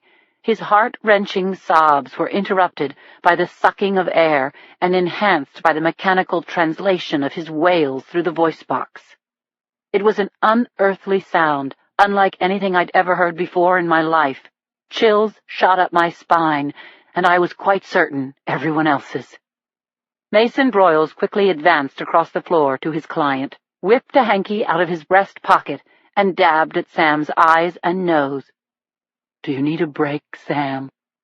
No, sir. I'm okay, he brayed. "Your witness, counsel," said Mason Broyles, shooting us a look that was as good as a dare. Chapter 91. Yuki approached the 13-year-old killer, who looked even younger and more pitiable now that his face was red from weeping. "Are you feeling a little better, Sam?" Yuki asked, putting her hands on her knees and stooping a little so that her eyes met his. Okay, I guess. Considering, said Sam. "Glad to hear it," said Yuki, standing, taking a few steps back. "I'll try to keep my questions brief. Why were you in the Tenderloin district on May 10th? I don't know, ma'am. Sarah was driving.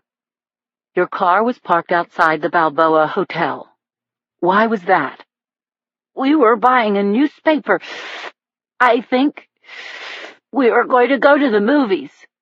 You think there's a newsstand inside the Balboa? I guess so. Sam, you understand the difference between a lie and the truth? Of course. And you know that you promised to tell the truth? Sure. Okay, so you can tell us all why you and Sarah were carrying guns that night. They were Dad's guns, the boy said. He paused for breath, and maybe for thought as well. I took a gun out of the glove compartment because I thought those people were going to kill us. You didn't know that the police were trying to pull you over. I was scared. I wasn't driving, and everything happened fast. Sam, were you on crank that night? Ma'am? Methamphetamine, you know, ice, get-go, beanies. I wasn't on drugs. I see. Do you remember the car accident? Not really. Do you remember seeing Lieutenant Boxer and Detective Jacoby help you out of the car after it crashed? No, because I had blood in my eyes. My nose broke. All of a sudden, I see guns, and the next thing I know, they shot us. Do you remember shooting Detective Jacoby? The kid's eyes widened. Was he surprised by the question, or was he simply remembering the moment? I thought he was going to hurt me, Sam croaked out at last. So you do remember shooting him? Wasn't he going to arrest me? Yuki stood her ground as she waited for Sam's lungs to fill. Sam, why did you shoot Detective Jacoby? No, I don't remember doing that. Tell me, are you under a psychiatrist's care? Yeah, I am. Because I'm having a hard time, because I'm paralyzed, and because that woman murdered my sister. Okay, let me ask you about that. You say that Lieutenant Boxer murdered your sister. Didn't you see your sister fire at Lieutenant Boxer first? Didn't you see the lieutenant lying on the street? That's not how I remember it. Sam, you remember that you're under oath. I'm telling the truth, he said, and sobbed again. Okay. Have you ever been inside the Lorenzo Hotel? Objection, Your Honor. Where is this going? Ms. Castellano? The judge asked. It'll become apparent in a second, Your Honor. I just have one more question. Go ahead, then. Sam, isn't it true that right now you're the prime suspect in the investigation of multiple homicides? Sam turned his head a few degrees away from Yuki and bellowed in his soul-searing, mechanically aided voice, "Mr. Broyles!" Sam's voice tailed away as the air went out of him. "Objection! No foundation, Your Honor!" Broyles shouted above the murmurs washing over the room like a tsunami and the slams of Judge Achacoso's gavel. "I want that question struck from the record," Broyles shouted, "and I ask Your Honor to instruct the jury to disregard." Before the judge could rule, Sam's head writhed from side to side, his eyes wheeled. "I take the amendment," the kid said, getting a fresh infusion of air before speaking once more. "I take the Fifth Amendment on the grounds—" And with that, a horrific, shrieking alarm came from beneath the wheelchair. There were screams from the gallery and from the jury box as the readouts on the ventilator went down to 0. Andrew Cabot leaped from his chair, shoving the attendant forward. "Do something! Do something!" There was a collective intake of breath as the tech knelt, fiddled with knobs, and reset the ventilator.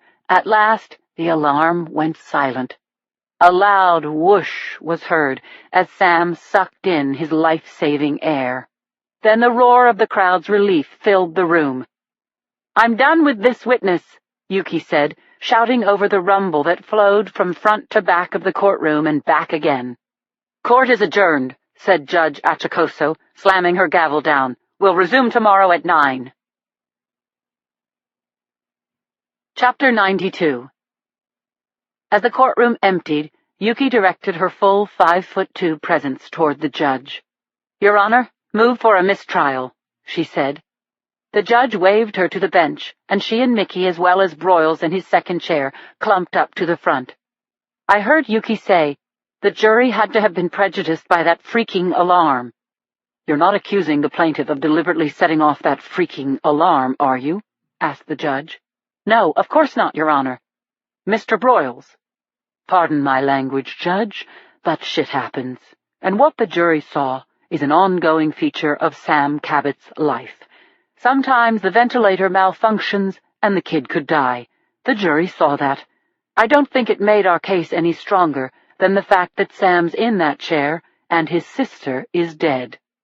"I agree. Motion denied, Miss Castellano. We're going forward tomorrow morning as planned." Chapter 93. I don't know who was more shell-shocked, me or Yuki. We found our way to the fire exit stairwell, clattered down the concrete stairs, and opened the side door onto Polk, leaving Mickey to handle the press. Yuki looked positively stunned and mortified. "Sam's testimony was beyond a nightmare," she said, her voice cracking. "When that alarm went off, my whole cross was obliterated. It was like everyone was thinking, what in God's name did she do to that child?" We took the most circuitous and least scenic route to the garage. I had to put my arm across Yuki's waist to stop her from crossing the wind tunnel of Van Ness against the light. "My God," Yuki said again and again, each time throwing her hands up, palms facing the sky. My God, what a joke! What a complete travesty!" "But Yuki," I said, "you got your point across. You said it all. The kids were parked in the Tenderloin. They had no business there. They had guns. You said that Sam was the target of a homicide investigation, and Sam will be arraigned for those murders. His prints were found on the lip of the bathtub where that poor kid was electrocuted. He and Sarah murdered those kids, Yuki. Sam Cabot is a terror. The jury has to know that." "I don't know that they know. I can't get away with saying he's a suspect again because he hasn't been arraigned. The jury might have even thought I was baiting the kid, trying to get his pathetic little goat, which apparently I did." We crossed Opera Plaza, a mixed-use development with restaurants, a bookstore, and movie theaters on the ground floor. Avoiding the stares of the crowd, we took the elevator down to the garage, and after going back and forth several times between the rows of parked cars, we found Yuki's Acura at last. We strapped in, and when Yuki turned the key, the engine jumped to life. I was already thinking ahead to tomorrow. "You're sure it's a good idea for me to testify?" I asked my attorney. "Absolutely. Mickey and I totally agree on this. We've got to get the jury's sympathy going toward you, and to do that, those people are going to have to see and hear what you're made of, and that's why you've got to testify." Chapter 94. The next morning, the view from Yuki's kitchenette was gray, as rain gathered for a fall from the huge thunderheads over the city. Strangely, this was the San Francisco that I loved, stormy and tempestuous. I drank my coffee and fed Martha. Then we went for a quick walk on Jones Street. "Gotta hurry, Boo," I said, already feeling the mist in the air. "Big doings today. Mama's going to be lynched." 20 minutes later, Mickey picked us up in his car. We got to the courthouse at 7:45, cleverly missing most of the mob scene. Inside courtroom B, Mickey and Yuki sat next to each other and argued in whispers, Yuki's hands fluttering like frantic little birds. As for me, I stared out the courthouse window at the sheets of falling rain as tense minutes ticked off on the electric clock against the side wall. I felt a touch on my arm. I'll be honest, that alarm was one of the worst things that ever happened to me in a courtroom, Mickey said, leaning across Yuki to talk to me. I'd hate to think that Broyles staged that event, but I wouldn't put it past him to have rigged the electric cord. You can't be serious. I don't know, but we've got to do damage control. It's our turn to put on our case, and we have 2 messages to convey. The kid's a horror, even on wheels, and you're a great cop. Look, do not worry about your testimony, Lindsay, Yuki added. If you were any more prepared, you wouldn't sound natural. When it's time to do it, just tell the story. Take your time and stop to think if you aren't sure of something, and don't look guilty. Just be the great cop that you are. Right, I said, and for good measure, said it again. Too soon, the spectators filled the room in their damp raincoats, some of them still shaking out umbrellas. Then the opposition filed in and banged their briefcases down on the table. Broyles gave us a civil nod, barely masking his joy. The man was in his element, all right. Court TV, network TV, everyone wanted to speak with Mason Broyles. Out of the corner of my eye, I saw Broyles shake Andrew Cabot's hand, kiss Eva Cabot on the cheek. He even helped the medical attendant position Sam Cabot's wheelchair just so. He orchestrated everything. So why not that alarm yesterday? "Sleep okay, Sam?" "That's great," Broyles said to the boy. For me, the nightmare resumed. The sound of Sam sucking air through his ventilator tube every few seconds was such a painful and constant reminder of what I'd done that I found it hard to breathe myself. Suddenly, the side door to the courtroom opened, and the 12 good men and women and 3 alternates walked to the box and took their places. The judge, carrying a cardboard cup of coffee, took hers as the court was called into session. Chapter 95. Yuki, looking calm, collected, and sensational in a gray suit and pearls, kicked off our case by putting veteran dispatcher Carla Reyes on the stand.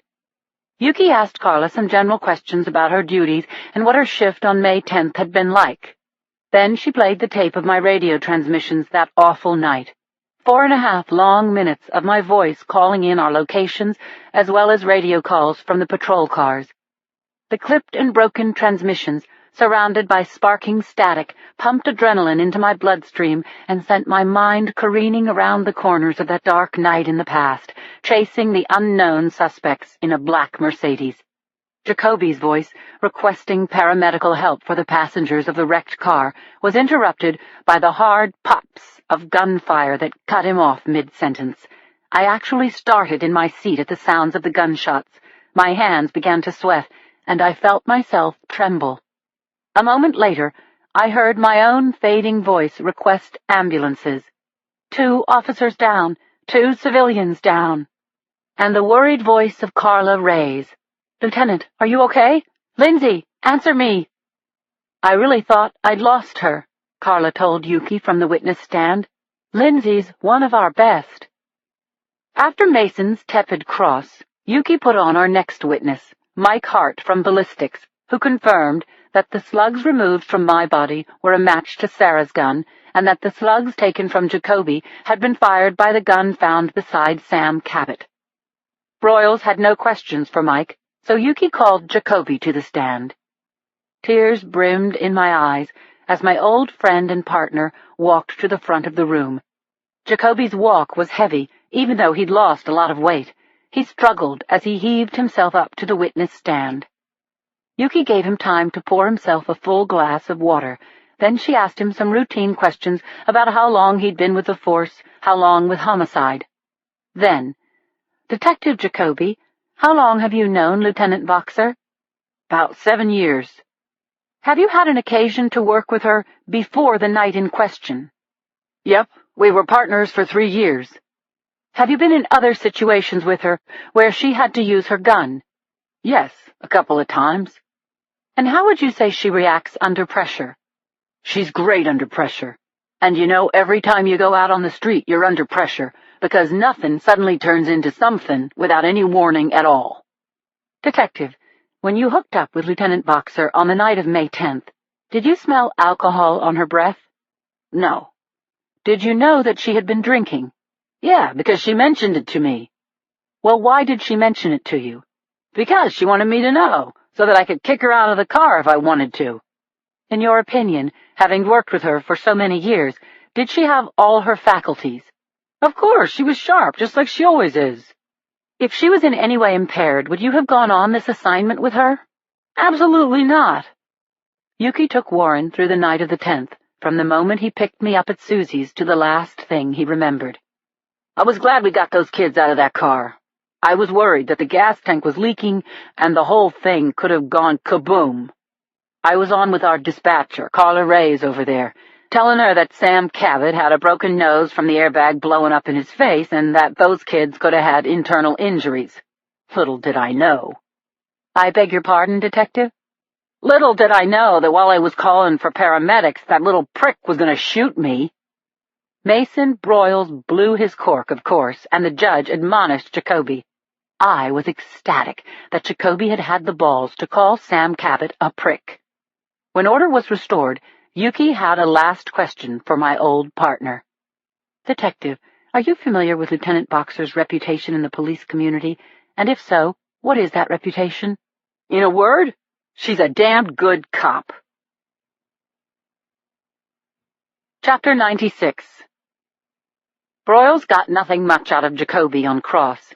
He answered yes and no, and refused to rise to the bait when Broyles insinuated that he'd been lazy in performing his duty according to SFPD policies and procedures. "I did the best I could do for both those kids, and I'm thankful that your client wasn't a better shot," Jacoby said. "Otherwise I'd be dead, instead of talking to you here." When court adjourned for a lunch break, I found a quiet spot in a corner on the 3rd floor between a Coke machine and a wall, and talked to Joe, our virtual hug spanning 3 time zones. He apologized at least a half-dozen times for being in the middle of a huge investigation involving threats to airports from Boston to Miami, which was why he couldn't be with me in San Francisco. I had a bite of a dry ham sandwich and a sip of coffee from a machine before taking my seat beside Yuki as court was called back into session. Then the moment I'd been dreading arrived. Yuki called me to the witness stand. When I was seated in the witness box, she stood in front of me so that my view of the Cabot family was blocked, and she gave me a sunny smile. "Lieutenant Boxer, do you believe in following police procedures?" "I do." "Were you drunk on the night in question?" "No, I was having dinner with friends. I had something between 1 and 2 drinks before I got the call from Jacoby." "You were off duty?" "Yes." "It's not against any rules to drink off duty, is it?" "No." "When you got into the car with Detective Jacoby, you officially went back on duty?" "Yes. Still, I was sure that I had all my faculties. I stand by that now." "Would you say you're a by-the-book kind of cop?" "Yes, but the book doesn't cover all circumstances. Sometimes you have to work with the situation at hand and use your best judgment." At Yuki's prompting, I told the story up to the point where Jacoby and I wrenched open the car door and freed the Cabot kids from the wreck. "I made a mistake because those kids looked such a mess," I said. "I felt sorry for them." "Why did you feel sorry for them?" "They were both crying, and Sam in particular was bleeding, throwing up, and pleading with me." "Could you explain?" "He said, 'Please don't tell my father, he'll kill me.'" "So what did you do?" As Detective Jacoby said, we had to get them out of the car. There was a danger of the gas tank exploding. I put my gun away so that I could get a grip on the car door, and together Detective Jacoby and I got them out. Go on, Lieutenant. After they were out of the car, I should have cuffed Sarah. Instead, I treated her as a victim of a bad traffic accident. When I asked to see her driver's license, she pulled a gun out of her jacket and shot me in the shoulder, then in the thigh. I went down. Where was Detective Jacoby when Sarah shot you? Detective Jacoby was calling an ambulance. Where was his gun? It was holstered. You're sure of that? Yes, he was on the phone. His gun was holstered. I yelled, "Gun," just before Sarah shot me. I saw Jacoby turn and see me fall. Just then, Sam Cabot fired on him, hitting him twice. You're sure you saw all this, Lieutenant? You didn't lose consciousness? No, I was conscious throughout. Did Detective Jacoby lose consciousness? Yes. I thought he was dead. I saw Sam Cabot kick him in the head, and he didn't move or try to protect himself.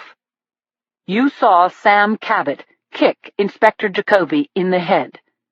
Please continue. Maybe they thought I was dead, because they seemed to have forgotten all about me. Objection, the witness is speculating. Sustained. Just tell us what you saw and heard and did, Yuki said. You're doing very well. I dipped my head and tried to focus. I heard Sarah tell Sam that they should leave the scene, I said. I got my gun out of my holster and demanded that Sarah Cabot drop her weapon. She called me a bitch, then fired several more shots at me. Then I returned fire. What happened after that? Yuki asked. Sarah dropped to the ground, and Sam started screaming at me that I'd shot his sister. Again, I demanded that he drop his gun, which he refused to do. I shot him also. Tell me, Lieutenant, did you want to hurt those children? No, of course not. I wish with all my heart that none of this had ever happened. In your opinion, if Sam and Sarah Cabot hadn't been carrying guns, could this tragedy have happened? Objection! Broyles shouted. Calls for a conclusion on the part of the witness. The judge leaned back in her chair and stared up at the ceiling through her thick black-rimmed glasses. Then, having decided, she snapped back upright. Sustained. Lindsay, is it true that in your 10 years in homicide, you've been cited for excellent arrests on 37 occasions and received 15 unit citations and 20 meritorious service commendations? I didn't keep count, but that sounds about right. In short, Lieutenant Boxer, the San Francisco Police Department would agree with Detective Jacoby's description of you. You're a damned good cop. Objection! Counsel is making a speech. Thanks, Lindsay. I'm done, Your Honor. Chapter 97. I forgot about Yuki as soon as she turned away from me. I was falling backward in time, feeling the pain of that horrifying night. The whooshing sound of Sam's breathing was like the sound of salt water washing over my open wounds, and the courtroom was a slick sea of faces, reflecting back what must have been my own pained and stricken expression. I picked out 6 members of the Cabot family by their resemblance to Sarah and Sam, and the fury in their eyes. And I saw cops everywhere, men and women I'd known and worked with for years. My eyes locked on Jacoby, and his eyes held mine. He gave me a thumbs up, and I wanted to smile, but Mason Broyles was coming toward me. He wasted no time with amenities. Lieutenant Boxer, when you shot my client and his sister, did you shoot to kill? There was a loud ringing in my ears as I tried to understand his question. Had I shot to kill? Yes. But how could I say that I had meant to kill those kids? I'm sorry, Mr. Broyles. Could you repeat the question? Let me ask it another way. If this incident happened as you say, that Sarah and Sam Cabot refused to put down their guns, why didn't you simply disable them? Shoot them in the arms or legs, for instance? I hesitated, trying to imagine it. Sarah standing squarely, facing me on the pavement, those shots pounding into my body, falling to the street, the shock, the pain, the shame. Lieutenant? Mr. Broyles, I fired in self-defense. Amazing. A sharpshooter like you, even while drunk. Objection, he's badgering Lieutenant Boxer. Sustained. Watch yourself, Mr. Broyles. Yes, Judge. Lieutenant, I don't understand. You shot 2 bullets into Sarah's heart. A pretty small target, wouldn't you say? Why couldn't you have shot her so that she'd survive? Why didn't you shoot Sam Cabot's gun out of his hand? Your Honor, asked and answered. I withdraw the question. We understand what you did, Lieutenant, Broyles sneered. We understand exactly what happened. Chapter 98. I heard Yuki say, "Redirect, Your Honor." Then she approached me, moving quickly. She waited until I was looking into her eyes. Lindsay, when you fired on Sam and Sarah Cabot, was your life in danger? Yes. What's proper police procedure for that situation? What's by the book? You shoot to center mass to alleviate the threat, and once the threat is alleviated, you cease firing. Often those center mass shots are fatal. You can't take any chances by shooting at extremities. You could miss. The individual might still be able to shoot, and you've got to make sure the shooter can't hurt you or other people. Did you have any other choice but to shoot the way you did? No, none at all. Thank you, Lieutenant. Now we understand exactly what happened. I was weak with relief when I stepped down from the stand. As soon as I took my seat, I heard the judge dismiss the court. See you all tomorrow at 9, she said. Yuki and Mickey and several attorneys from his office formed a buffer zone around me as we left the courthouse by the back door and entered the black Lincoln town car that was waiting for us on Polk. Through the car's smoked windows, I saw the angry, chanting crowd holding posters with my picture and the slogans, "Loose Cannon" and "Dirty Harriet." You did great, Lindsay, Mickey said, reaching over from the front seat and patting my arm, but his brown eyes didn't smile, and the lower half of his face looked frozen. I shouldn't have hesitated. I just didn't know what to say. No harm done. We're going to dinner now. Yuki and I have to spend some time going over her closing. You're welcome to come with us. If you don't need me, why don't you drop me off at Yuki's place? Let you guys work in peace. I clutched Yuki's keys in my hand and watched the city I knew so well fly by the darkened car windows. I knew that I'd blown it. A few seconds of hesitation, and everyone in the room had read my mind. The impression that jury walked away with today was that I'd shot those kids to kill. And of course, they were right. Chapter 99. A shrill alarm shattered whatever nightmare had gripped me in its vice lock. I lay stiff and immobile, trying to get my bearings, when the alarm went off again, less strident now, less jarring. I grabbed my cell phone from the night table and flipped it open, but the caller had disconnected. Awake and grouchy at 6 a.m., I moved piles of Yuki's stuff in the small second bedroom until I found my tracksuit and running shoes. I dressed quietly, collared and leashed Martha, and together we slipped out of the Crest Royal into dawn's early light. I ran through the route in my mind, pretty sure that I could do 2 miles on gentle hills and flatlands. Then Martha and I headed north for the straightaway of Jones Street at a slow jog, the twinge in my joints reminding me how much I really hated to run. I slipped the lead from Martha's collar so she wouldn't wrap her leash around my legs and herd me into a pratfall. Then I forced myself into a faster pace on the downhill side of Jones, until the still irksome pain from my shoulder and leg dissolved into an overall ache of my rusty muscles. As much as I hated it, running was my only hope of escaping my obsession with the trial, because it was the best way to shift from a mental state to a more manageable physical one. And even though my tendons screamed, it was good to feel my sneakers pounding the sidewalk, my sweat drying in the cool air as the dawn faded into morning.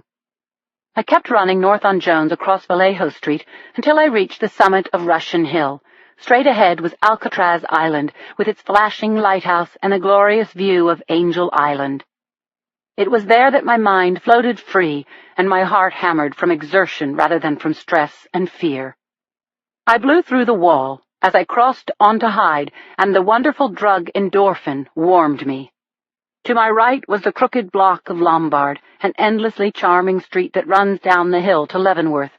I pumped my arms and jogged in place, waiting for a red light to change, delighted that I was still ahead of the commuter crowd that a half an hour from now would totally clog the streets and sidewalks. The light changed, and I pushed off. The path I'd chosen took me through some of the city's prettiest blocks of gorgeous old homes and postcard views, even with the fog still drifting around the bay.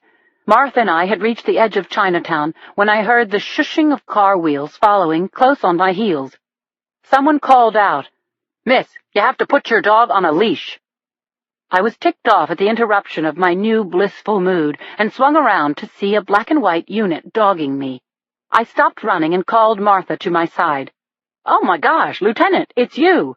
"Good morning, Niccolo," I panted to the young officer riding shotgun.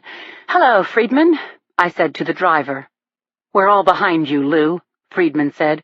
"I don't mean, like, literally this moment," he sputtered. "I mean, we really miss you, man, Lieutenant."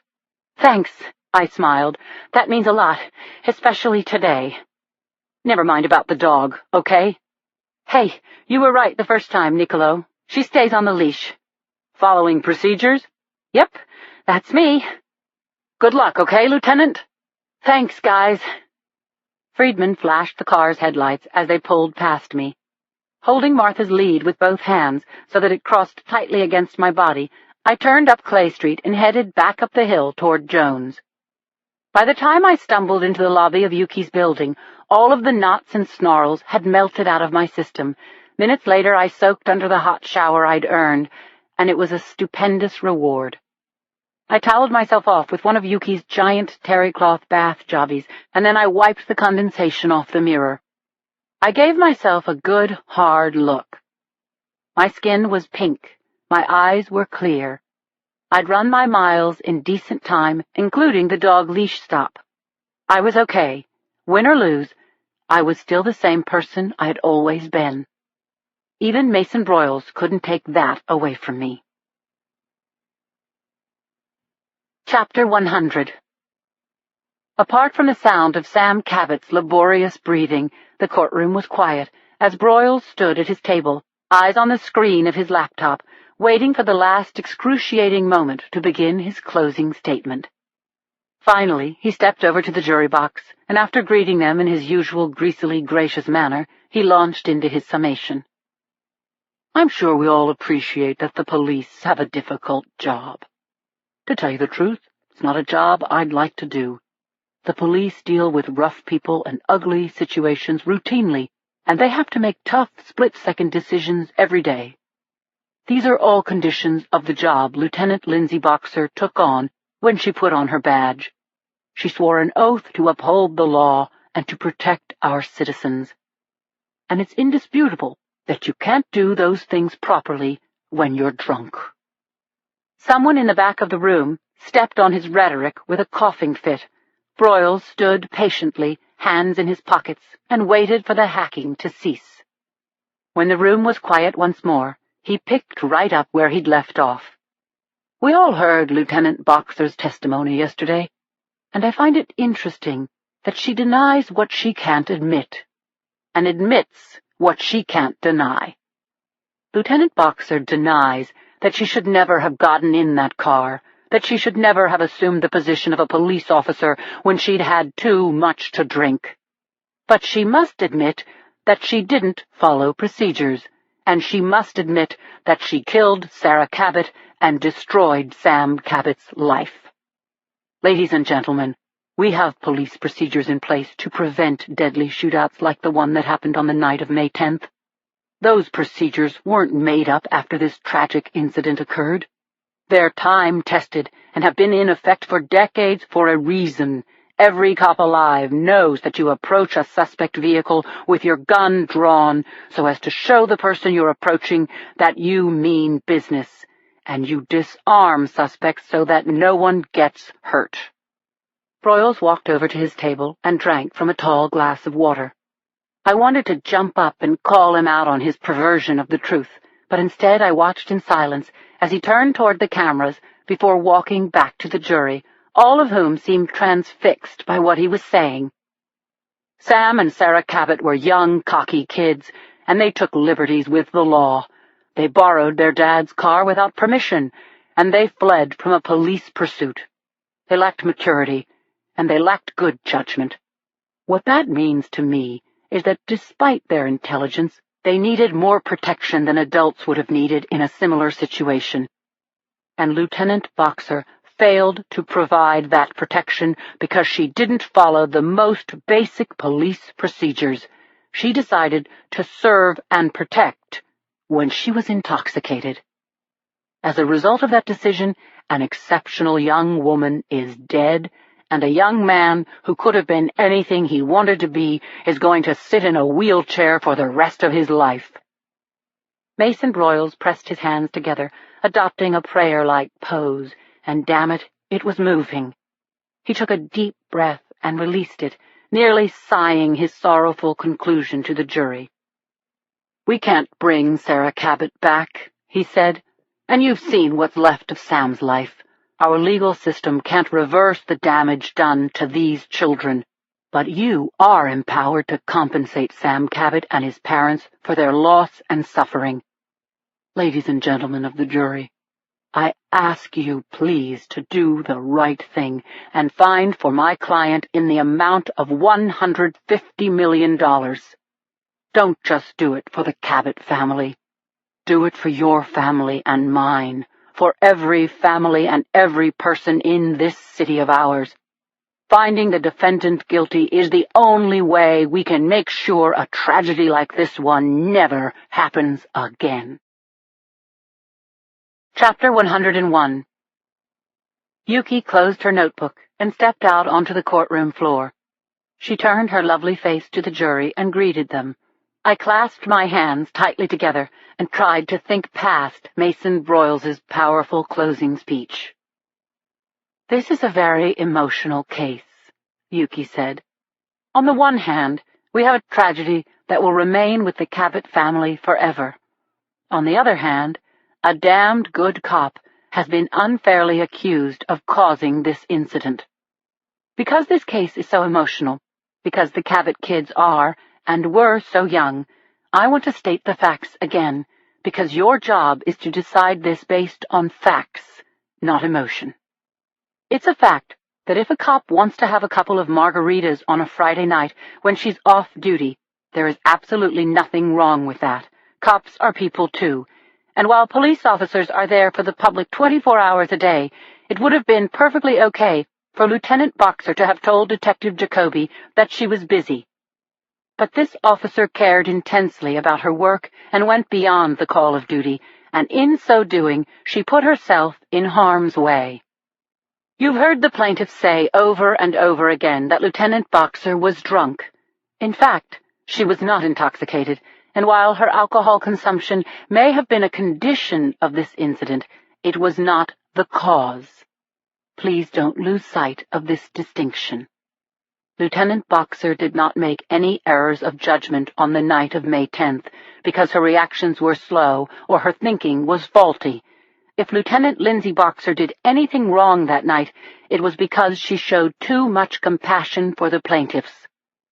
The two people who were the cause of the death and injuries to Sarah and Sam Cabot were the Cabot children themselves. The fact is that two young, spoiled, rich kids had nothing better to do on the night in question than go out and cause injury and misery to other people and eventually to themselves. Ladies and gentlemen, Sam and Sarah Cabot caused the events of May 10th with their reckless behavior and with their use of deadly force. They introduced deadly force into this affair, not Lieutenant Boxer, and that is a crucial fact. Yuki paused, and for a terrible second I thought she might have forgotten where her closing statement was headed. She lifted her pearls from the front of her silk blouse and ran her fingers over them.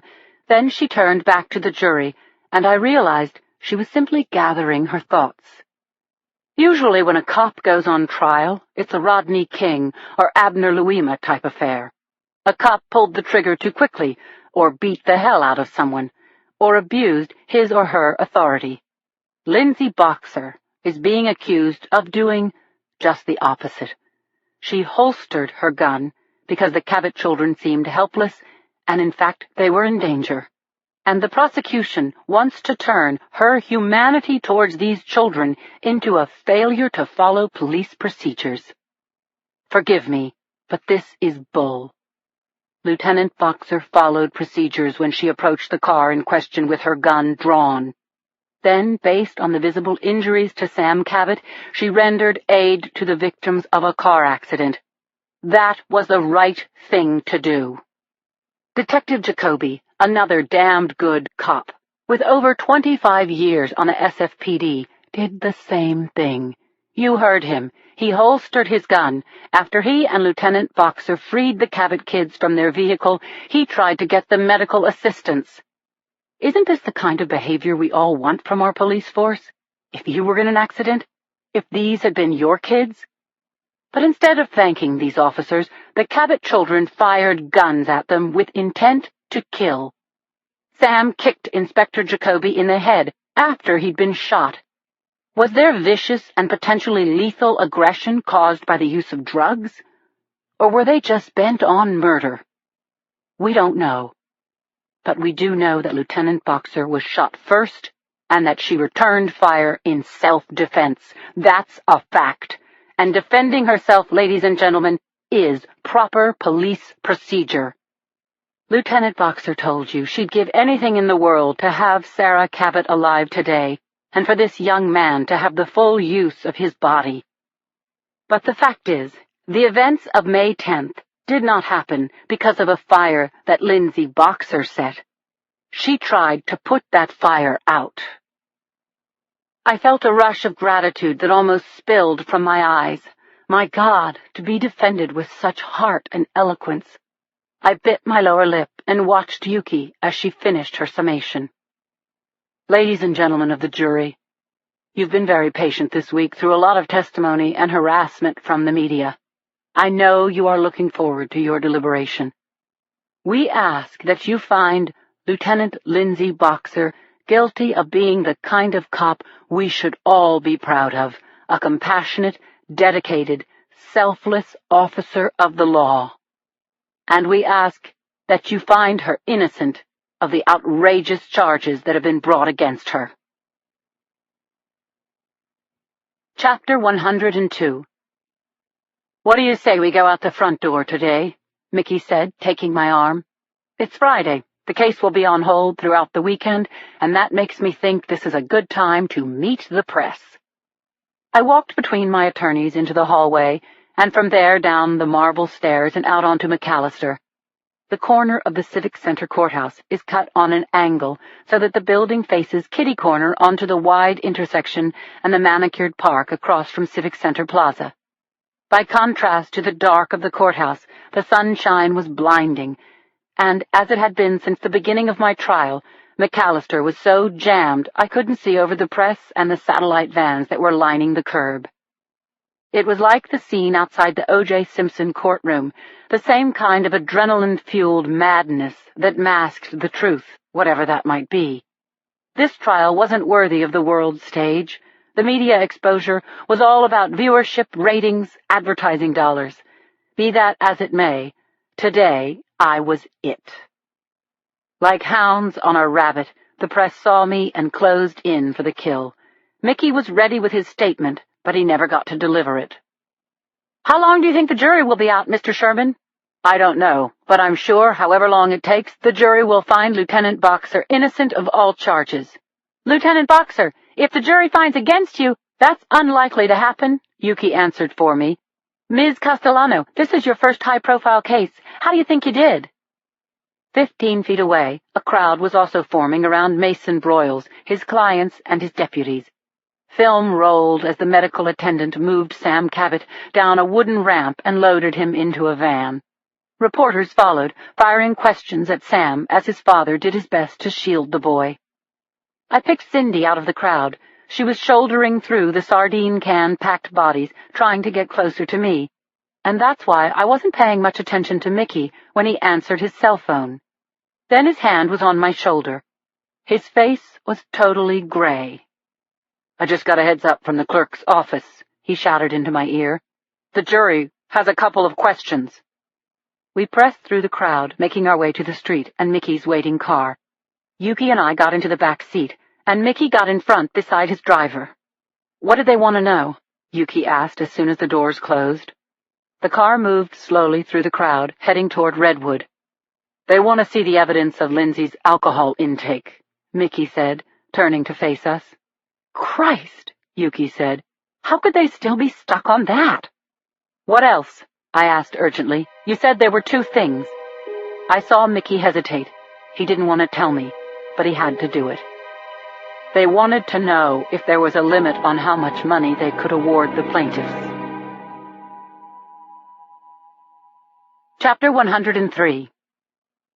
It was a gut shot, and the shock resonated from my solar plexus throughout my body.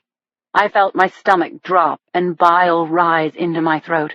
I had envisioned losing this case in terms of a fanciful, theoretical aftermath, working at street fairs, reading books on the deck of some beach house, la-di-da, but I hadn't taken into account the full emotional impact of the reality of losing. Beside me, Yuki squealed, "Oh, my God, it's all my fault. I shouldn't have said, find her guilty of being a good cop, blah, blah. It was a flourish. I thought it was good, but I was wrong." "You did a great job," I said, my voice as heavy as stone. "This has nothing to do with what you said." I wrapped my arms around myself and lowered my head. Mickey and Yuki were talking together. I heard Mickey assure her that the fat lady hadn't yet sung, but the voice in my mind was a needle stuck in an old-fashioned record groove.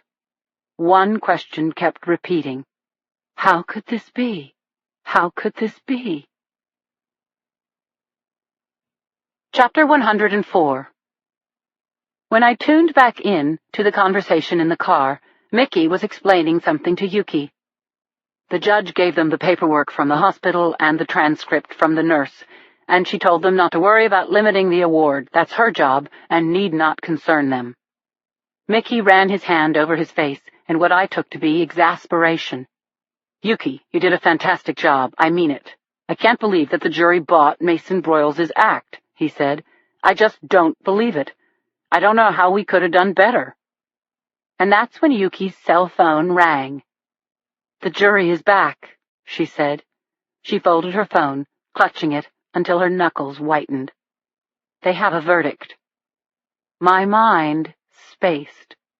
I saw the word verdict in front of my eyes and tried to parse it, looking between the letters and syllables for something to hope for. I knew from past days in court that the Latin roots of the word verdict meant to speak the truth. Would this verdict be the truth? In the minds of the people of San Francisco? It would be. Mickey directed his driver to turn around, which he did, and a few minutes later I was saying, no comment, please," and following Yuki and Mickey through the mob, up the steep stairs, and into the courthouse once again. We took our places in courtroom B, and the opposition took theirs. I heard my name pierce the moment, as if it had come from another time and place. I turned to look behind me. "Joe!" "I just got in, Lindsay. I came straight from the airport." We reached out, and for a brief moment entwined our fingers across the shoulders of the people sitting behind me. Then I had to let go and turn away. Along the sides of the room, cameramen focused their lenses. Then, only an hour since we'd left this room, the judge entered from her chambers, and the jury filled the jury box. The bailiff called the court back into session. Chapter 105. It took the members of the jury long moments to fix their skirts, put down their bags, and get comfortable in their seats. Finally, they were at attention. I noticed that only 2 of them had looked at me. I listened numbly as the judge asked the jury if they'd arrived at the verdict. Then the foreman, a 50-something African-American man named Arnold Benoit, straightened the lines of his sport jacket and spoke. "We have, Your Honor." "Please pass your verdict to the bailiff." Across the aisle, Sam Cabot's breathing quickened, as did mine, keeping double time along with my pounding heart as the judge opened the single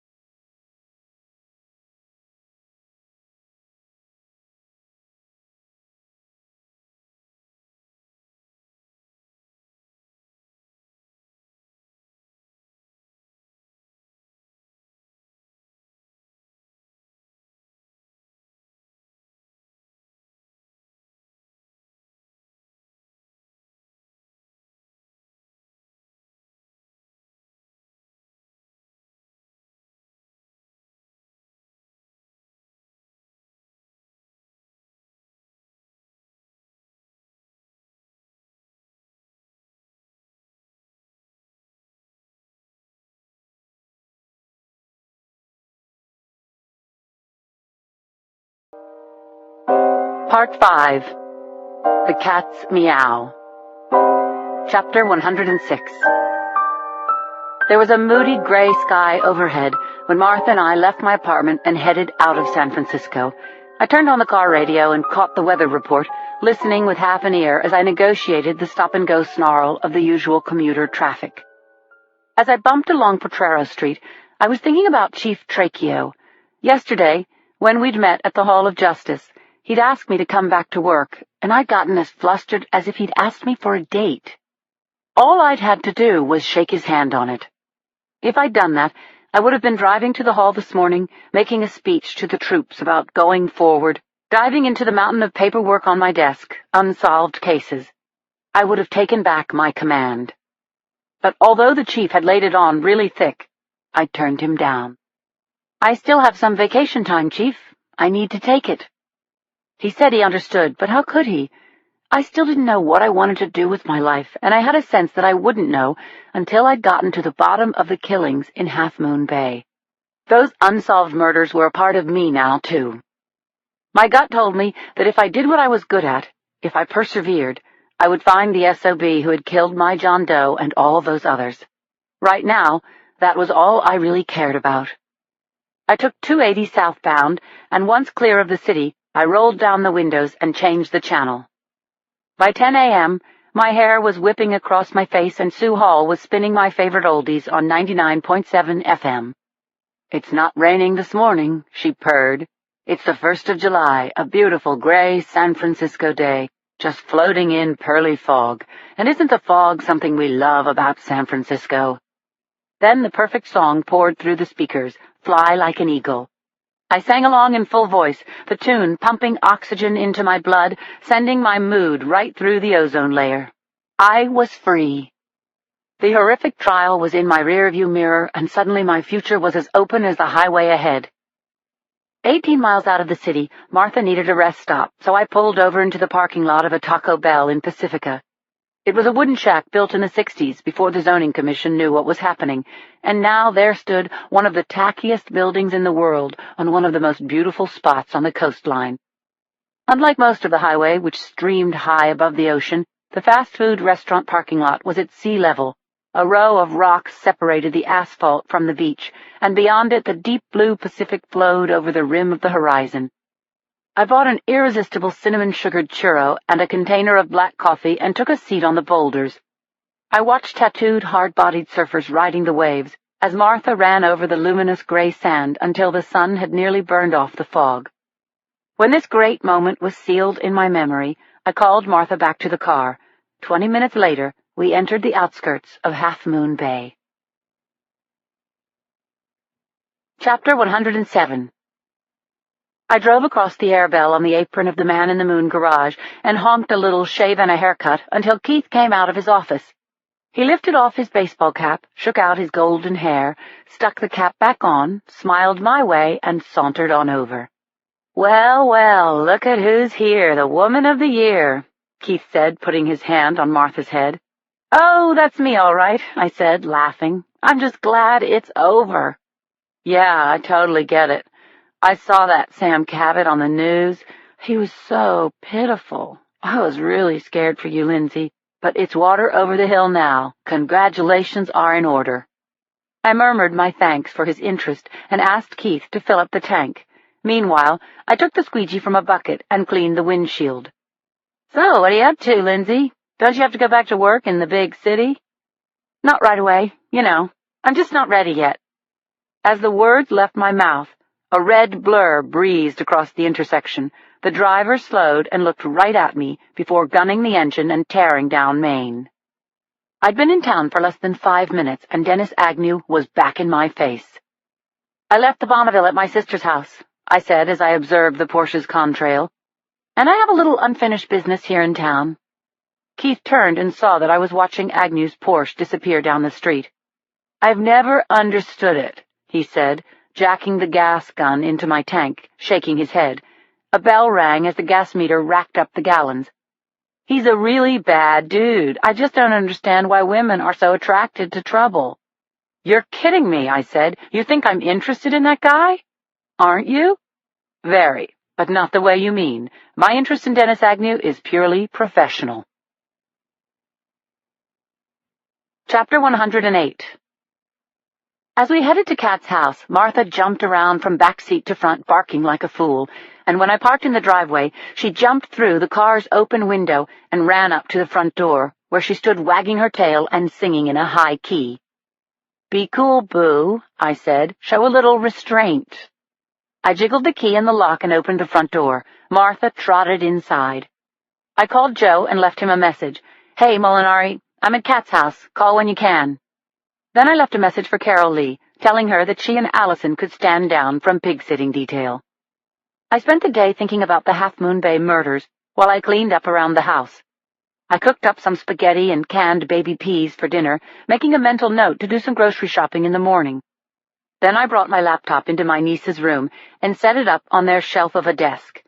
I noticed that the sweet potato vines had sent another couple inches across the windowsill, but the notes Joe and I had tacked up on the girls' corkboard were unchanged.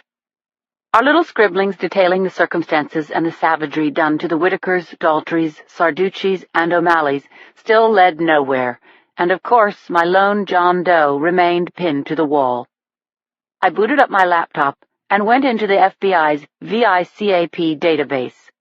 The Violent Criminal Apprehension Program was a national website with one purpose: to help law enforcement agents link up scattered bits of intel related to serial homicides. The site had a kick-ass search engine, and new information was always being plugged in by cops around the country. Now I typed in keywords that might make the tumblers spin, some answers fall into place.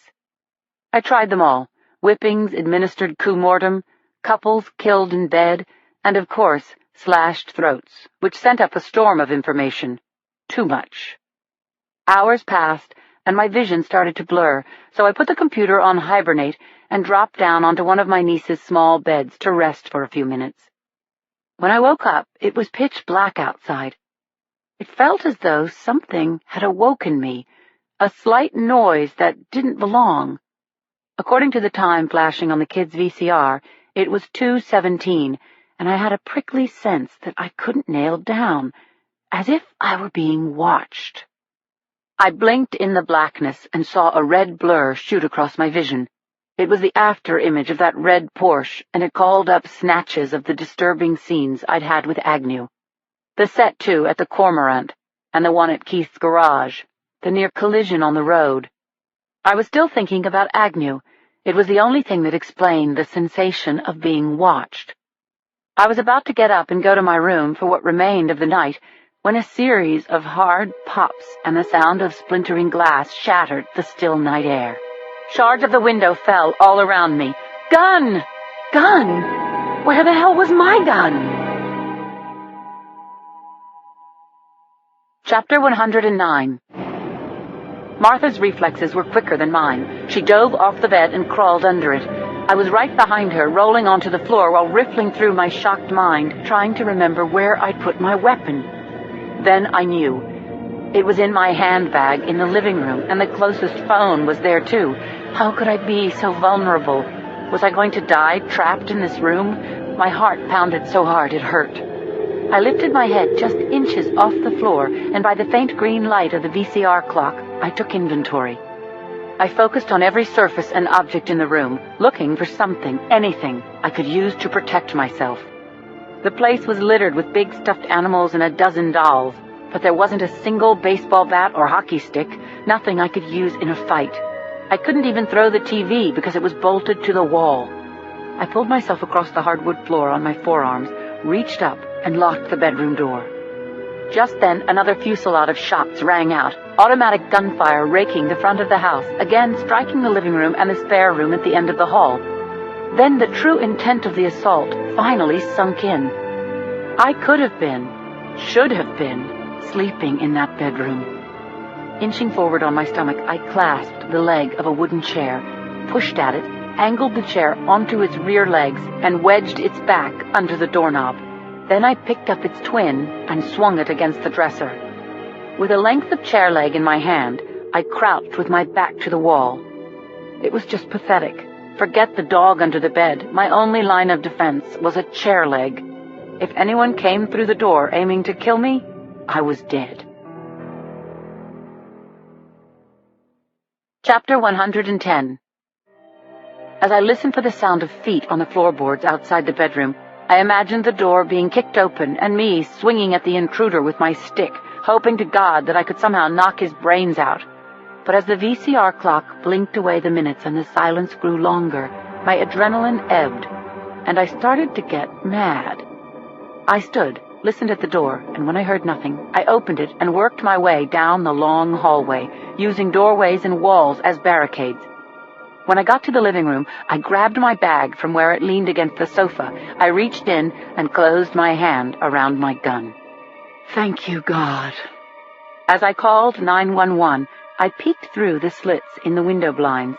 The street looked empty, but I thought I saw something glinting on the front lawn. What was it? I told the dispatcher my name, rank, and shield number, and that shots had been fired at 265 Seaview. Anyone hurt? No, I'm fine, but call Chief Stark on this. It's already been called in, Lieutenant. The cavalry is on the way. Chapter 111. I heard sirens and saw flashing lights approaching Seaview. As the first cruiser arrived, I opened the front door, and Martha bolted past me. She ran over to the snake-like object that was lying in the moonlight. She gave it a sniff. Martha, what have you found? What is it, girl? I hunkered down beside Martha when Chief Peter Stark got out of his squad car. He walked over with his flashlight and knelt down next to me. You okay? Yep, I'm good. Is that what I think it is? He asked. Together, we looked at a man's belt. It was about 36 inches long and an inch wide, narrow brown leather with a squared, dull silver buckle. It was an ordinary belt. Probably half the people in the state had one like it in their closet somewhere. But this particular belt seemed to have some brownish-red stains on the metalwork. Wouldn't it be grand, I said, refusing to dwell on the terror of the last few minutes, how those shots had surely been meant for me. Wouldn't it be something, I said to Chief Stark, if this belt was evidence? Chapter 112. 3 squad cars had pulled up to the curb. Radios sputtered and crackled, and all along Seaview, lights went on in houses, and people came out onto their doorsteps, wearing PJs and robes, T-shirts and shorts, hair standing up, fear overriding the lines in their sleep-creased faces. Kat's front yard was lit by headlights, and as the cops exited their cars, they conferred with the chief and spread out. A couple of uniforms started collecting shell casings, and a pair of detectives began to canvass the neighbors. I took Stark into the house, and together we examined the shattered windows, the splintered furniture, and the bullet-pocked headboard in what should have been my bedroom. Any thoughts on who did this? Stark asked me. None, I said. My car's in the driveway where anyone can see it, but I didn't let anyone know I'd be in town. And why are you here, Lieutenant? I was considering the best way to answer that when I heard Allison and Carol Lee calling out my name. A young cop with ruddy, protruding ears came to the threshold and told Stark that I had visitors. They can't come in here, Stark said. Jesus Christ, is someone roping off the street? The uniformed cop's face colored completely as he shook his head no. Why the hell not? Number 1, stabilize the scene. Get on it. I followed the patrolman as far as the front step, where Carol Lee and Allison grabbed me in a much-needed 2-tier hug. One of my kids monitors the police band, Carol Lee said. I got over here as soon as I heard. Oh, my God, Lindsay, your arms! I glanced down. Broken glass had made a few cuts in my forearms, and blood had streaked down and stained my shirt. It looked a lot worse than it was. I'm fine, I told Carol Lee. Just a few scratches, I'm sure. You don't plan to stay here, do you, Lindsay? Because that's crazy, Carol Lee said, her face showing how mad she was and how scared. I've got plenty of room for you at the house. Good idea, Stark said, coming up behind me. Go with your nice friend. I've got calls into the CSU techs, and they're going to be prying slugs out of your walls and combing the place for the rest of the night. That's fine, but I'll be okay here, I told him. This is my sister's house. I'm not going to leave. All right, but don't forget that this is our case, Lieutenant. You're still out of your jurisdiction. Don't go all cowgirl on us, okay? Go all cowgirl? Who do you think you're talking to? Look, I'm sorry, but someone just tried to kill you." "Thanks, I got that." The chief patted down his hair out of habit. "I'll keep a patrol car posted in the driveway tonight, maybe longer." As I said goodbye to Carol Lee and Allison, the chief went to his car and returned with a paper bag. He was using a ballpoint pen to lift the belt into the bag as I wrapped my dignity tightly around myself and closed the front door. I went to bed, but of course I couldn't sleep. Cops were coming and going through the house, slamming doors and laughing, and besides, my mind was spinning. I stroked Martha's head absently as she shivered beside me. Someone had shut up this house and left a calling card. Was it a warning to stay away from Half Moon Bay? Or had the shooter really tried to kill me? What would happen when I turned up alive? Chapter 113. A sunbeam slipped through the window at an unaccustomed angle and pried my eyes open. I saw blue wallpaper, a picture of my mother over the dresser, and it all came together. I was in Kat's bed, because at 2 a.m. bullets had thudded through the house, plugging the headboard in the spare room inches above where my head would have been. Martha pushed her wet nose at my hand until I swung my feet out of bed. I pulled on some of Kat's clothes, a faded pair of jeans, and a coral-colored blouse with a deep ruffled neckline, not my color and definitely not my style. I ran a comb through my hair, brushed my teeth, and stepped out into the living room. The CSU techs were still digging bullets out of the wall, so I made coffee and toast for everyone and asked pointed questions that yielded the basic facts. 12 38mm shots had been fired, evenly distributed through the living room and spare bedroom, one through the kids' small, high window. The shells and casings had been bagged and tagged, the holes had been photographed, and the forensic team was wrapping up. In an hour, the whole kit and caboodle would be sent to the lab. "You doing okay, Lieutenant?" asked one of the techs, a tall, 30-ish guy with big hazel eyes and a toothy smile. I looked around at the destruction, the glass and plaster dust over everything. "No, I'm not. This makes me sick," I said. "I've got to sweep up, get the windows fixed, do something about this mess." "I'm Artie, by the way," the tech said, stretching out his hand. "Nice to meet you," I said, shaking it. "My Uncle Chris has a Disaster Master franchise. You want me to call him? He can get this place cleaned up like pronto. I mean, you'll go to the head of the line, Lieutenant. You're one of us." I thanked Artie and took him up on his offer. Then I grabbed my handbag and took Martha out the back way. I fed Miss Piggy, then circled around to the patrol car in the driveway and ducked my head to window level. "Noonan, right?" "Yes, ma'am." "Still on duty?" "Yes, ma'am. "We'll be here for a while. The whole squad is watching out for you, Lieutenant. The chief and all of us. This really stinks." "I appreciate the concern." And I did. Harsh daylight only made the shooting more real. Someone had either driven down this sweet suburban street, firing from an open car window, or had the audacity to stand here on the sidewalk and let it rip. I was unnerved, and until I got my composure back, I had to get away from here. I jingled my car keys so that Martha flattened her ears and nearly wagged her tail off. "We need groceries," I said to her. "What do you say we take to Bonneville on a shakedown cruise?" Chapter 114. Martha jumped onto the bench-style front seat of the big gold boat. I strapped in and turned the key. The engine caught on the second try, and I pointed the Bonneville's aristocratic nose toward town. I was going to the gourmet grocer on Main Street, but as I made my way along the cross-hatched streets of Kat's neighborhood, I became gradually aware of a blue Taurus sedan in my rear-view mirror. It seemed to be deliberately lagging behind me, but keeping up all the same. That creepy feeling of being watched tickled my spine again. Was I being tailed? Or was I in such a state I just kept seeing myself as a pop-up figure in a shooting gallery? I took Magnolia across the highway and onto Main, where I whizzed past all the little shops, the music hut, the Moon News, the feed and fuel store. I wanted to convince myself that I was just being skittish, but damn, if I lost that Taurus for a block or two, it was behind me at the next turn. "Hang on tight. We're going for a ride," I said to Martha, who was smiling broadly into the wind. Toward the end of Maine, I hooked a right onto Route 92, Half Moon Bay's umbilical cord to the rest of California. Traffic was going fast on this winding two-laner, and I merged into a bumper-to-bumper chain of cars going 50. The double yellow line went the distance, a full 5 miles of no passing lane, as 92 crossed the reservoir and linked up with the freeway. I drove on, dimly aware of the hillside of scrubby trees and chaparral on my left, and the 20-foot drop a few feet from the right side of my car. 3 cars behind, the blue sedan kept me in sight. I wasn't crazy. I had a tail. Was it a scare tactic? Or was the shooter inside that car waiting for an opportunity for a clear hit?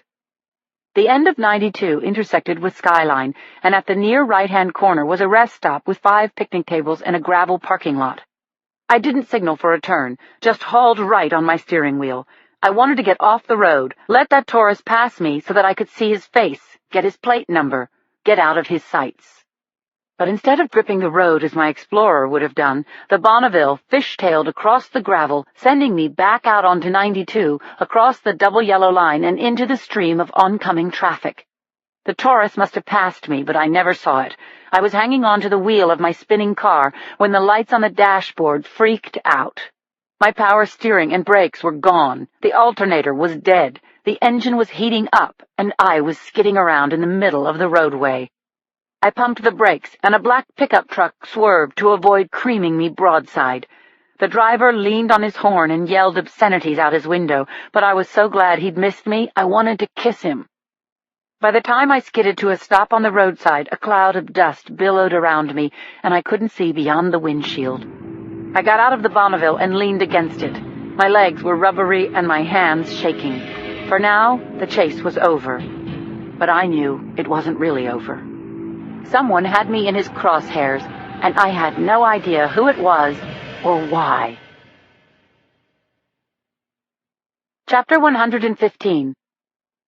I phoned the Man in the Moon garage on my cell phone and got Keith's answering machine. "Keith, I'm in a little jam. It's Lindsay. Please pick up." When Keith answered, I gave him my coordinates. 20 minutes felt like an hour before he pulled up in his jouncing tow truck. He hooked up the Bonneville for her ignominious return home, and I climbed up into the passenger side of the cab. "It's a luxury car, Lindsay," Keith chastised me. "You're not supposed to do loop-to-loops with this thing. It's more than 20 years old, for God's sake." I know.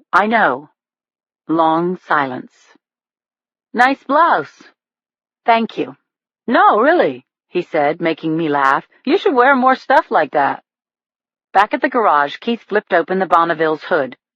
"Ha! Your fan belt snapped," he said. "Ha! I know that." "Did you know that in a pinch you could fix this with a length of pantyhose?" "Yes, I did, but strange as it may seem, I didn't have any tights in my roadside emergency kit." "I have an idea. Why don't I buy this car back from you? Give you $100 more than you paid me." "I'll think about it." "No." Keith laughed and said he'd drive me home, and I had to accept his offer. Since he was going to find out anyway, I told Keith what I hadn't told my girlfriends, hadn't even told Joe yet. I told him about the gunfire the night before. "And now you think someone's following you? Why don't you go home, Lindsay? Seriously. Because I can't turn this murder case loose. Not now, especially since someone threw a dozen rounds at my sister's house." Keith gave me a sorry look, tugged on the bill of his giant's cap, handily negotiated the turns in the road. "Anyone ever call you stubborn?" "Sure. It's considered a good trait in a cop." I understood what he was getting at. I no longer knew whether I was being intrepid or stupid. But I wasn't yet ready to make the call. Chapter 116. When Keith and I pulled up in front of Kat's house, the driveway was full. The Explorer, a patrol car, a glazer's truck bearing the legend, "We Do Windows," and a big metallic blue van with Disaster Master decals on the doors. I thanked Keith for the lift, and with Martha trotting behind me, I went inside the house, where I found a big man with a little mustache and a horseshoe of dark hair around his head, vacuuming the sofa. He turned off his power vac, and the aforementioned Uncle Chris and I exchanged introductions. "Bunch of snoopy reporters showed up," he said. "I told them you moved out until the house was put back together, okay?" "Perfect. Brilliant. And Chief Stark was here a few minutes ago. Said to call him when you could." I ignored the 47 messages blinking on the answering machine and called the station from the kitchen phone. I got the duty officer. "The chief's in an interview," she said. "Can he call you back?" "I really wish he would." "I'll see to it, Lieutenant." I hung up and walked down the hall to my niece's room. The blankets were still on the floor, a window was shattered, and one of those sweet potato vines was drying up on the floor. I'd dented the dresser really good when I bashed the chair against it, and the whole room full of stuffed animals seemed to rebuke me. "What if the kids had been here? What then, Lindsay?" I dragged the unbroken chair over to the corkboard, sat down, and stared at my notations on the murders. My eyes went right to the thing that disturbed me most. Sometimes the most telling facts hide in plain sight until you're ready to see them. I had tunnel vision now, on the peepholes in the O'Malley's closet. I changed my clothes and put Martha outside with Penelope. "You two play nice." Then I carefully angled the Explorer around the Glazer's truck and out to the street. I drove back into town. Chapter 117. The watcher took the blue Taurus north on 280, sticking to the freeway through Hillsborough. His thoughts were varied, but most of them centered on Lindsay Boxer. Thinking about Lindsay gave the watcher a complex set of feelings. He was kind of weirdly proud of her, the way she kept surviving, kept snapping back, the way she refused to back off, stand down, go back to where she came from. But it was bad news that she insisted on being their problem, bad news for her. When it came right down to it, they didn't want to kill her. Killing a cop, especially this particular cop, would mean an all-out manhunt. The whole SFPD would spill out of the city and work her murder, maybe the FBI, too. The watcher slowed at the exit sign for Trousdale Drive. Then his sturdy little car glided down the off-ramp. A mile and a half later, he turned right at the huge Peninsula Hospital and right again onto the Camino Real, heading south. He found an Exxon station 2 blocks down the road and went inside the attached mini-mart. He wandered around for a few minutes, picking up a few small things, a bottle of spring water, a Cliff Bar, a newspaper. He paid the busty teenage girl at the cash register $4.20 for his purchases and another $20 for gas. As he left the store, he unfolded the morning paper and saw the story on page 1. Gunshots ripped through detective's house.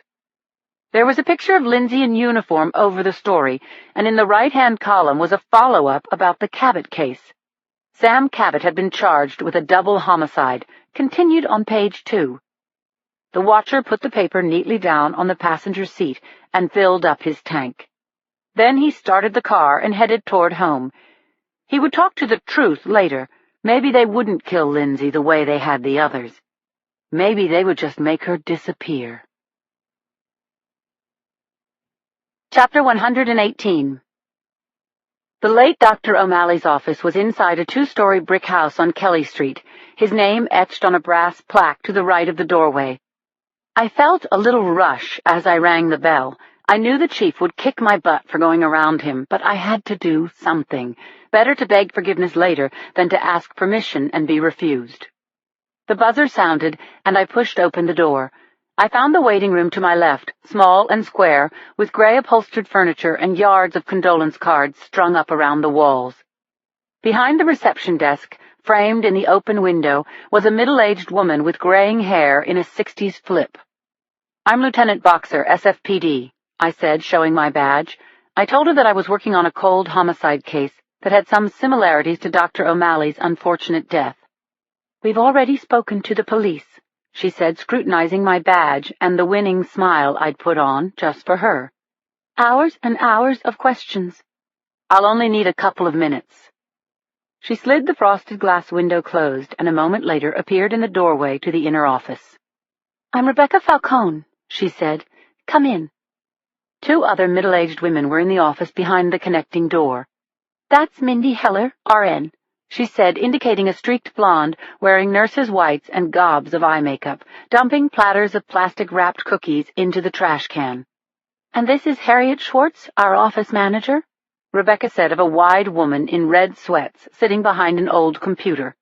"We've all been with Dr. Ben since before the flood." I shook hands and repeated my name and why I was there. "I'm sorry for your loss," I said.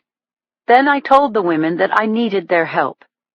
"Anything you can do to shed some light." "You want the truth?" said Harriet Schwartz. She turned away from the computer, leaned back in her chair, and warmed to her memories. "He was like a Picasso drawing, a bunch of lines, and from looking at those, you deduce a person.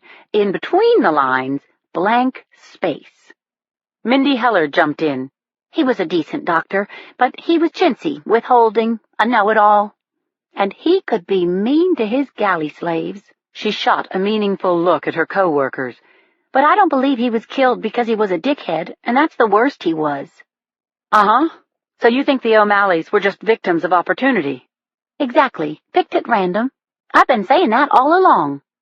I asked if any of the other murder victims had been patients of Dr. O'Malley's, and I was shut right down. "You know we can't divulge that without a warrant," said Ms. Heller.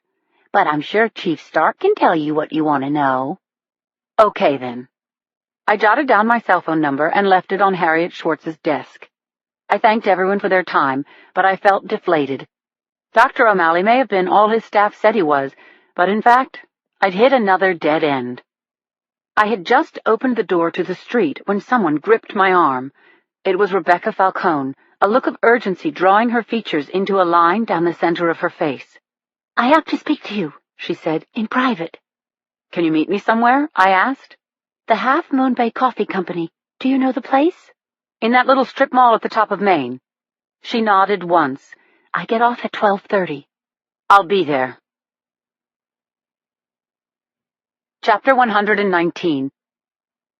Our knees almost touched under the small table at the back of the restaurant near the restrooms. We had salads and coffee in front of us, but Rebecca wasn't eating, and she wasn't yet ready to talk. She pulled on the little gold cross hanging from a chain around her neck, sliding it back and forth. I thought I understood her conflict. She wanted to be the one to tell the real information, but at the same time, she didn't want to blow the whistle where her friends could hear it. "I don't know anything, understand?" Rebecca said at last. "And I certainly don't know anything about the murders, but Ben was under some kind of shadow lately." "Can you elaborate, Rebecca?" "Well, he was unusually moody. Snapped at a couple of his patients, which, let me tell you, was rare. When I asked him what was going on, he denied that he was having problems." "You knew Lauralee?" "Sure, they met at church, and frankly, I was surprised Ben married her. I think he was lonely, and she looked up to him." Rebecca sighed. "Lauralee was pretty simple. She was a childlike woman who liked to shop. No one hated her." "Interesting observation," I said, and that was all the encouragement Rebecca needed to say what she had wanted to say all along. She looked as though she were standing on the edge of a diving board and the pool was far, far below. She took a breath and dove. "Did you know about the first Mrs. O'Malley?" she asked me. "Did you know that Sandra O'Malley killed herself? Hanged herself in her own garage." Chapter 120. I felt that peculiar crawly feeling at my hairline that often presaged a breakthrough. "Yes," I said. "I read that Sandra O'Malley committed suicide. What do you know about it?" "It was so unexpected," Rebecca said. "No one knew. I didn't know she was so depressed." "So why do you think she took her own life?" Rebecca forked her Caesar salad around on her plate, finally putting the utensil down without eating a bite. "I never found out," she said. "Ben wasn't talking, but if I had to guess, I'd say that he was abusing her." "Abusing her how?" "Humiliating her, treating her like she was nothing. When I heard him talk to her, I'd cringe." She made the gesture now, pulling her shoulders up, lowering her chin. "Did she complain about it?" "No, Sandra wouldn't have done that. She was so compliant, so nice. She didn't even squawk when he started having an affair." The wheels inside my head were sure turning, but they weren't getting traction yet. Rebecca pursed her lips with distaste.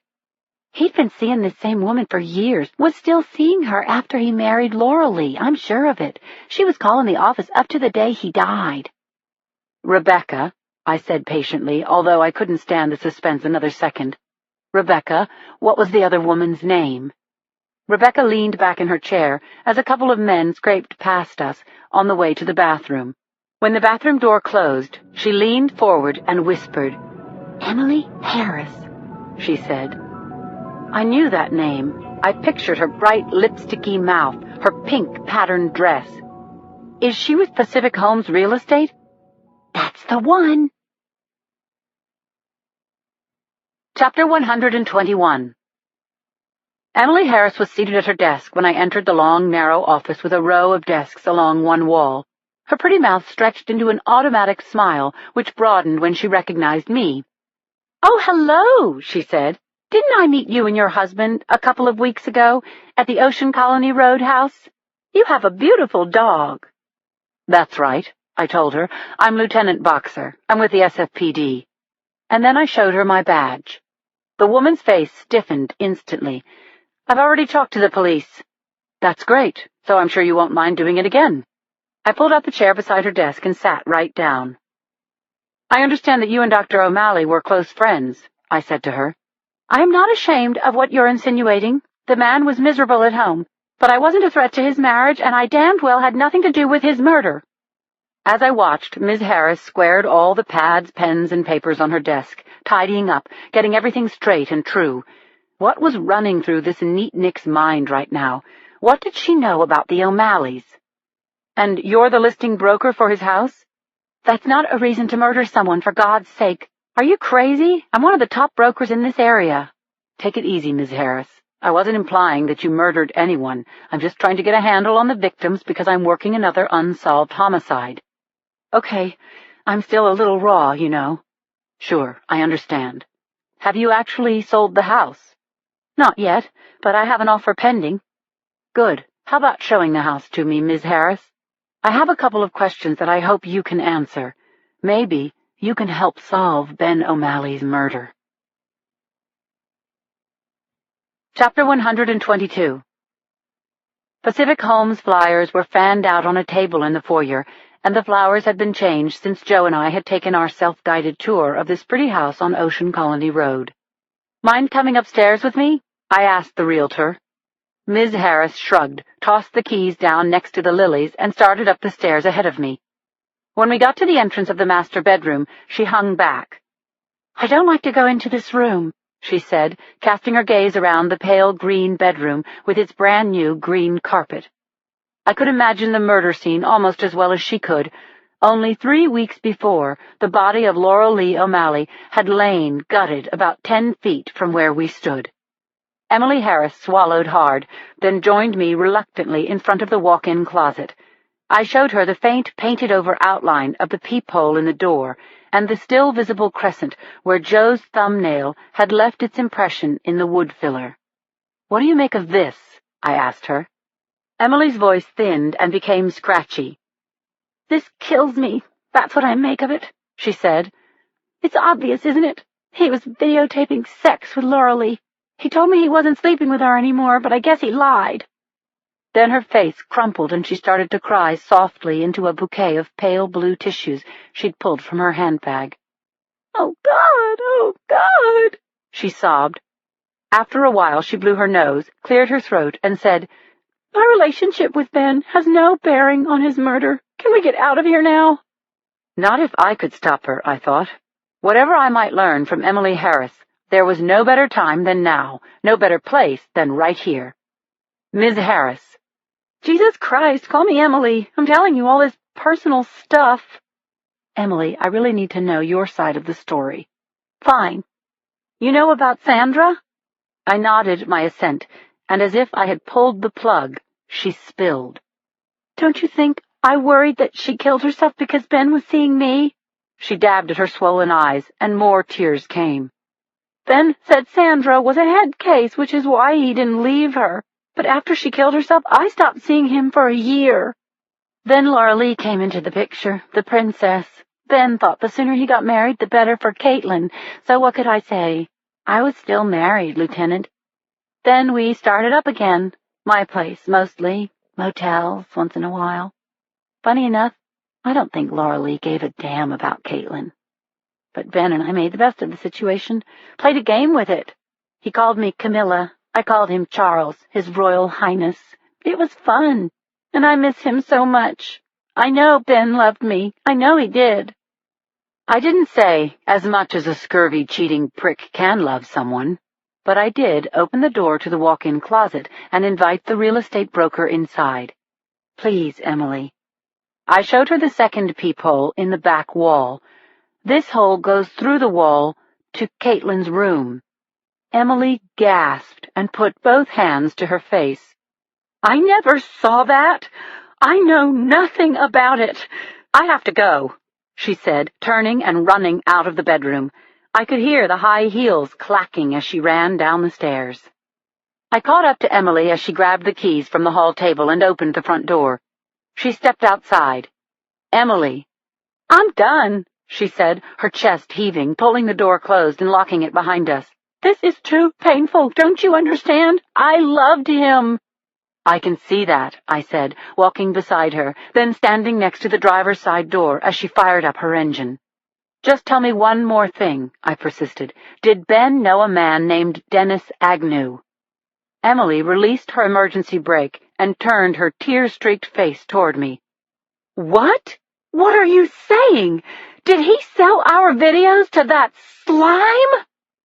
Emily didn't wait for an answer. She yanked on the steering wheel and jammed down the accelerator. I'll take that as a yes, I said to the retreating Cadillac. Chapter 123.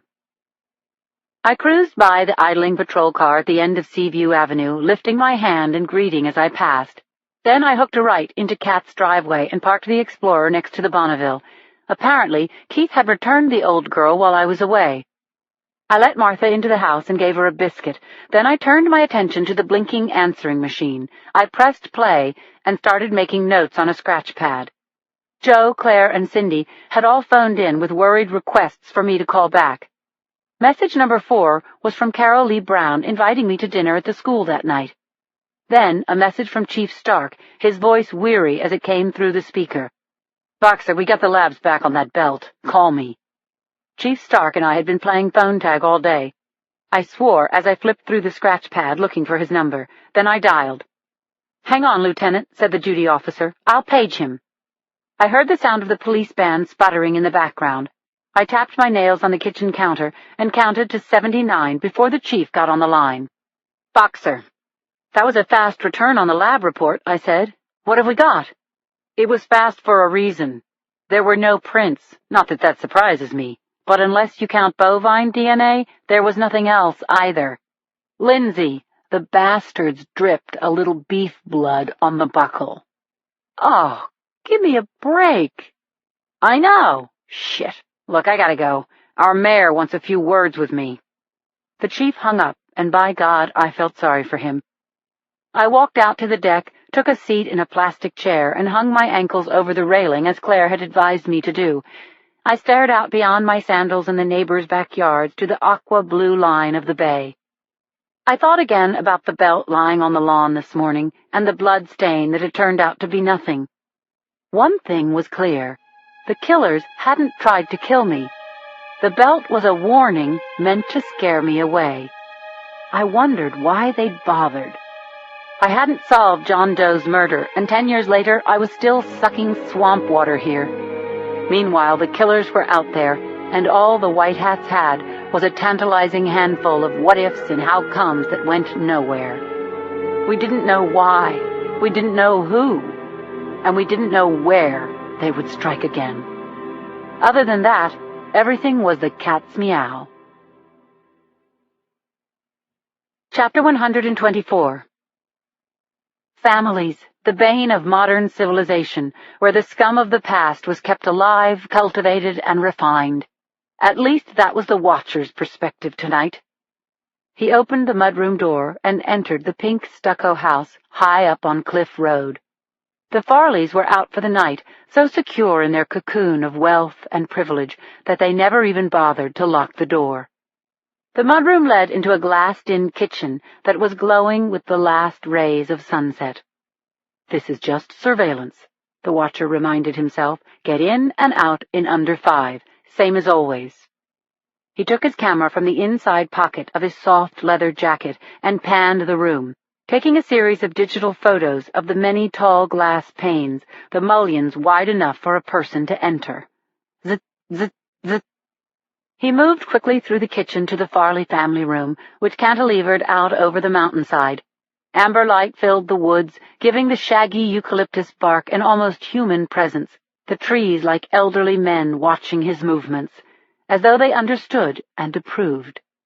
Just surveillance, he told himself again. Things were too complex, too hot right now to go forward with their plans.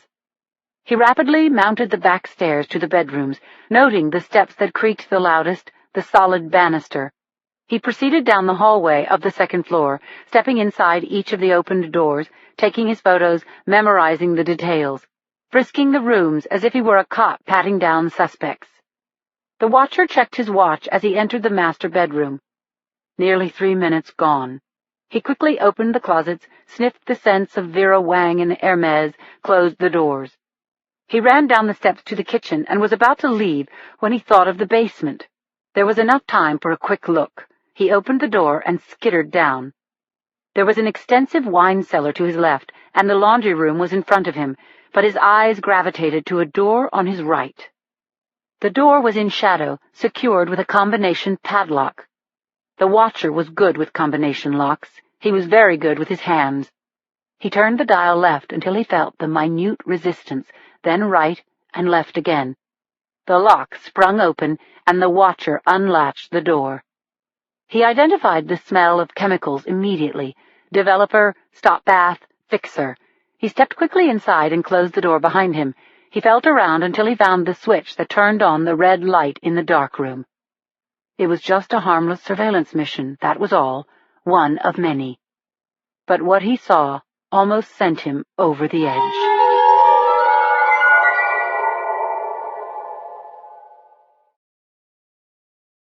Chapter 125. Marinara sauce was in the air as I came up the walk to Carol Lee's Victorian live-in schoolhouse. I shielded my eyes against the last rays of sun flashing off the many-paned windows and dropped the brass knocker on the big front door. A dark-skinned boy of about 12 opened up and said, "Greetings, police lady." "You're Eddie, right?" "Ready, Eddie," he said, grinning. "How'd you know that?" "I've got a pretty good memory," I told him. "That's good, since you're a cop." A cheer went up as I entered the mess hall, a large, open and airy dining room facing the highway. Carol Lee gave me a hug and told me to sit at the head of the table. "That's the honored guest spot," she said. With Allison grabbing the chair to my left and Fern, a small red-haired girl, fighting for the chair to my right, I felt welcomed and at home in this huge family. Bowls of spaghetti and a tub of salad with oil and vinegar journeyed around the table, and chunks of Italian bread flew across it, even as the kids pelted me with questions and riddles, which I fielded and occasionally aced. "When I grow up," Ali whispered, "I want to be just like you." "You know what I want? When you grow up, I want you to be exactly like you."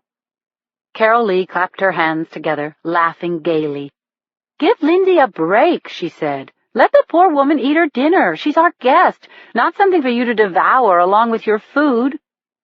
As she got up to bring a liter of cola from the sideboard, Carol Lee put her hand on my shoulder and leaned down to say, "Do you mind? They love you." "I love them, too." When the dishes were cleared and the children had gone upstairs for their study hour, Carol Lee and I took our coffee mugs out to the screened-in porch facing the playground. We sat in matching rockers and listened to the crickets singing in the darkening night. It was good to have a friend in town, and I felt especially close to Carol Lee that night. "Any news on whoever shot up Kat's house?" Carol Lee asked, concern edging into her voice. "Nope, but you remember that guy we had a run-in with at the Cormorant?" "Dennis Agnew?" "Yeah, he's been harassing me, Carol Lee, and the chief isn't making a secret of the fact that he likes Agnew for the murders." Carol Lee looked surprised, even shocked. "Really? I'm having a hard time imagining that. I mean, he's a creep, all right," she said, pausing, "but I don't see him as a murderer." "Just what they said about Jeffrey Dahmer." I laughed. Then I drummed my fingers on the arm of the chair. Carol Lee crossed her arms over her chest, and I imagined we'd both gone inside our heads to think about killers in the wind. "It's pretty quiet here, huh?" said Carol Lee at last. "Remarkably. I love it. Hurry up and catch that maniac, okay?" "Listen, if you ever get nervous about anything, Carol Lee, even if you think it's just your imagination, call 911, then call me." "Sure, thanks, I will." After a moment of silence, Carol Lee said, "They always get caught eventually, don't they, Lindsay?" "Almost always," I answered, though that wasn't exactly the truth. The really smart ones not only didn't get caught, they weren't even noticed. Chapter 126. I had a rough night's sleep, riding my nightmares on a steeplechase of drive-by shootings and whipped corpses and faceless killers with no names. I awoke to a dismal gray morning, but Martha needed exercise, so I pulled on a tracksuit, my shoulder holster under my hoodie, and took off to the beach. Thunderheads were moving in from the west, bringing the sky so low to the bay that seabirds coasting through the clouds looked like airships in newsreels about the Second World War. I noticed a few hardy souls jogging or meandering far ahead and behind us, so I let Martha off her lead. She trotted after a little flock of plovers, making them scatter, and I headed south at a moderate clip. I'd only gone about a quarter of a mile when the rain started to fall. Soon the intermittent drops thickened, pock-marking the sand and firming my running surface. I turned to check on Martha, running backward long enough to see that she was right behind a man in a hooded yellow slicker, maybe 100 yards back. I put my face into the slanting rain and was hitting my stride when Martha's yipping bark grabbed my attention. She was nipping at the heels of the guy behind me. She was herding him. "Martha!" I shouted. "That'll do!" That was a command to return to my side, but Martha totally ignored me. Instead, she drove the guy at a right angle away from me, uphill toward the grassy tops of the dunes. That's when I realized that Martha wasn't fooling around with him. She was protecting me. Son of a bitch. I'd been followed again. Chapter 127. I yelled out, "Hey, stop running and she'll back off," but neither dog nor man paid any attention. Finally, I charged after them, but climbing the crumbling 20-foot-high incline was a little like running underwater. I bent low, clutched at the sand, and at last pulled myself up to the grassy plateau of the Francis Beach campground. But the driving rain plastered my hair to my face, and for a moment I was completely blind. In the time it took to drag the hair away from my eyes, I felt the situation slip out of control. I looked wildly around, but I couldn't even see the guy who'd been tailing me. Damn it, he'd gotten away again. "Martha!" Just then, a smear of yellow shot out from behind the restrooms, across my field of vision, with Martha still close on his heels. The guy kicked out at her, but failed to shake her off as they cut across the picnic grounds. I pulled out my 9 and yelled, "Freeze! Police!" But the man in the slicker veered around the picnic tables and sprinted toward a multi-hued pickup truck in the parking lot. Martha stayed on him, growling, grabbing onto his leg, keeping him from getting into his vehicle. I screamed "Police!" again, and I ran with my gun in front of me. "On your knees!" I shouted when I got within range. "Keep your hands where I can see them. Get down on your belly, mister. Do it now." The guy in the slicker did what I told him, and I approached quickly as the soaking rain pelted down on us. I pulled off his hood and placed my gun muzzle against the back of his neck. I recognized the yellow hair instantly, but I tried to deny what I saw. He lifted his face toward me, his eyes seeming to throw off sparks of fury. "Keith? What are you doing? What's going on?" Nothing. All I was doing was trying to warn you." "Is that so? Why didn't you call me?" I panted. My heart was pounding, ba-boom, ba-boom. My God, I had a loaded gun in my hand. Again. I kicked Keith's legs apart and patted him down, finding a 9-inch-long Buckmaster hunting knife in a leather sheath at his hip. I removed the fearsome knife and tossed it aside. This was getting worse by the second. "Did you say nothing?" "Lindsay, let me talk." "Me first," I said. "You're under arrest." "What for?" For carrying a concealed weapon, you have the right to remain silent. Anything you say can and will be used against you in a court of law.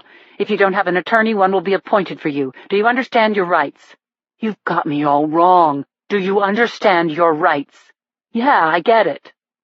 I fished inside my pocket for my cell phone. Keith twisted as if he were about to make a break for it. Martha bared her teeth. "Stay right where you are, Keith. I don't want to have to shoot you." Chapter 128. The three of us were in the box, the small gray-tiled interrogation room inside the police station. The chief had already told me that he had his doubts. He'd known Keith Howard for a dozen years as the man-in-the-moon auto mechanic with nothing more on his mind than a steady dollar and a well-tuned car. But the chief was going along with my instincts, thank God, because I'd seen a look in Keith's eyes that frankly scared the hell out of me. It was the same soulless look I'd seen on the faces of sociopaths before. I sat opposite Keith at the scarred metal table, both of us dripping rainwater, while Chief Stark leaned against the wall in a corner of the room. Behind the glass, other cops watched, hoping that I was right, that soon they'd have more to go on than a knife and a hunch. "I don't need a lawyer," he said, directing his pitch to me. "I was just following you. Girls always know when a guy likes them. You know that, so just tell them, okay?" "You mean you were stalking me?" I said. "That's your explanation?" "No, I was following you. Big difference, Lindsay."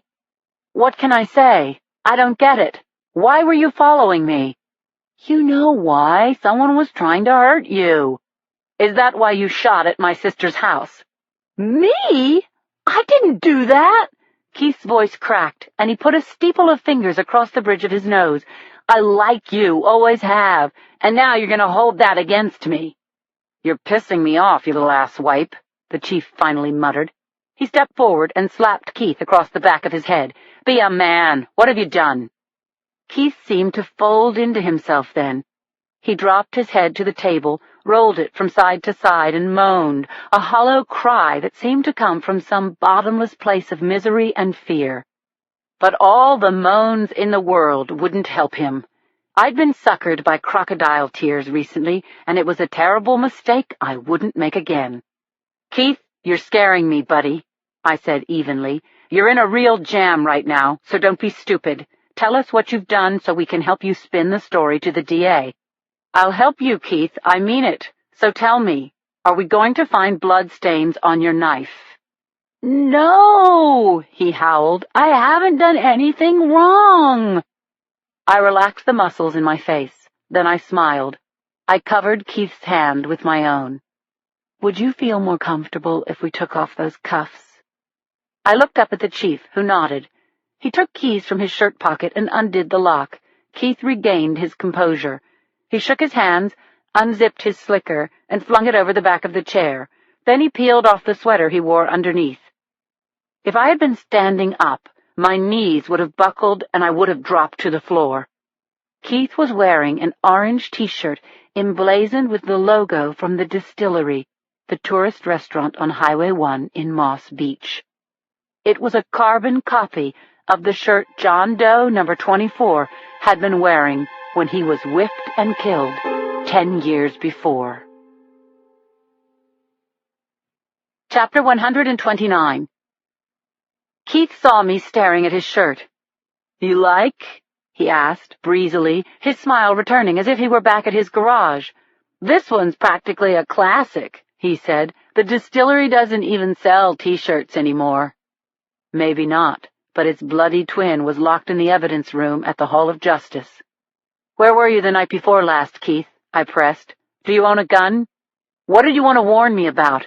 Tell me something I can believe."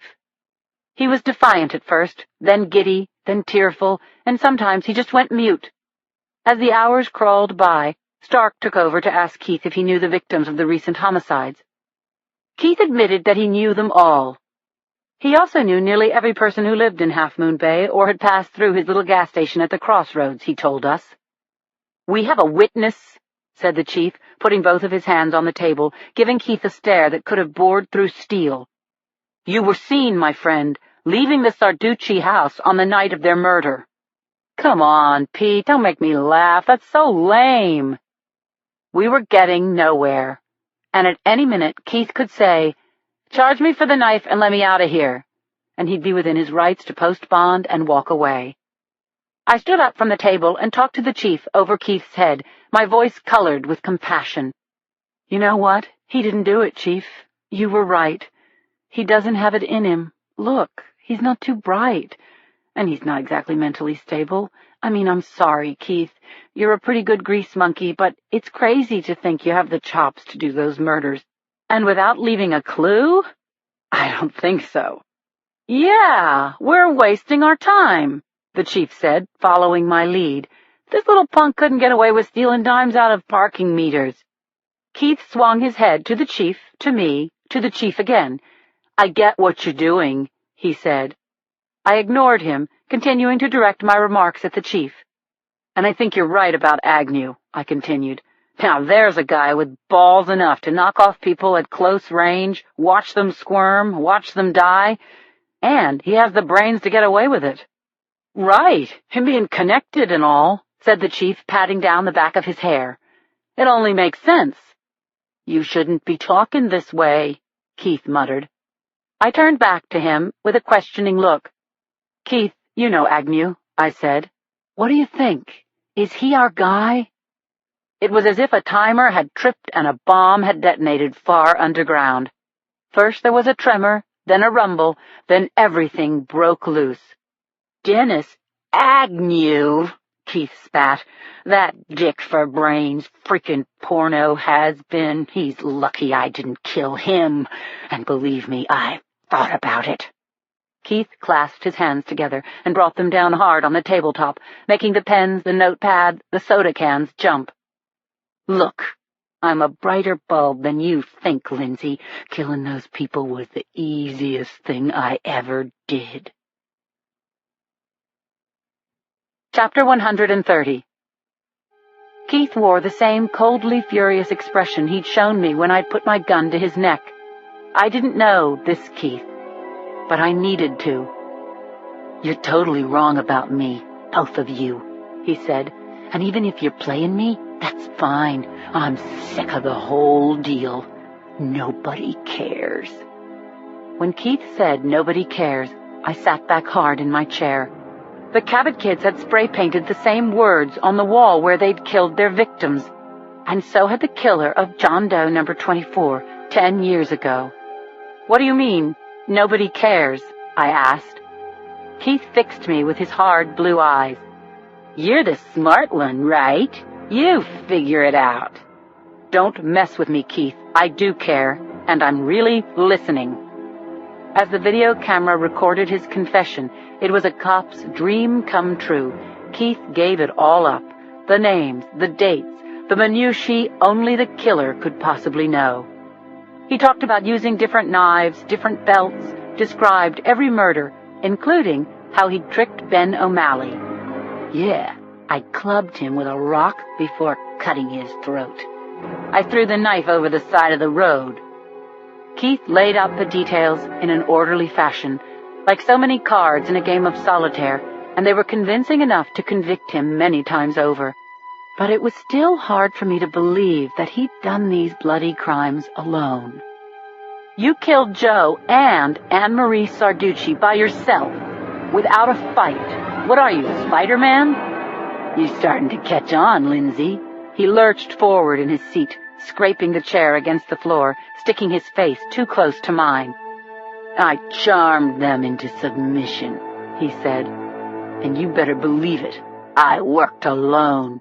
Spin that for the DA. Yeah, I'm Spider-Man." "But why? What did these people ever do to you?" Keith shook his head as if he pitied me. "You couldn't understand, Lindsay. Try me." "No," he said. "I'm through talking." And that was it. He ran his hands through his blonde hair, guzzled down the last of his classic Coke, and smiled pleasantly, as if he were taking a curtain call. I wanted to punch his face until he didn't look so smug anymore. All those people slaughtered, and it made no sense at all.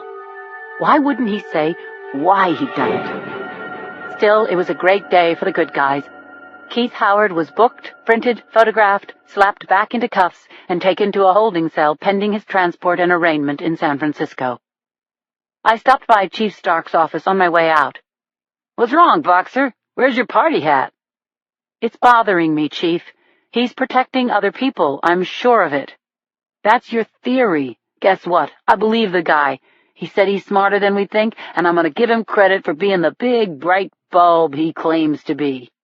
I gave the chief a tired smile. "Shit, Boxer, he confessed. Be happy. This goose is cooked. Let me be the first to congratulate you, Lieutenant. Great catch. Great interview. It's over now. Thank God. It's finally over." Chapter 131. The phone rang, yanking me out of a sleep so deep I thought I was in Kansas. I fumbled around in the dark for the receiver. "Who is this?" I croaked. "It's me, Lindsay. Sorry to call so early." "Joe!" I pulled the clock toward me. It read 5:15 in bright red numbers. I felt a jolt of alarm. "Are you okay? What's wrong?" "Everything's fine with me," he said, his voice calm, warming, sexy. "There's a crowd outside your house, though." "You're picking that up by GPS?" "No, I just turned on the TV." "Hold on," I said. I stepped across the room and pulled up a corner of the window shade. A couple of reporters had set up on the lawn, and camera crews were stringing cables out to satellite vans that curved around the road like Conestoga wagons. "I see them now," I said, getting back under the covers. "They've got me surrounded. Shit." I snuggled back down into the bedding, and with the phone tucked between my face and my pillow, Joe felt so close he could have been in the same time zone. We talked for a good 20 minutes, made plans to get together when I got back to the city, and winged some kisses across the phone line. Then I got out of bed, threw on some clothes and a little makeup, and stepped outside Kat's front door. Reporters converged and pushed a posy of mics up to my chin. I blinked in the morning light, saying only, "Sorry to disappoint you guys, but I can't comment, you know. This is Chief Stark's case, and you'll have to talk to him. That's all, folks." I stepped back inside the house, smiled to myself, and closed the door on the fusillade of questions and the echoing sound of my name. I threw the bolt and turned off the phone's ringer. I was taking down my crime notes from the kids' corkboard when Cindy and Claire rang in with a conference call to my cell phone. "It's over," I told them, repeating what the chief had said. "At least that's what I've been told." "What's really going on, Lindsay?" my intuitive, highly skeptical friend Cindy asked. "Boy, you're smart." "Uh-huh. So what's the deal?" "Off the record. The kid's really proud of himself for getting into the Psycho Killer Hall of Fame, and I'm not sure he's totally earned it." "Did he confess to the John Doe killing?" Claire asked. "There you go, Butterfly," I said. "Another smarty." "Well?" "No, he did not." "So where do you come out?" "I don't know what to believe, Claire. I really thought whoever killed these people also killed John Doe. Maybe I was wrong." Chapter 132. It was a rare place for me to be. I was sitting in the back seat of a patrol car with Martha. I rolled down the window, undid the buttons on my blazer, and took in the excitement that was building on Main Street. A marching band tuned up on a side street where Boy Scouts and firefighters were dressing flatbed trucks as floats. Men on ladders hung banners across the roadway, and flags flew from light posts. I could almost smell the hot dogs grilling. It was the 4th of July. My new buddy, Officer Noonan, led us out in front of the police station, where Chief Stark was standing before a crowd of bystanders and reporters 6 deep. As I made my way through the crowd, Mayor Tom Heffernan came out of the station house wearing khaki shorts, a polo shirt, and a fishing hat covering his bald spot. He shook my hand and said, "I hope you'll spend all of your vacations in Half Moon Bay, Lieutenant." Then he tapped on a microphone and the crowd quieted down. "Everyone, thanks for coming. This is truly Independence Day," he said, a tremor cracking his voice. "We're free to resume our lives." He put up his hand to quell the applause. "I give you our Chief of Police, Peter Stark." The chief was in full uniform, complete with brass buttons, shiny badge, and gun. As he shook hands with the mayor, the corners of his mouth turned up, and yes, he smiled. Then he cleared his throat and bent over the mic. "We have a suspect in custody, and he has confessed to the murders that have terrorized the residents of Half Moon Bay." A cheer went up into the morning mist, and some people broke down and wept with relief. A little boy brought a lit sparkler up to the platform and handed it to the chief. "Thank you, Ryan. This is my boy," he said to the crowd, his voice choking up. "You hang on to that, okay?" The chief pulled the child next to him, kept his hand on his son's shoulder as he went on with his speech. He said that the police had done their job, that the rest was up to the DA and the justice system. Then he thanked me for being an invaluable resource to this police department, and to more and wilder cheers, he handed a brass medal on a ribbon to his son. A patrolman held the boy's sparkler while Ryan hung the medal around Martha's neck, her first commendation. "Good dog," said the chief. Stark then credited every officer in his command and the state police for all they had done to stop this one-man crime wave that took the lives of innocent citizens. As for me, by bringing in the killer, I'd gotten back into my own good graces. I was still a damned good cop. But even as I basked in the moment, I had to fight down a disturbing thought. It was like the little boy who was waving his sparkler and pulling on his father's sleeve and demanding attention. It was a thought like that. What if the one-man crime wave didn't stop?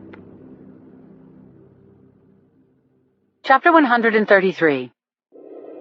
That night, fireworks exploded with incessant booms and rapid fire cracks over Pillar Point and bloomed in the sky. I put a pillow over my head, but it didn't block the noise worth a damn. My hero dog was squashed way under the bed, her back against the wall. "It's nothing, Boo. It'll be over soon. Chin up." I fell asleep, only to be jolted out of it by the metallic rattle of a key in the lock. Martha heard it too, and streaked out of the bedroom toward the front door, barking sharply. Someone was coming through the door. It all happened so fast. I wrapped my hand around my gun, took off the safety, lowered myself from the bed to the rag carpet, and with my pulse hammering, I crept toward the front room. I was touching the walls, counting the doorways between my room and the living room, my heart in my throat, when I saw the shadowy figure coming into the house. I went into a crouch, clasped my piece with both hands in front of me, and yelled, "Put your fucking hands where I can see them! Do it, now!" There was a shrill scream. Moonlight pouring in from the open doorway lit my sister's terrified face. The small child she was carrying in her arms screamed along with her. I almost screamed myself. I stood up, dropped the hammer, and let my gun hand fall to my side. "Cat, it's me. I'm so sorry. That'll do, Martha. That'll do." "Lindsay?" Cat came toward me, adjusting Meredith in her arms. "Is that gun loaded?" Bridget, only 6, trailed behind my sister. She pressed a floppy, stuffed animal over her face and broke into a piercing wail. My hands were shaking and the blood was pounding in my ears. Oh my God, I could have shot my sister. Chapter 134. I put the gun down on a table and grabbed Cat and Meredith into one fierce hug. "I'm sorry," I said. "I'm so sorry." "I called and called," Cat said into the crook of my shoulder. Then she pulled away from me. "Don't arrest me, okay?" I picked Bridget up and wrapped her in a hug, kissed her damp cheek, held her dear head with my hand. "Martha and I didn't mean to scare you, honey." "Are you staying with us, Aunt Lindsay?" "Just for the night, sweetie." Cat turned on a light and looked around at the spackled bullet holes in the wall. "You didn't pick up," Cat said, "and the answering machine said it was full." "It was full of reporters," I told her, my heart still galloping. "Please forgive me for scaring the crap out of you." Cat reached out with her free arm and hooked my head toward her. She gave my cheek a light smack. "You're a damned scary cop, you know." I walked with Cat and the girls to their room, where we calmed ourselves as well as the sniffling children. We got them into their pajamas and tucked into their beds. "I've been listening to the news," Kat said as she closed the door to the girls' room behind us. "Is it true? You caught the guy and it turns out to be Keith? I know Keith. I liked him." "Yeah, I liked him too." "And what's that car in the driveway? It looks like Uncle Doogie's car." "I know. It's a present for you." "Come on. Really?" "A house gift, Kat. I want you to have it." I hugged my sister again really hard. I wanted to say, "Everything's fine now, we got the bastard," but instead I said, "We'll go for a test drive tomorrow." I said goodnight, took Martha down the hall, and opened the bedroom door. I switched on the light and froze in the doorway. Actually, I almost screamed again. Chapter 135. Carol Lee's little girl, Allison, was sitting on my bed. That was alarming enough, but how she looked alarmed me more. Allie was barefoot, wearing a thin eyelet nightgown, and she was crying her heart out. I put down my gun and went to her, dropped to my knees, and grabbed her little shoulders. "Allie? Allie, what's wrong? What's wrong?"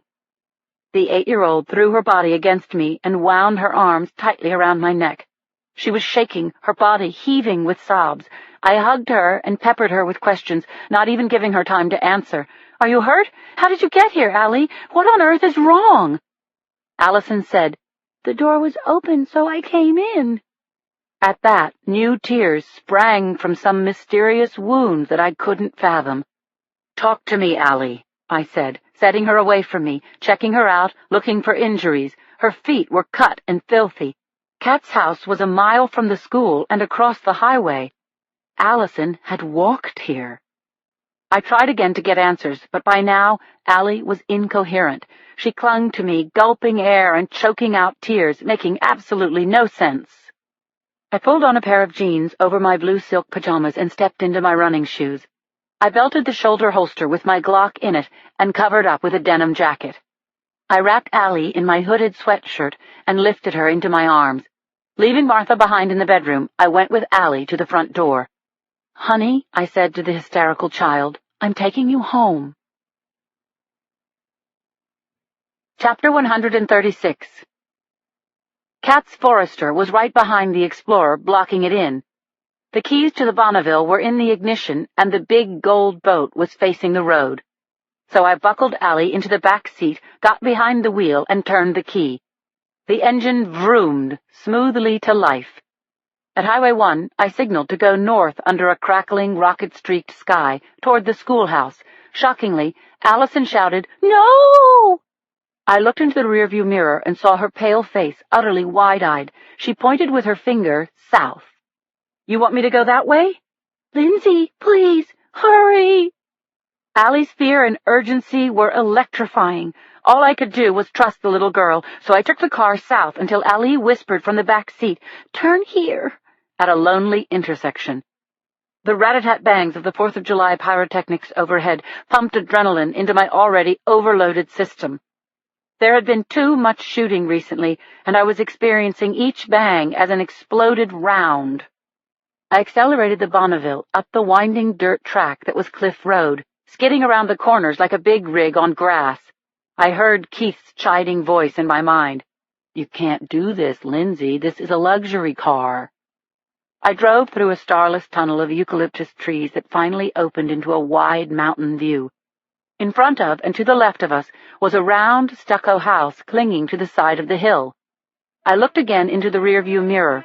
"What now, Allie? How much farther?" Allison pointed to the round tower of a house. Then she clapped her hands over her eyes. Her voice was barely audible. "We're here." Chapter 137.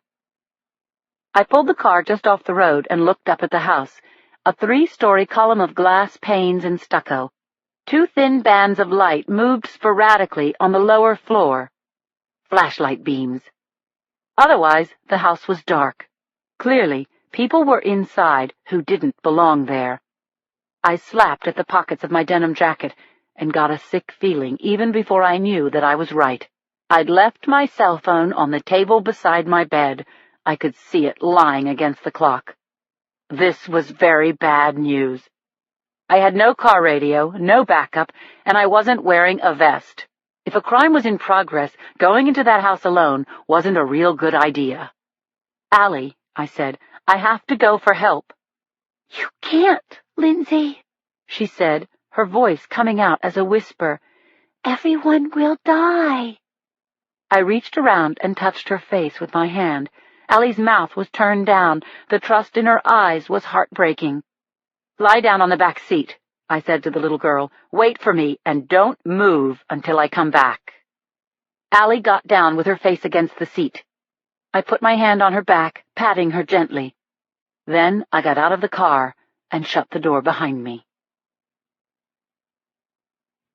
Chapter 138. Bright moonlight flooded the hilly terrain, casting long shadows that fooled the eye into believing chasms were opening up underfoot. I stuck to the brush at the side of the road, rounding the clearing until I arrived at the blind side of the house on higher ground. An upscale SUV was parked at the side of the house next to a plain wooden doorway. The doorknob turned easily in my hand, and the door swung open into a mudroom. I groped my way in the dark, advanced into a spacious kitchen. From there, I entered a high-ceilinged great room, luminous with moonglow. I kept to the walls, skirting the long leather sofas and large pots of palms and pampas grass. I looked up in time to see a flashlight beam disappear at the top of a staircase. I drew my gun and loped up the carpeted staircase, taking 2 steps at a time, crouching at the top landing. I listened over the sound of my own breathing and heard soft murmurs coming from the room at the end of the hall. Then a high-pitched scream shattered the air. I ran to a doorway, turned the knob, kicked open the door. I strafed the scene with my eyes. There was a king-size bed, a woman sitting with her back against the headboard. A figure dressed in black held a knife to the woman's throat. "Hands in the air," I yelled. "Drop the knife, now!" "It's too late," said a voice. "Just turn around and get the hell out of here." I reached for the wall switch and flicked on the light. What I saw was shocking, horrifying, unbelievable. The intruder with the knife was Carol Lee Brown. Chapter 139. Carol Lee was about to commit murder. My brain stalled as I tried to assimilate the unimaginable. When it kicked back into gear, I acted, barking out a command at the top of my voice. "Back away from her, Carol Lee. Keep your hands where I can see them." "Lindsay," she said in a maddeningly reasonable tone, "I'm asking you to please go. She's a dead woman no matter what. You can't stop me." "Last chance," I said, pulling back the hammer. "Put that knife down, or I'm going to kill you." The woman in the bed whimpered as Carol Lee measured the distance between us with her eyes and calculated how long it would take to slash the woman's throat before I put a bullet through her brain. I was making the same calculations. "You're making a huge mistake," Carol Lee said with regret. "I'm the good guy, Lindsay. This thing you see here, this Melissa Farley, is complete trash." "Toss the knife over here very carefully," I said, grasping my Glock so hard that my knuckles were white. Could I shoot Carol Lee if I had to? I really didn't know. "You aren't going to shoot me," she said then. "I think you've forgotten who I am." Carol Lee started to speak again, but the resolve gripping my face stopped her. I would shoot her, and she was smart enough to get it. She smiled wanly. Then she tossed the knife underhand onto the carpet at our feet. I kicked the knife under a bureau, then I ordered Carol Lee to the floor. "On your knees," I shouted. "Hands in front of you." I took her down to the ground, frisked her, found nothing but a thin leather belt around her waist. I told her to lace her hands behind her neck and cross her ankles. Then I darted my eyes to the woman on the bed. "Melissa, are you okay? Call 911. Tell them that a violent crime is in progress and a cop needs assistance." The woman reached for the bedside phone even as she kept her eyes on me. "He's got my husband," she said. "A man is in the bathroom with Ed." Chapter 140. I followed Melissa Farley's gaze across the shadows to the door to the left of the bed. The door opened slowly, and a male walked stiffly into the bedroom, his eyes wild behind blood-speckled glasses. I noticed everything as the man came toward me. Black t-shirt soaked with blood, belt stripped from his pants, dangling by its silver buckle from his left hand, ugly hunting knife clutched in his right. My mind raced ahead, thinking not where the knife was now, but where it would be next. "Drop your weapon," I screamed at him. "Do it now, or I'll shoot!" The man's mouth formed a grim smile, the chilling look of someone who is ready to die. He continued coming toward me, pointing the bloody knife. My vision narrowed so that I could concentrate on what seemed necessary to my survival. There was too much to focus on, too much to control. Carol Lee was behind me, unsecured. The man with the knife knew it, too. His lip curled back. He said, "Get up. We can take her." I calculated what would happen if I shot him. He was less than 10 feet away. Even if I got him square in the chest, even if I stopped his heart, the closing range was short. He was still coming. I leveled my gun, fingered the trigger, and then Melissa Farley scrambled across the bed, launching herself toward the bathroom. "No!" I yelled out. "Stay where you are! I have to go to my husband!" I never heard the door open behind me. I never heard someone else enter the room, but suddenly she was there. "Bobby, don't!" Allison screamed.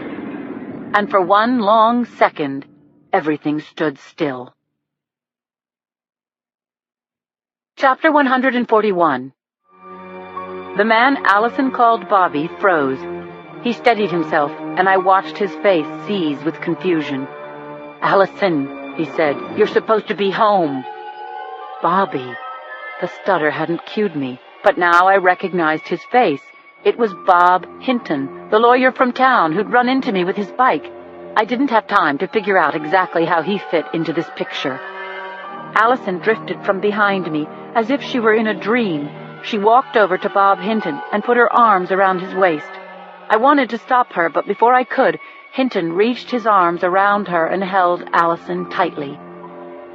"Little sister," he whispered, "you shouldn't be here. You shouldn't see this." My blood pressure dropped, and the sweat on my hands made the gun's trigger slippery. I continued to gauge my shot at Hinton. I jockeyed for a better angle, and Hinton turned the dazed little girl toward me. I could see that he was dazed himself. "Bob," I said, putting my heart into it. I wanted him to believe me. "It's your choice, but I'll blow your head off if you don't drop that knife and get right down on your knees." Bob stooped, dipping his face behind Allison's head, turning her into a shield. I knew he would put his blade across her throat next and tell me to throw down my gun. I'd have to do it. I didn't expect the look of terrible sadness that came over his face as he pressed his cheek to Allison's. "Oh, Allie, you aren't old enough to understand." Allie shook her head. "I know everything, Bobby. You have to give up. I have to tell Lindsay all of it." A flash of red tore my attention from the haunting tableau in front of me. Melissa Farley half fell through the bathroom doorway. The front of her nightgown was dark with blood. "Ambulance," she panted. "Get an ambulance, please. Ed is still alive." Chapter 142. About 10 minutes later, sirens wailed and the flashing lights of patrol cars raced up the winding road below. Medevac chopper blades roared overhead. Melissa Farley was back in the bathroom with her husband. "Allison," I said, "please go downstairs and open the door for the police." Bob still held Allison tightly in his arms. She turned her round-eyed stare on me. Her lips were quivering as she held back sobs. "Go ahead, darling," Carol Lee said from where she lay on the floor. "It's all right." 10 steps away from me, Bob's face sagged. His expression was that of a beaten man. He squeezed Allie's shoulders, and I gasped involuntarily. Then he released the child. As soon as Allie was safely out of the room, my anger exploded. "Who are you two? What made you think you could get away with this?" I stepped over to Bob Hinton, ripping away the knife, and ordered him to put his hands against the wall. I Mirandized him as I frisked him. "Do you understand your rights?" His laughter was shrill but sardonic. "Better than most," he said. I found glass cutting tools and a camera on Hinton, which I removed. Then I forced him to the ground and sat on the edge of the king-size bed, holding my gun on him and Carol Lee. I didn't even blink until I heard heavy footsteps rumbling up the stairs. Chapter 143. It was after 3 in the morning, and I was back at the police station. Chief Stark was with Bob Hinton in the interrogation room, where Bob was describing in detail the many homicides that he, Carol Lee, and Keith had committed in Half Moon Bay. I sat with Carol Lee in the chief's office, an old Sony tape recorder between us on Peter Stark's messy desk. A detective brought cups of coffee into the room in a cardboard box. Then he took a position inside the doorway as I interviewed Carol Lee. "I think I'd like to talk to my lawyer," Carol Lee said flatly. "You mean Bob? Can you wait a few minutes?" I snapped. "He's giving you up right now, and we'd like to get it all down." Carol Lee gave me a bemused smile. She flicked a strand of hair from the front of her black silk turtleneck, then folded her manicured hands in her lap. I couldn't help but stare. Carol Lee had been a friend. We'd traded confidences. I told her to call me if she ever needed me. I idolized her daughter. Even now, she was dignified, articulate, seemingly sane. "Maybe you'd like a different lawyer," I said. "Never mind," she said. "It's not going to matter." "Okay, then. Why don't you talk to me?" I switched on the tape recorder, spoke my name, the time and date, my badge number, and the subject's name. Then I rewound the tape and played it back to make sure the machine was working. Satisfied, I leaned back in the chief's swivel chair. "Okay, Carol Lee, let's hear it," I said. The lovely-looking woman in her Donna Karan perfection took a moment to organize her thoughts before she spoke for the record. "Lindsay," she said thoughtfully, "you need to understand that they brought it upon themselves. The Whitakers were making child pornography. The Daltrys were actually starving their twins. They were part of some freaking religious cult that told them their children shouldn't eat solid food." "And you didn't think to get children's services involved?" I asked. "I reported it again and again. Jake and Alice were clever, though. They stocked their shelves with food, but they never fed the children." "And Doc O'Malley? What about him and his wife?" I asked. "Doc was selling his own child on the Internet. There was a camera in her room. That stupid Laura Lee knew. Caitlin knew. I only hope that her grandparents get her the help she needs. I wish I could do it myself." The more she talked, the more I understood the depths of her narcissism. Carol Lee and her cohorts had taken on the mission of cleaning up child abuse in Half Moon Bay, acting as the whole judicial package, judge, jury, and executioners. And the way she described it, it almost made sense, if you didn't know what she'd done. "Carol Lee, you killed 8 people." We were interrupted by a knock on the door. The detective cracked it open a few inches, and I saw the chief outside. His face was gray with fatigue. I stepped out into the hallway. "Coastside Hospital called," he told me. "Hinton administered the coup de grace after all." I stepped back into the chief's office, sat down in the swivel chair. "Make that 9, Carol Lee. Ed Farley just died," I told her. "And thank God for that," Carol Lee said. "When you people open the barn at the back of the Farleys' yard, you're going to have to pin a medal on me. The Farleys have been trafficking in little Mexican girls, selling them for sex all across the country. Call the FBI, Lindsay. This is a big one." Carol Lee's posture relaxed even as I grappled with this new bombshell. She leaned forward confidingly. The earnestness in her face was absolutely stunning. "I've been wanting to tell you something since I met you," she said, "and it doesn't matter to anyone but you. Your John Doe, that terrible shit had a name, Brian Miller, and I'm the one who killed him. Chapter 144. I could hardly absorb what Carol Lee had just told me. She'd killed my John Doe. That boy's death had been on my mind for 10 full years. Carol Lee was my sister's friend. Now I tried to grasp that John Doe's killer and I had been traveling on parallel paths that had finally converged in this room. It's traditional for the condemned to have a cigarette, isn't it, Lindsay? Hell yes, I said. As many as you want. I reached on top of a filing cabinet for a carton of Marlboros. I broke open the box and placed a pack of cigarettes and a book of matches beside Carol Lee's elbow with a casualness I had to fake. I was desperate to hear about the boy whose lost life I'd been carrying with me in spirit for so many years. Thank you, said Carol Lee, the schoolteacher, the mom, the savior of abused children. She peeled cellophane and foil from the mouth of the packet, tapped out a cigarette. A match sparked, and the smell of sulphur rose into the air. Keith was only 12 when he came to my school, same age as my son, Bob, she said. Lovely boys, both of them, tons of promise. I listened intently as Carol Lee described the appearance of Brian Miller, an older boy, a runaway who gained her confidence and eventually became a counselor at the school. Brian raped them repeatedly, both Bob and Keith, and he raped their minds, too.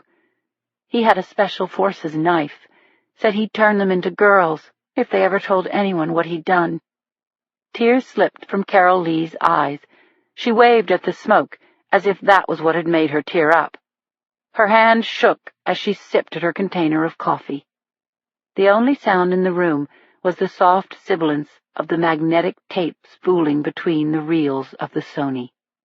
When Carol Lee began speaking again, her voice was softer. I leaned toward her so that I wouldn't miss a word. When Brian was finished using the boys, he disappeared, taking their innocence, their dignity, their self-worth. Why didn't you call the police? Look, I reported it, but by the time Bobby told me what had happened, time had passed, and the police weren't so interested in my school for runaways. It took years to get Keith to smile again. Carol Lee went on. Bob was even more fragile. When he slashed his wrists, I had to do something. Carol Lee fooled around with her watchband, a dainty, feminine gesture, but fury contorted her features, an anger that seemed as fresh now as it had been a decade ago. Go on, I said. I'm listening to you, Carol Lee. I found Brian living in a transient hotel in the Tenderloin, she told me. He was selling his body. I took him out for a good meal with lots of wine. I let myself remember how much I'd once really liked Brian, and he bought it. He believed that I was still his friend. I asked him nicely for an explanation. The way he told it, what he had with the boys, was romantic love. Can you believe it?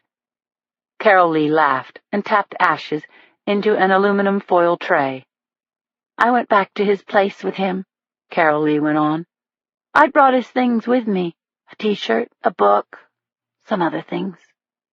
When he turned his back, I grabbed him. I slashed his throat with his own knife. He couldn't believe what I'd done. He tried to scream, but I'd cut his vocal cords, you see. Then I whipped him with my belt as he lay dying. It was good, Lindsay. The last face Brian saw was mine. The last voice he heard was mine. An image of John Doe, number 24, came to me, animated now into a living person by Carol Lee's story. Even if he was everything she said he was, he'd still been a victim, condemned and executed without a trial. The final coincidence, and it was a killer, was that Carol Lee had scrawled "Nobody Cares" on the hotel wall. It was in all the newspaper stories. 10 years later, the clippings were found in Sarah Cabot's bizarre collection of true crime stories.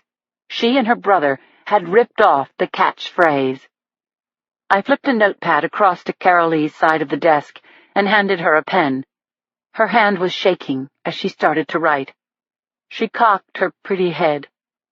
I'm going to put down that I did it for the children, that I did it all for them. Okay, Carolee, that's fine. It's your story. But do you understand, Lindsay? Someone had to save them. I'm the one. I'm a good mother. Smoke curled around us as she held my gaze. I can understand hating people who have done terrible things to innocent children, I said. But murder? No. I'll never understand that. And I'll never understand how you could have done this to Allison. Chapter 145. I walked along the dreary alley called Gold Street until I reached the neon sign, Bix, in huge blue letters. I entered through the brick-lined doorway, and the blue note chords of a baby grand thrilled me. The high ceilings, the cigarette smoke hanging above the long sweep of mahogany bar, and the Art Deco fixtures and trappings reminded me of a Hollywood version of a 1920s speakeasy. I stepped up to the maitre d', who told me that I was the first to arrive. I followed him up the stairs to the second floor and took a seat in one of the richly upholstered, horseshoe-shaped booths overlooking the jumping bar scene below. I ordered a dark and stormy Gosling's Black Seal rum and ginger beer, and was sipping it when my best bud in the world came toward me. I know you, Claire said, sliding into the booth, wrapping me in a huge hug. You're the gal who went and solved a whole bunch of murders without any help from her homegirls. And lived to tell the tale, I said. Just barely the way I heard it. Wait, said Cindy, scooting into the booth on my other side. I want to hear, for the record, if you don't mind, Lindsay. I think a little profile of our homicide ace is in order. I bussed her on the cheek. You'll have to clear it with PR, I told her. You're such a pain, she said, kissing me too.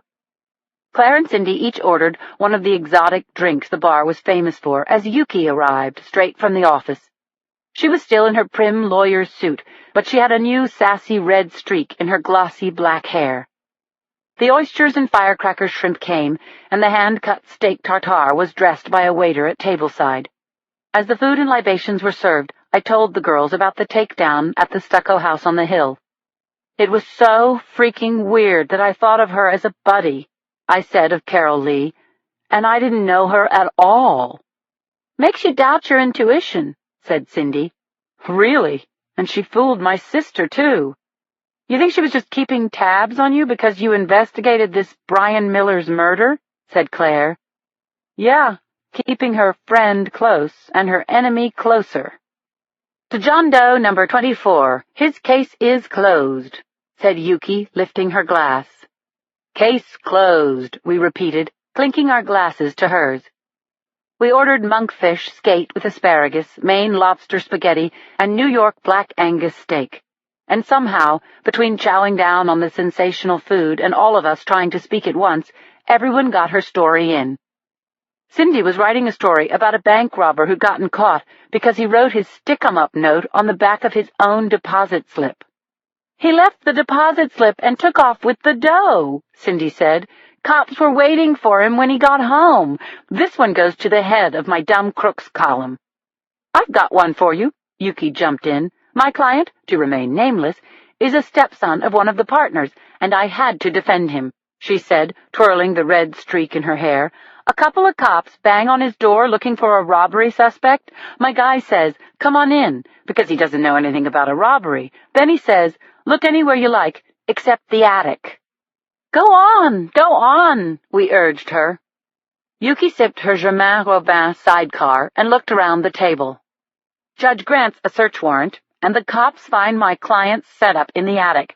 Hydroponic marijuana under grow lights. Sentencing is next week, she said over our laughter.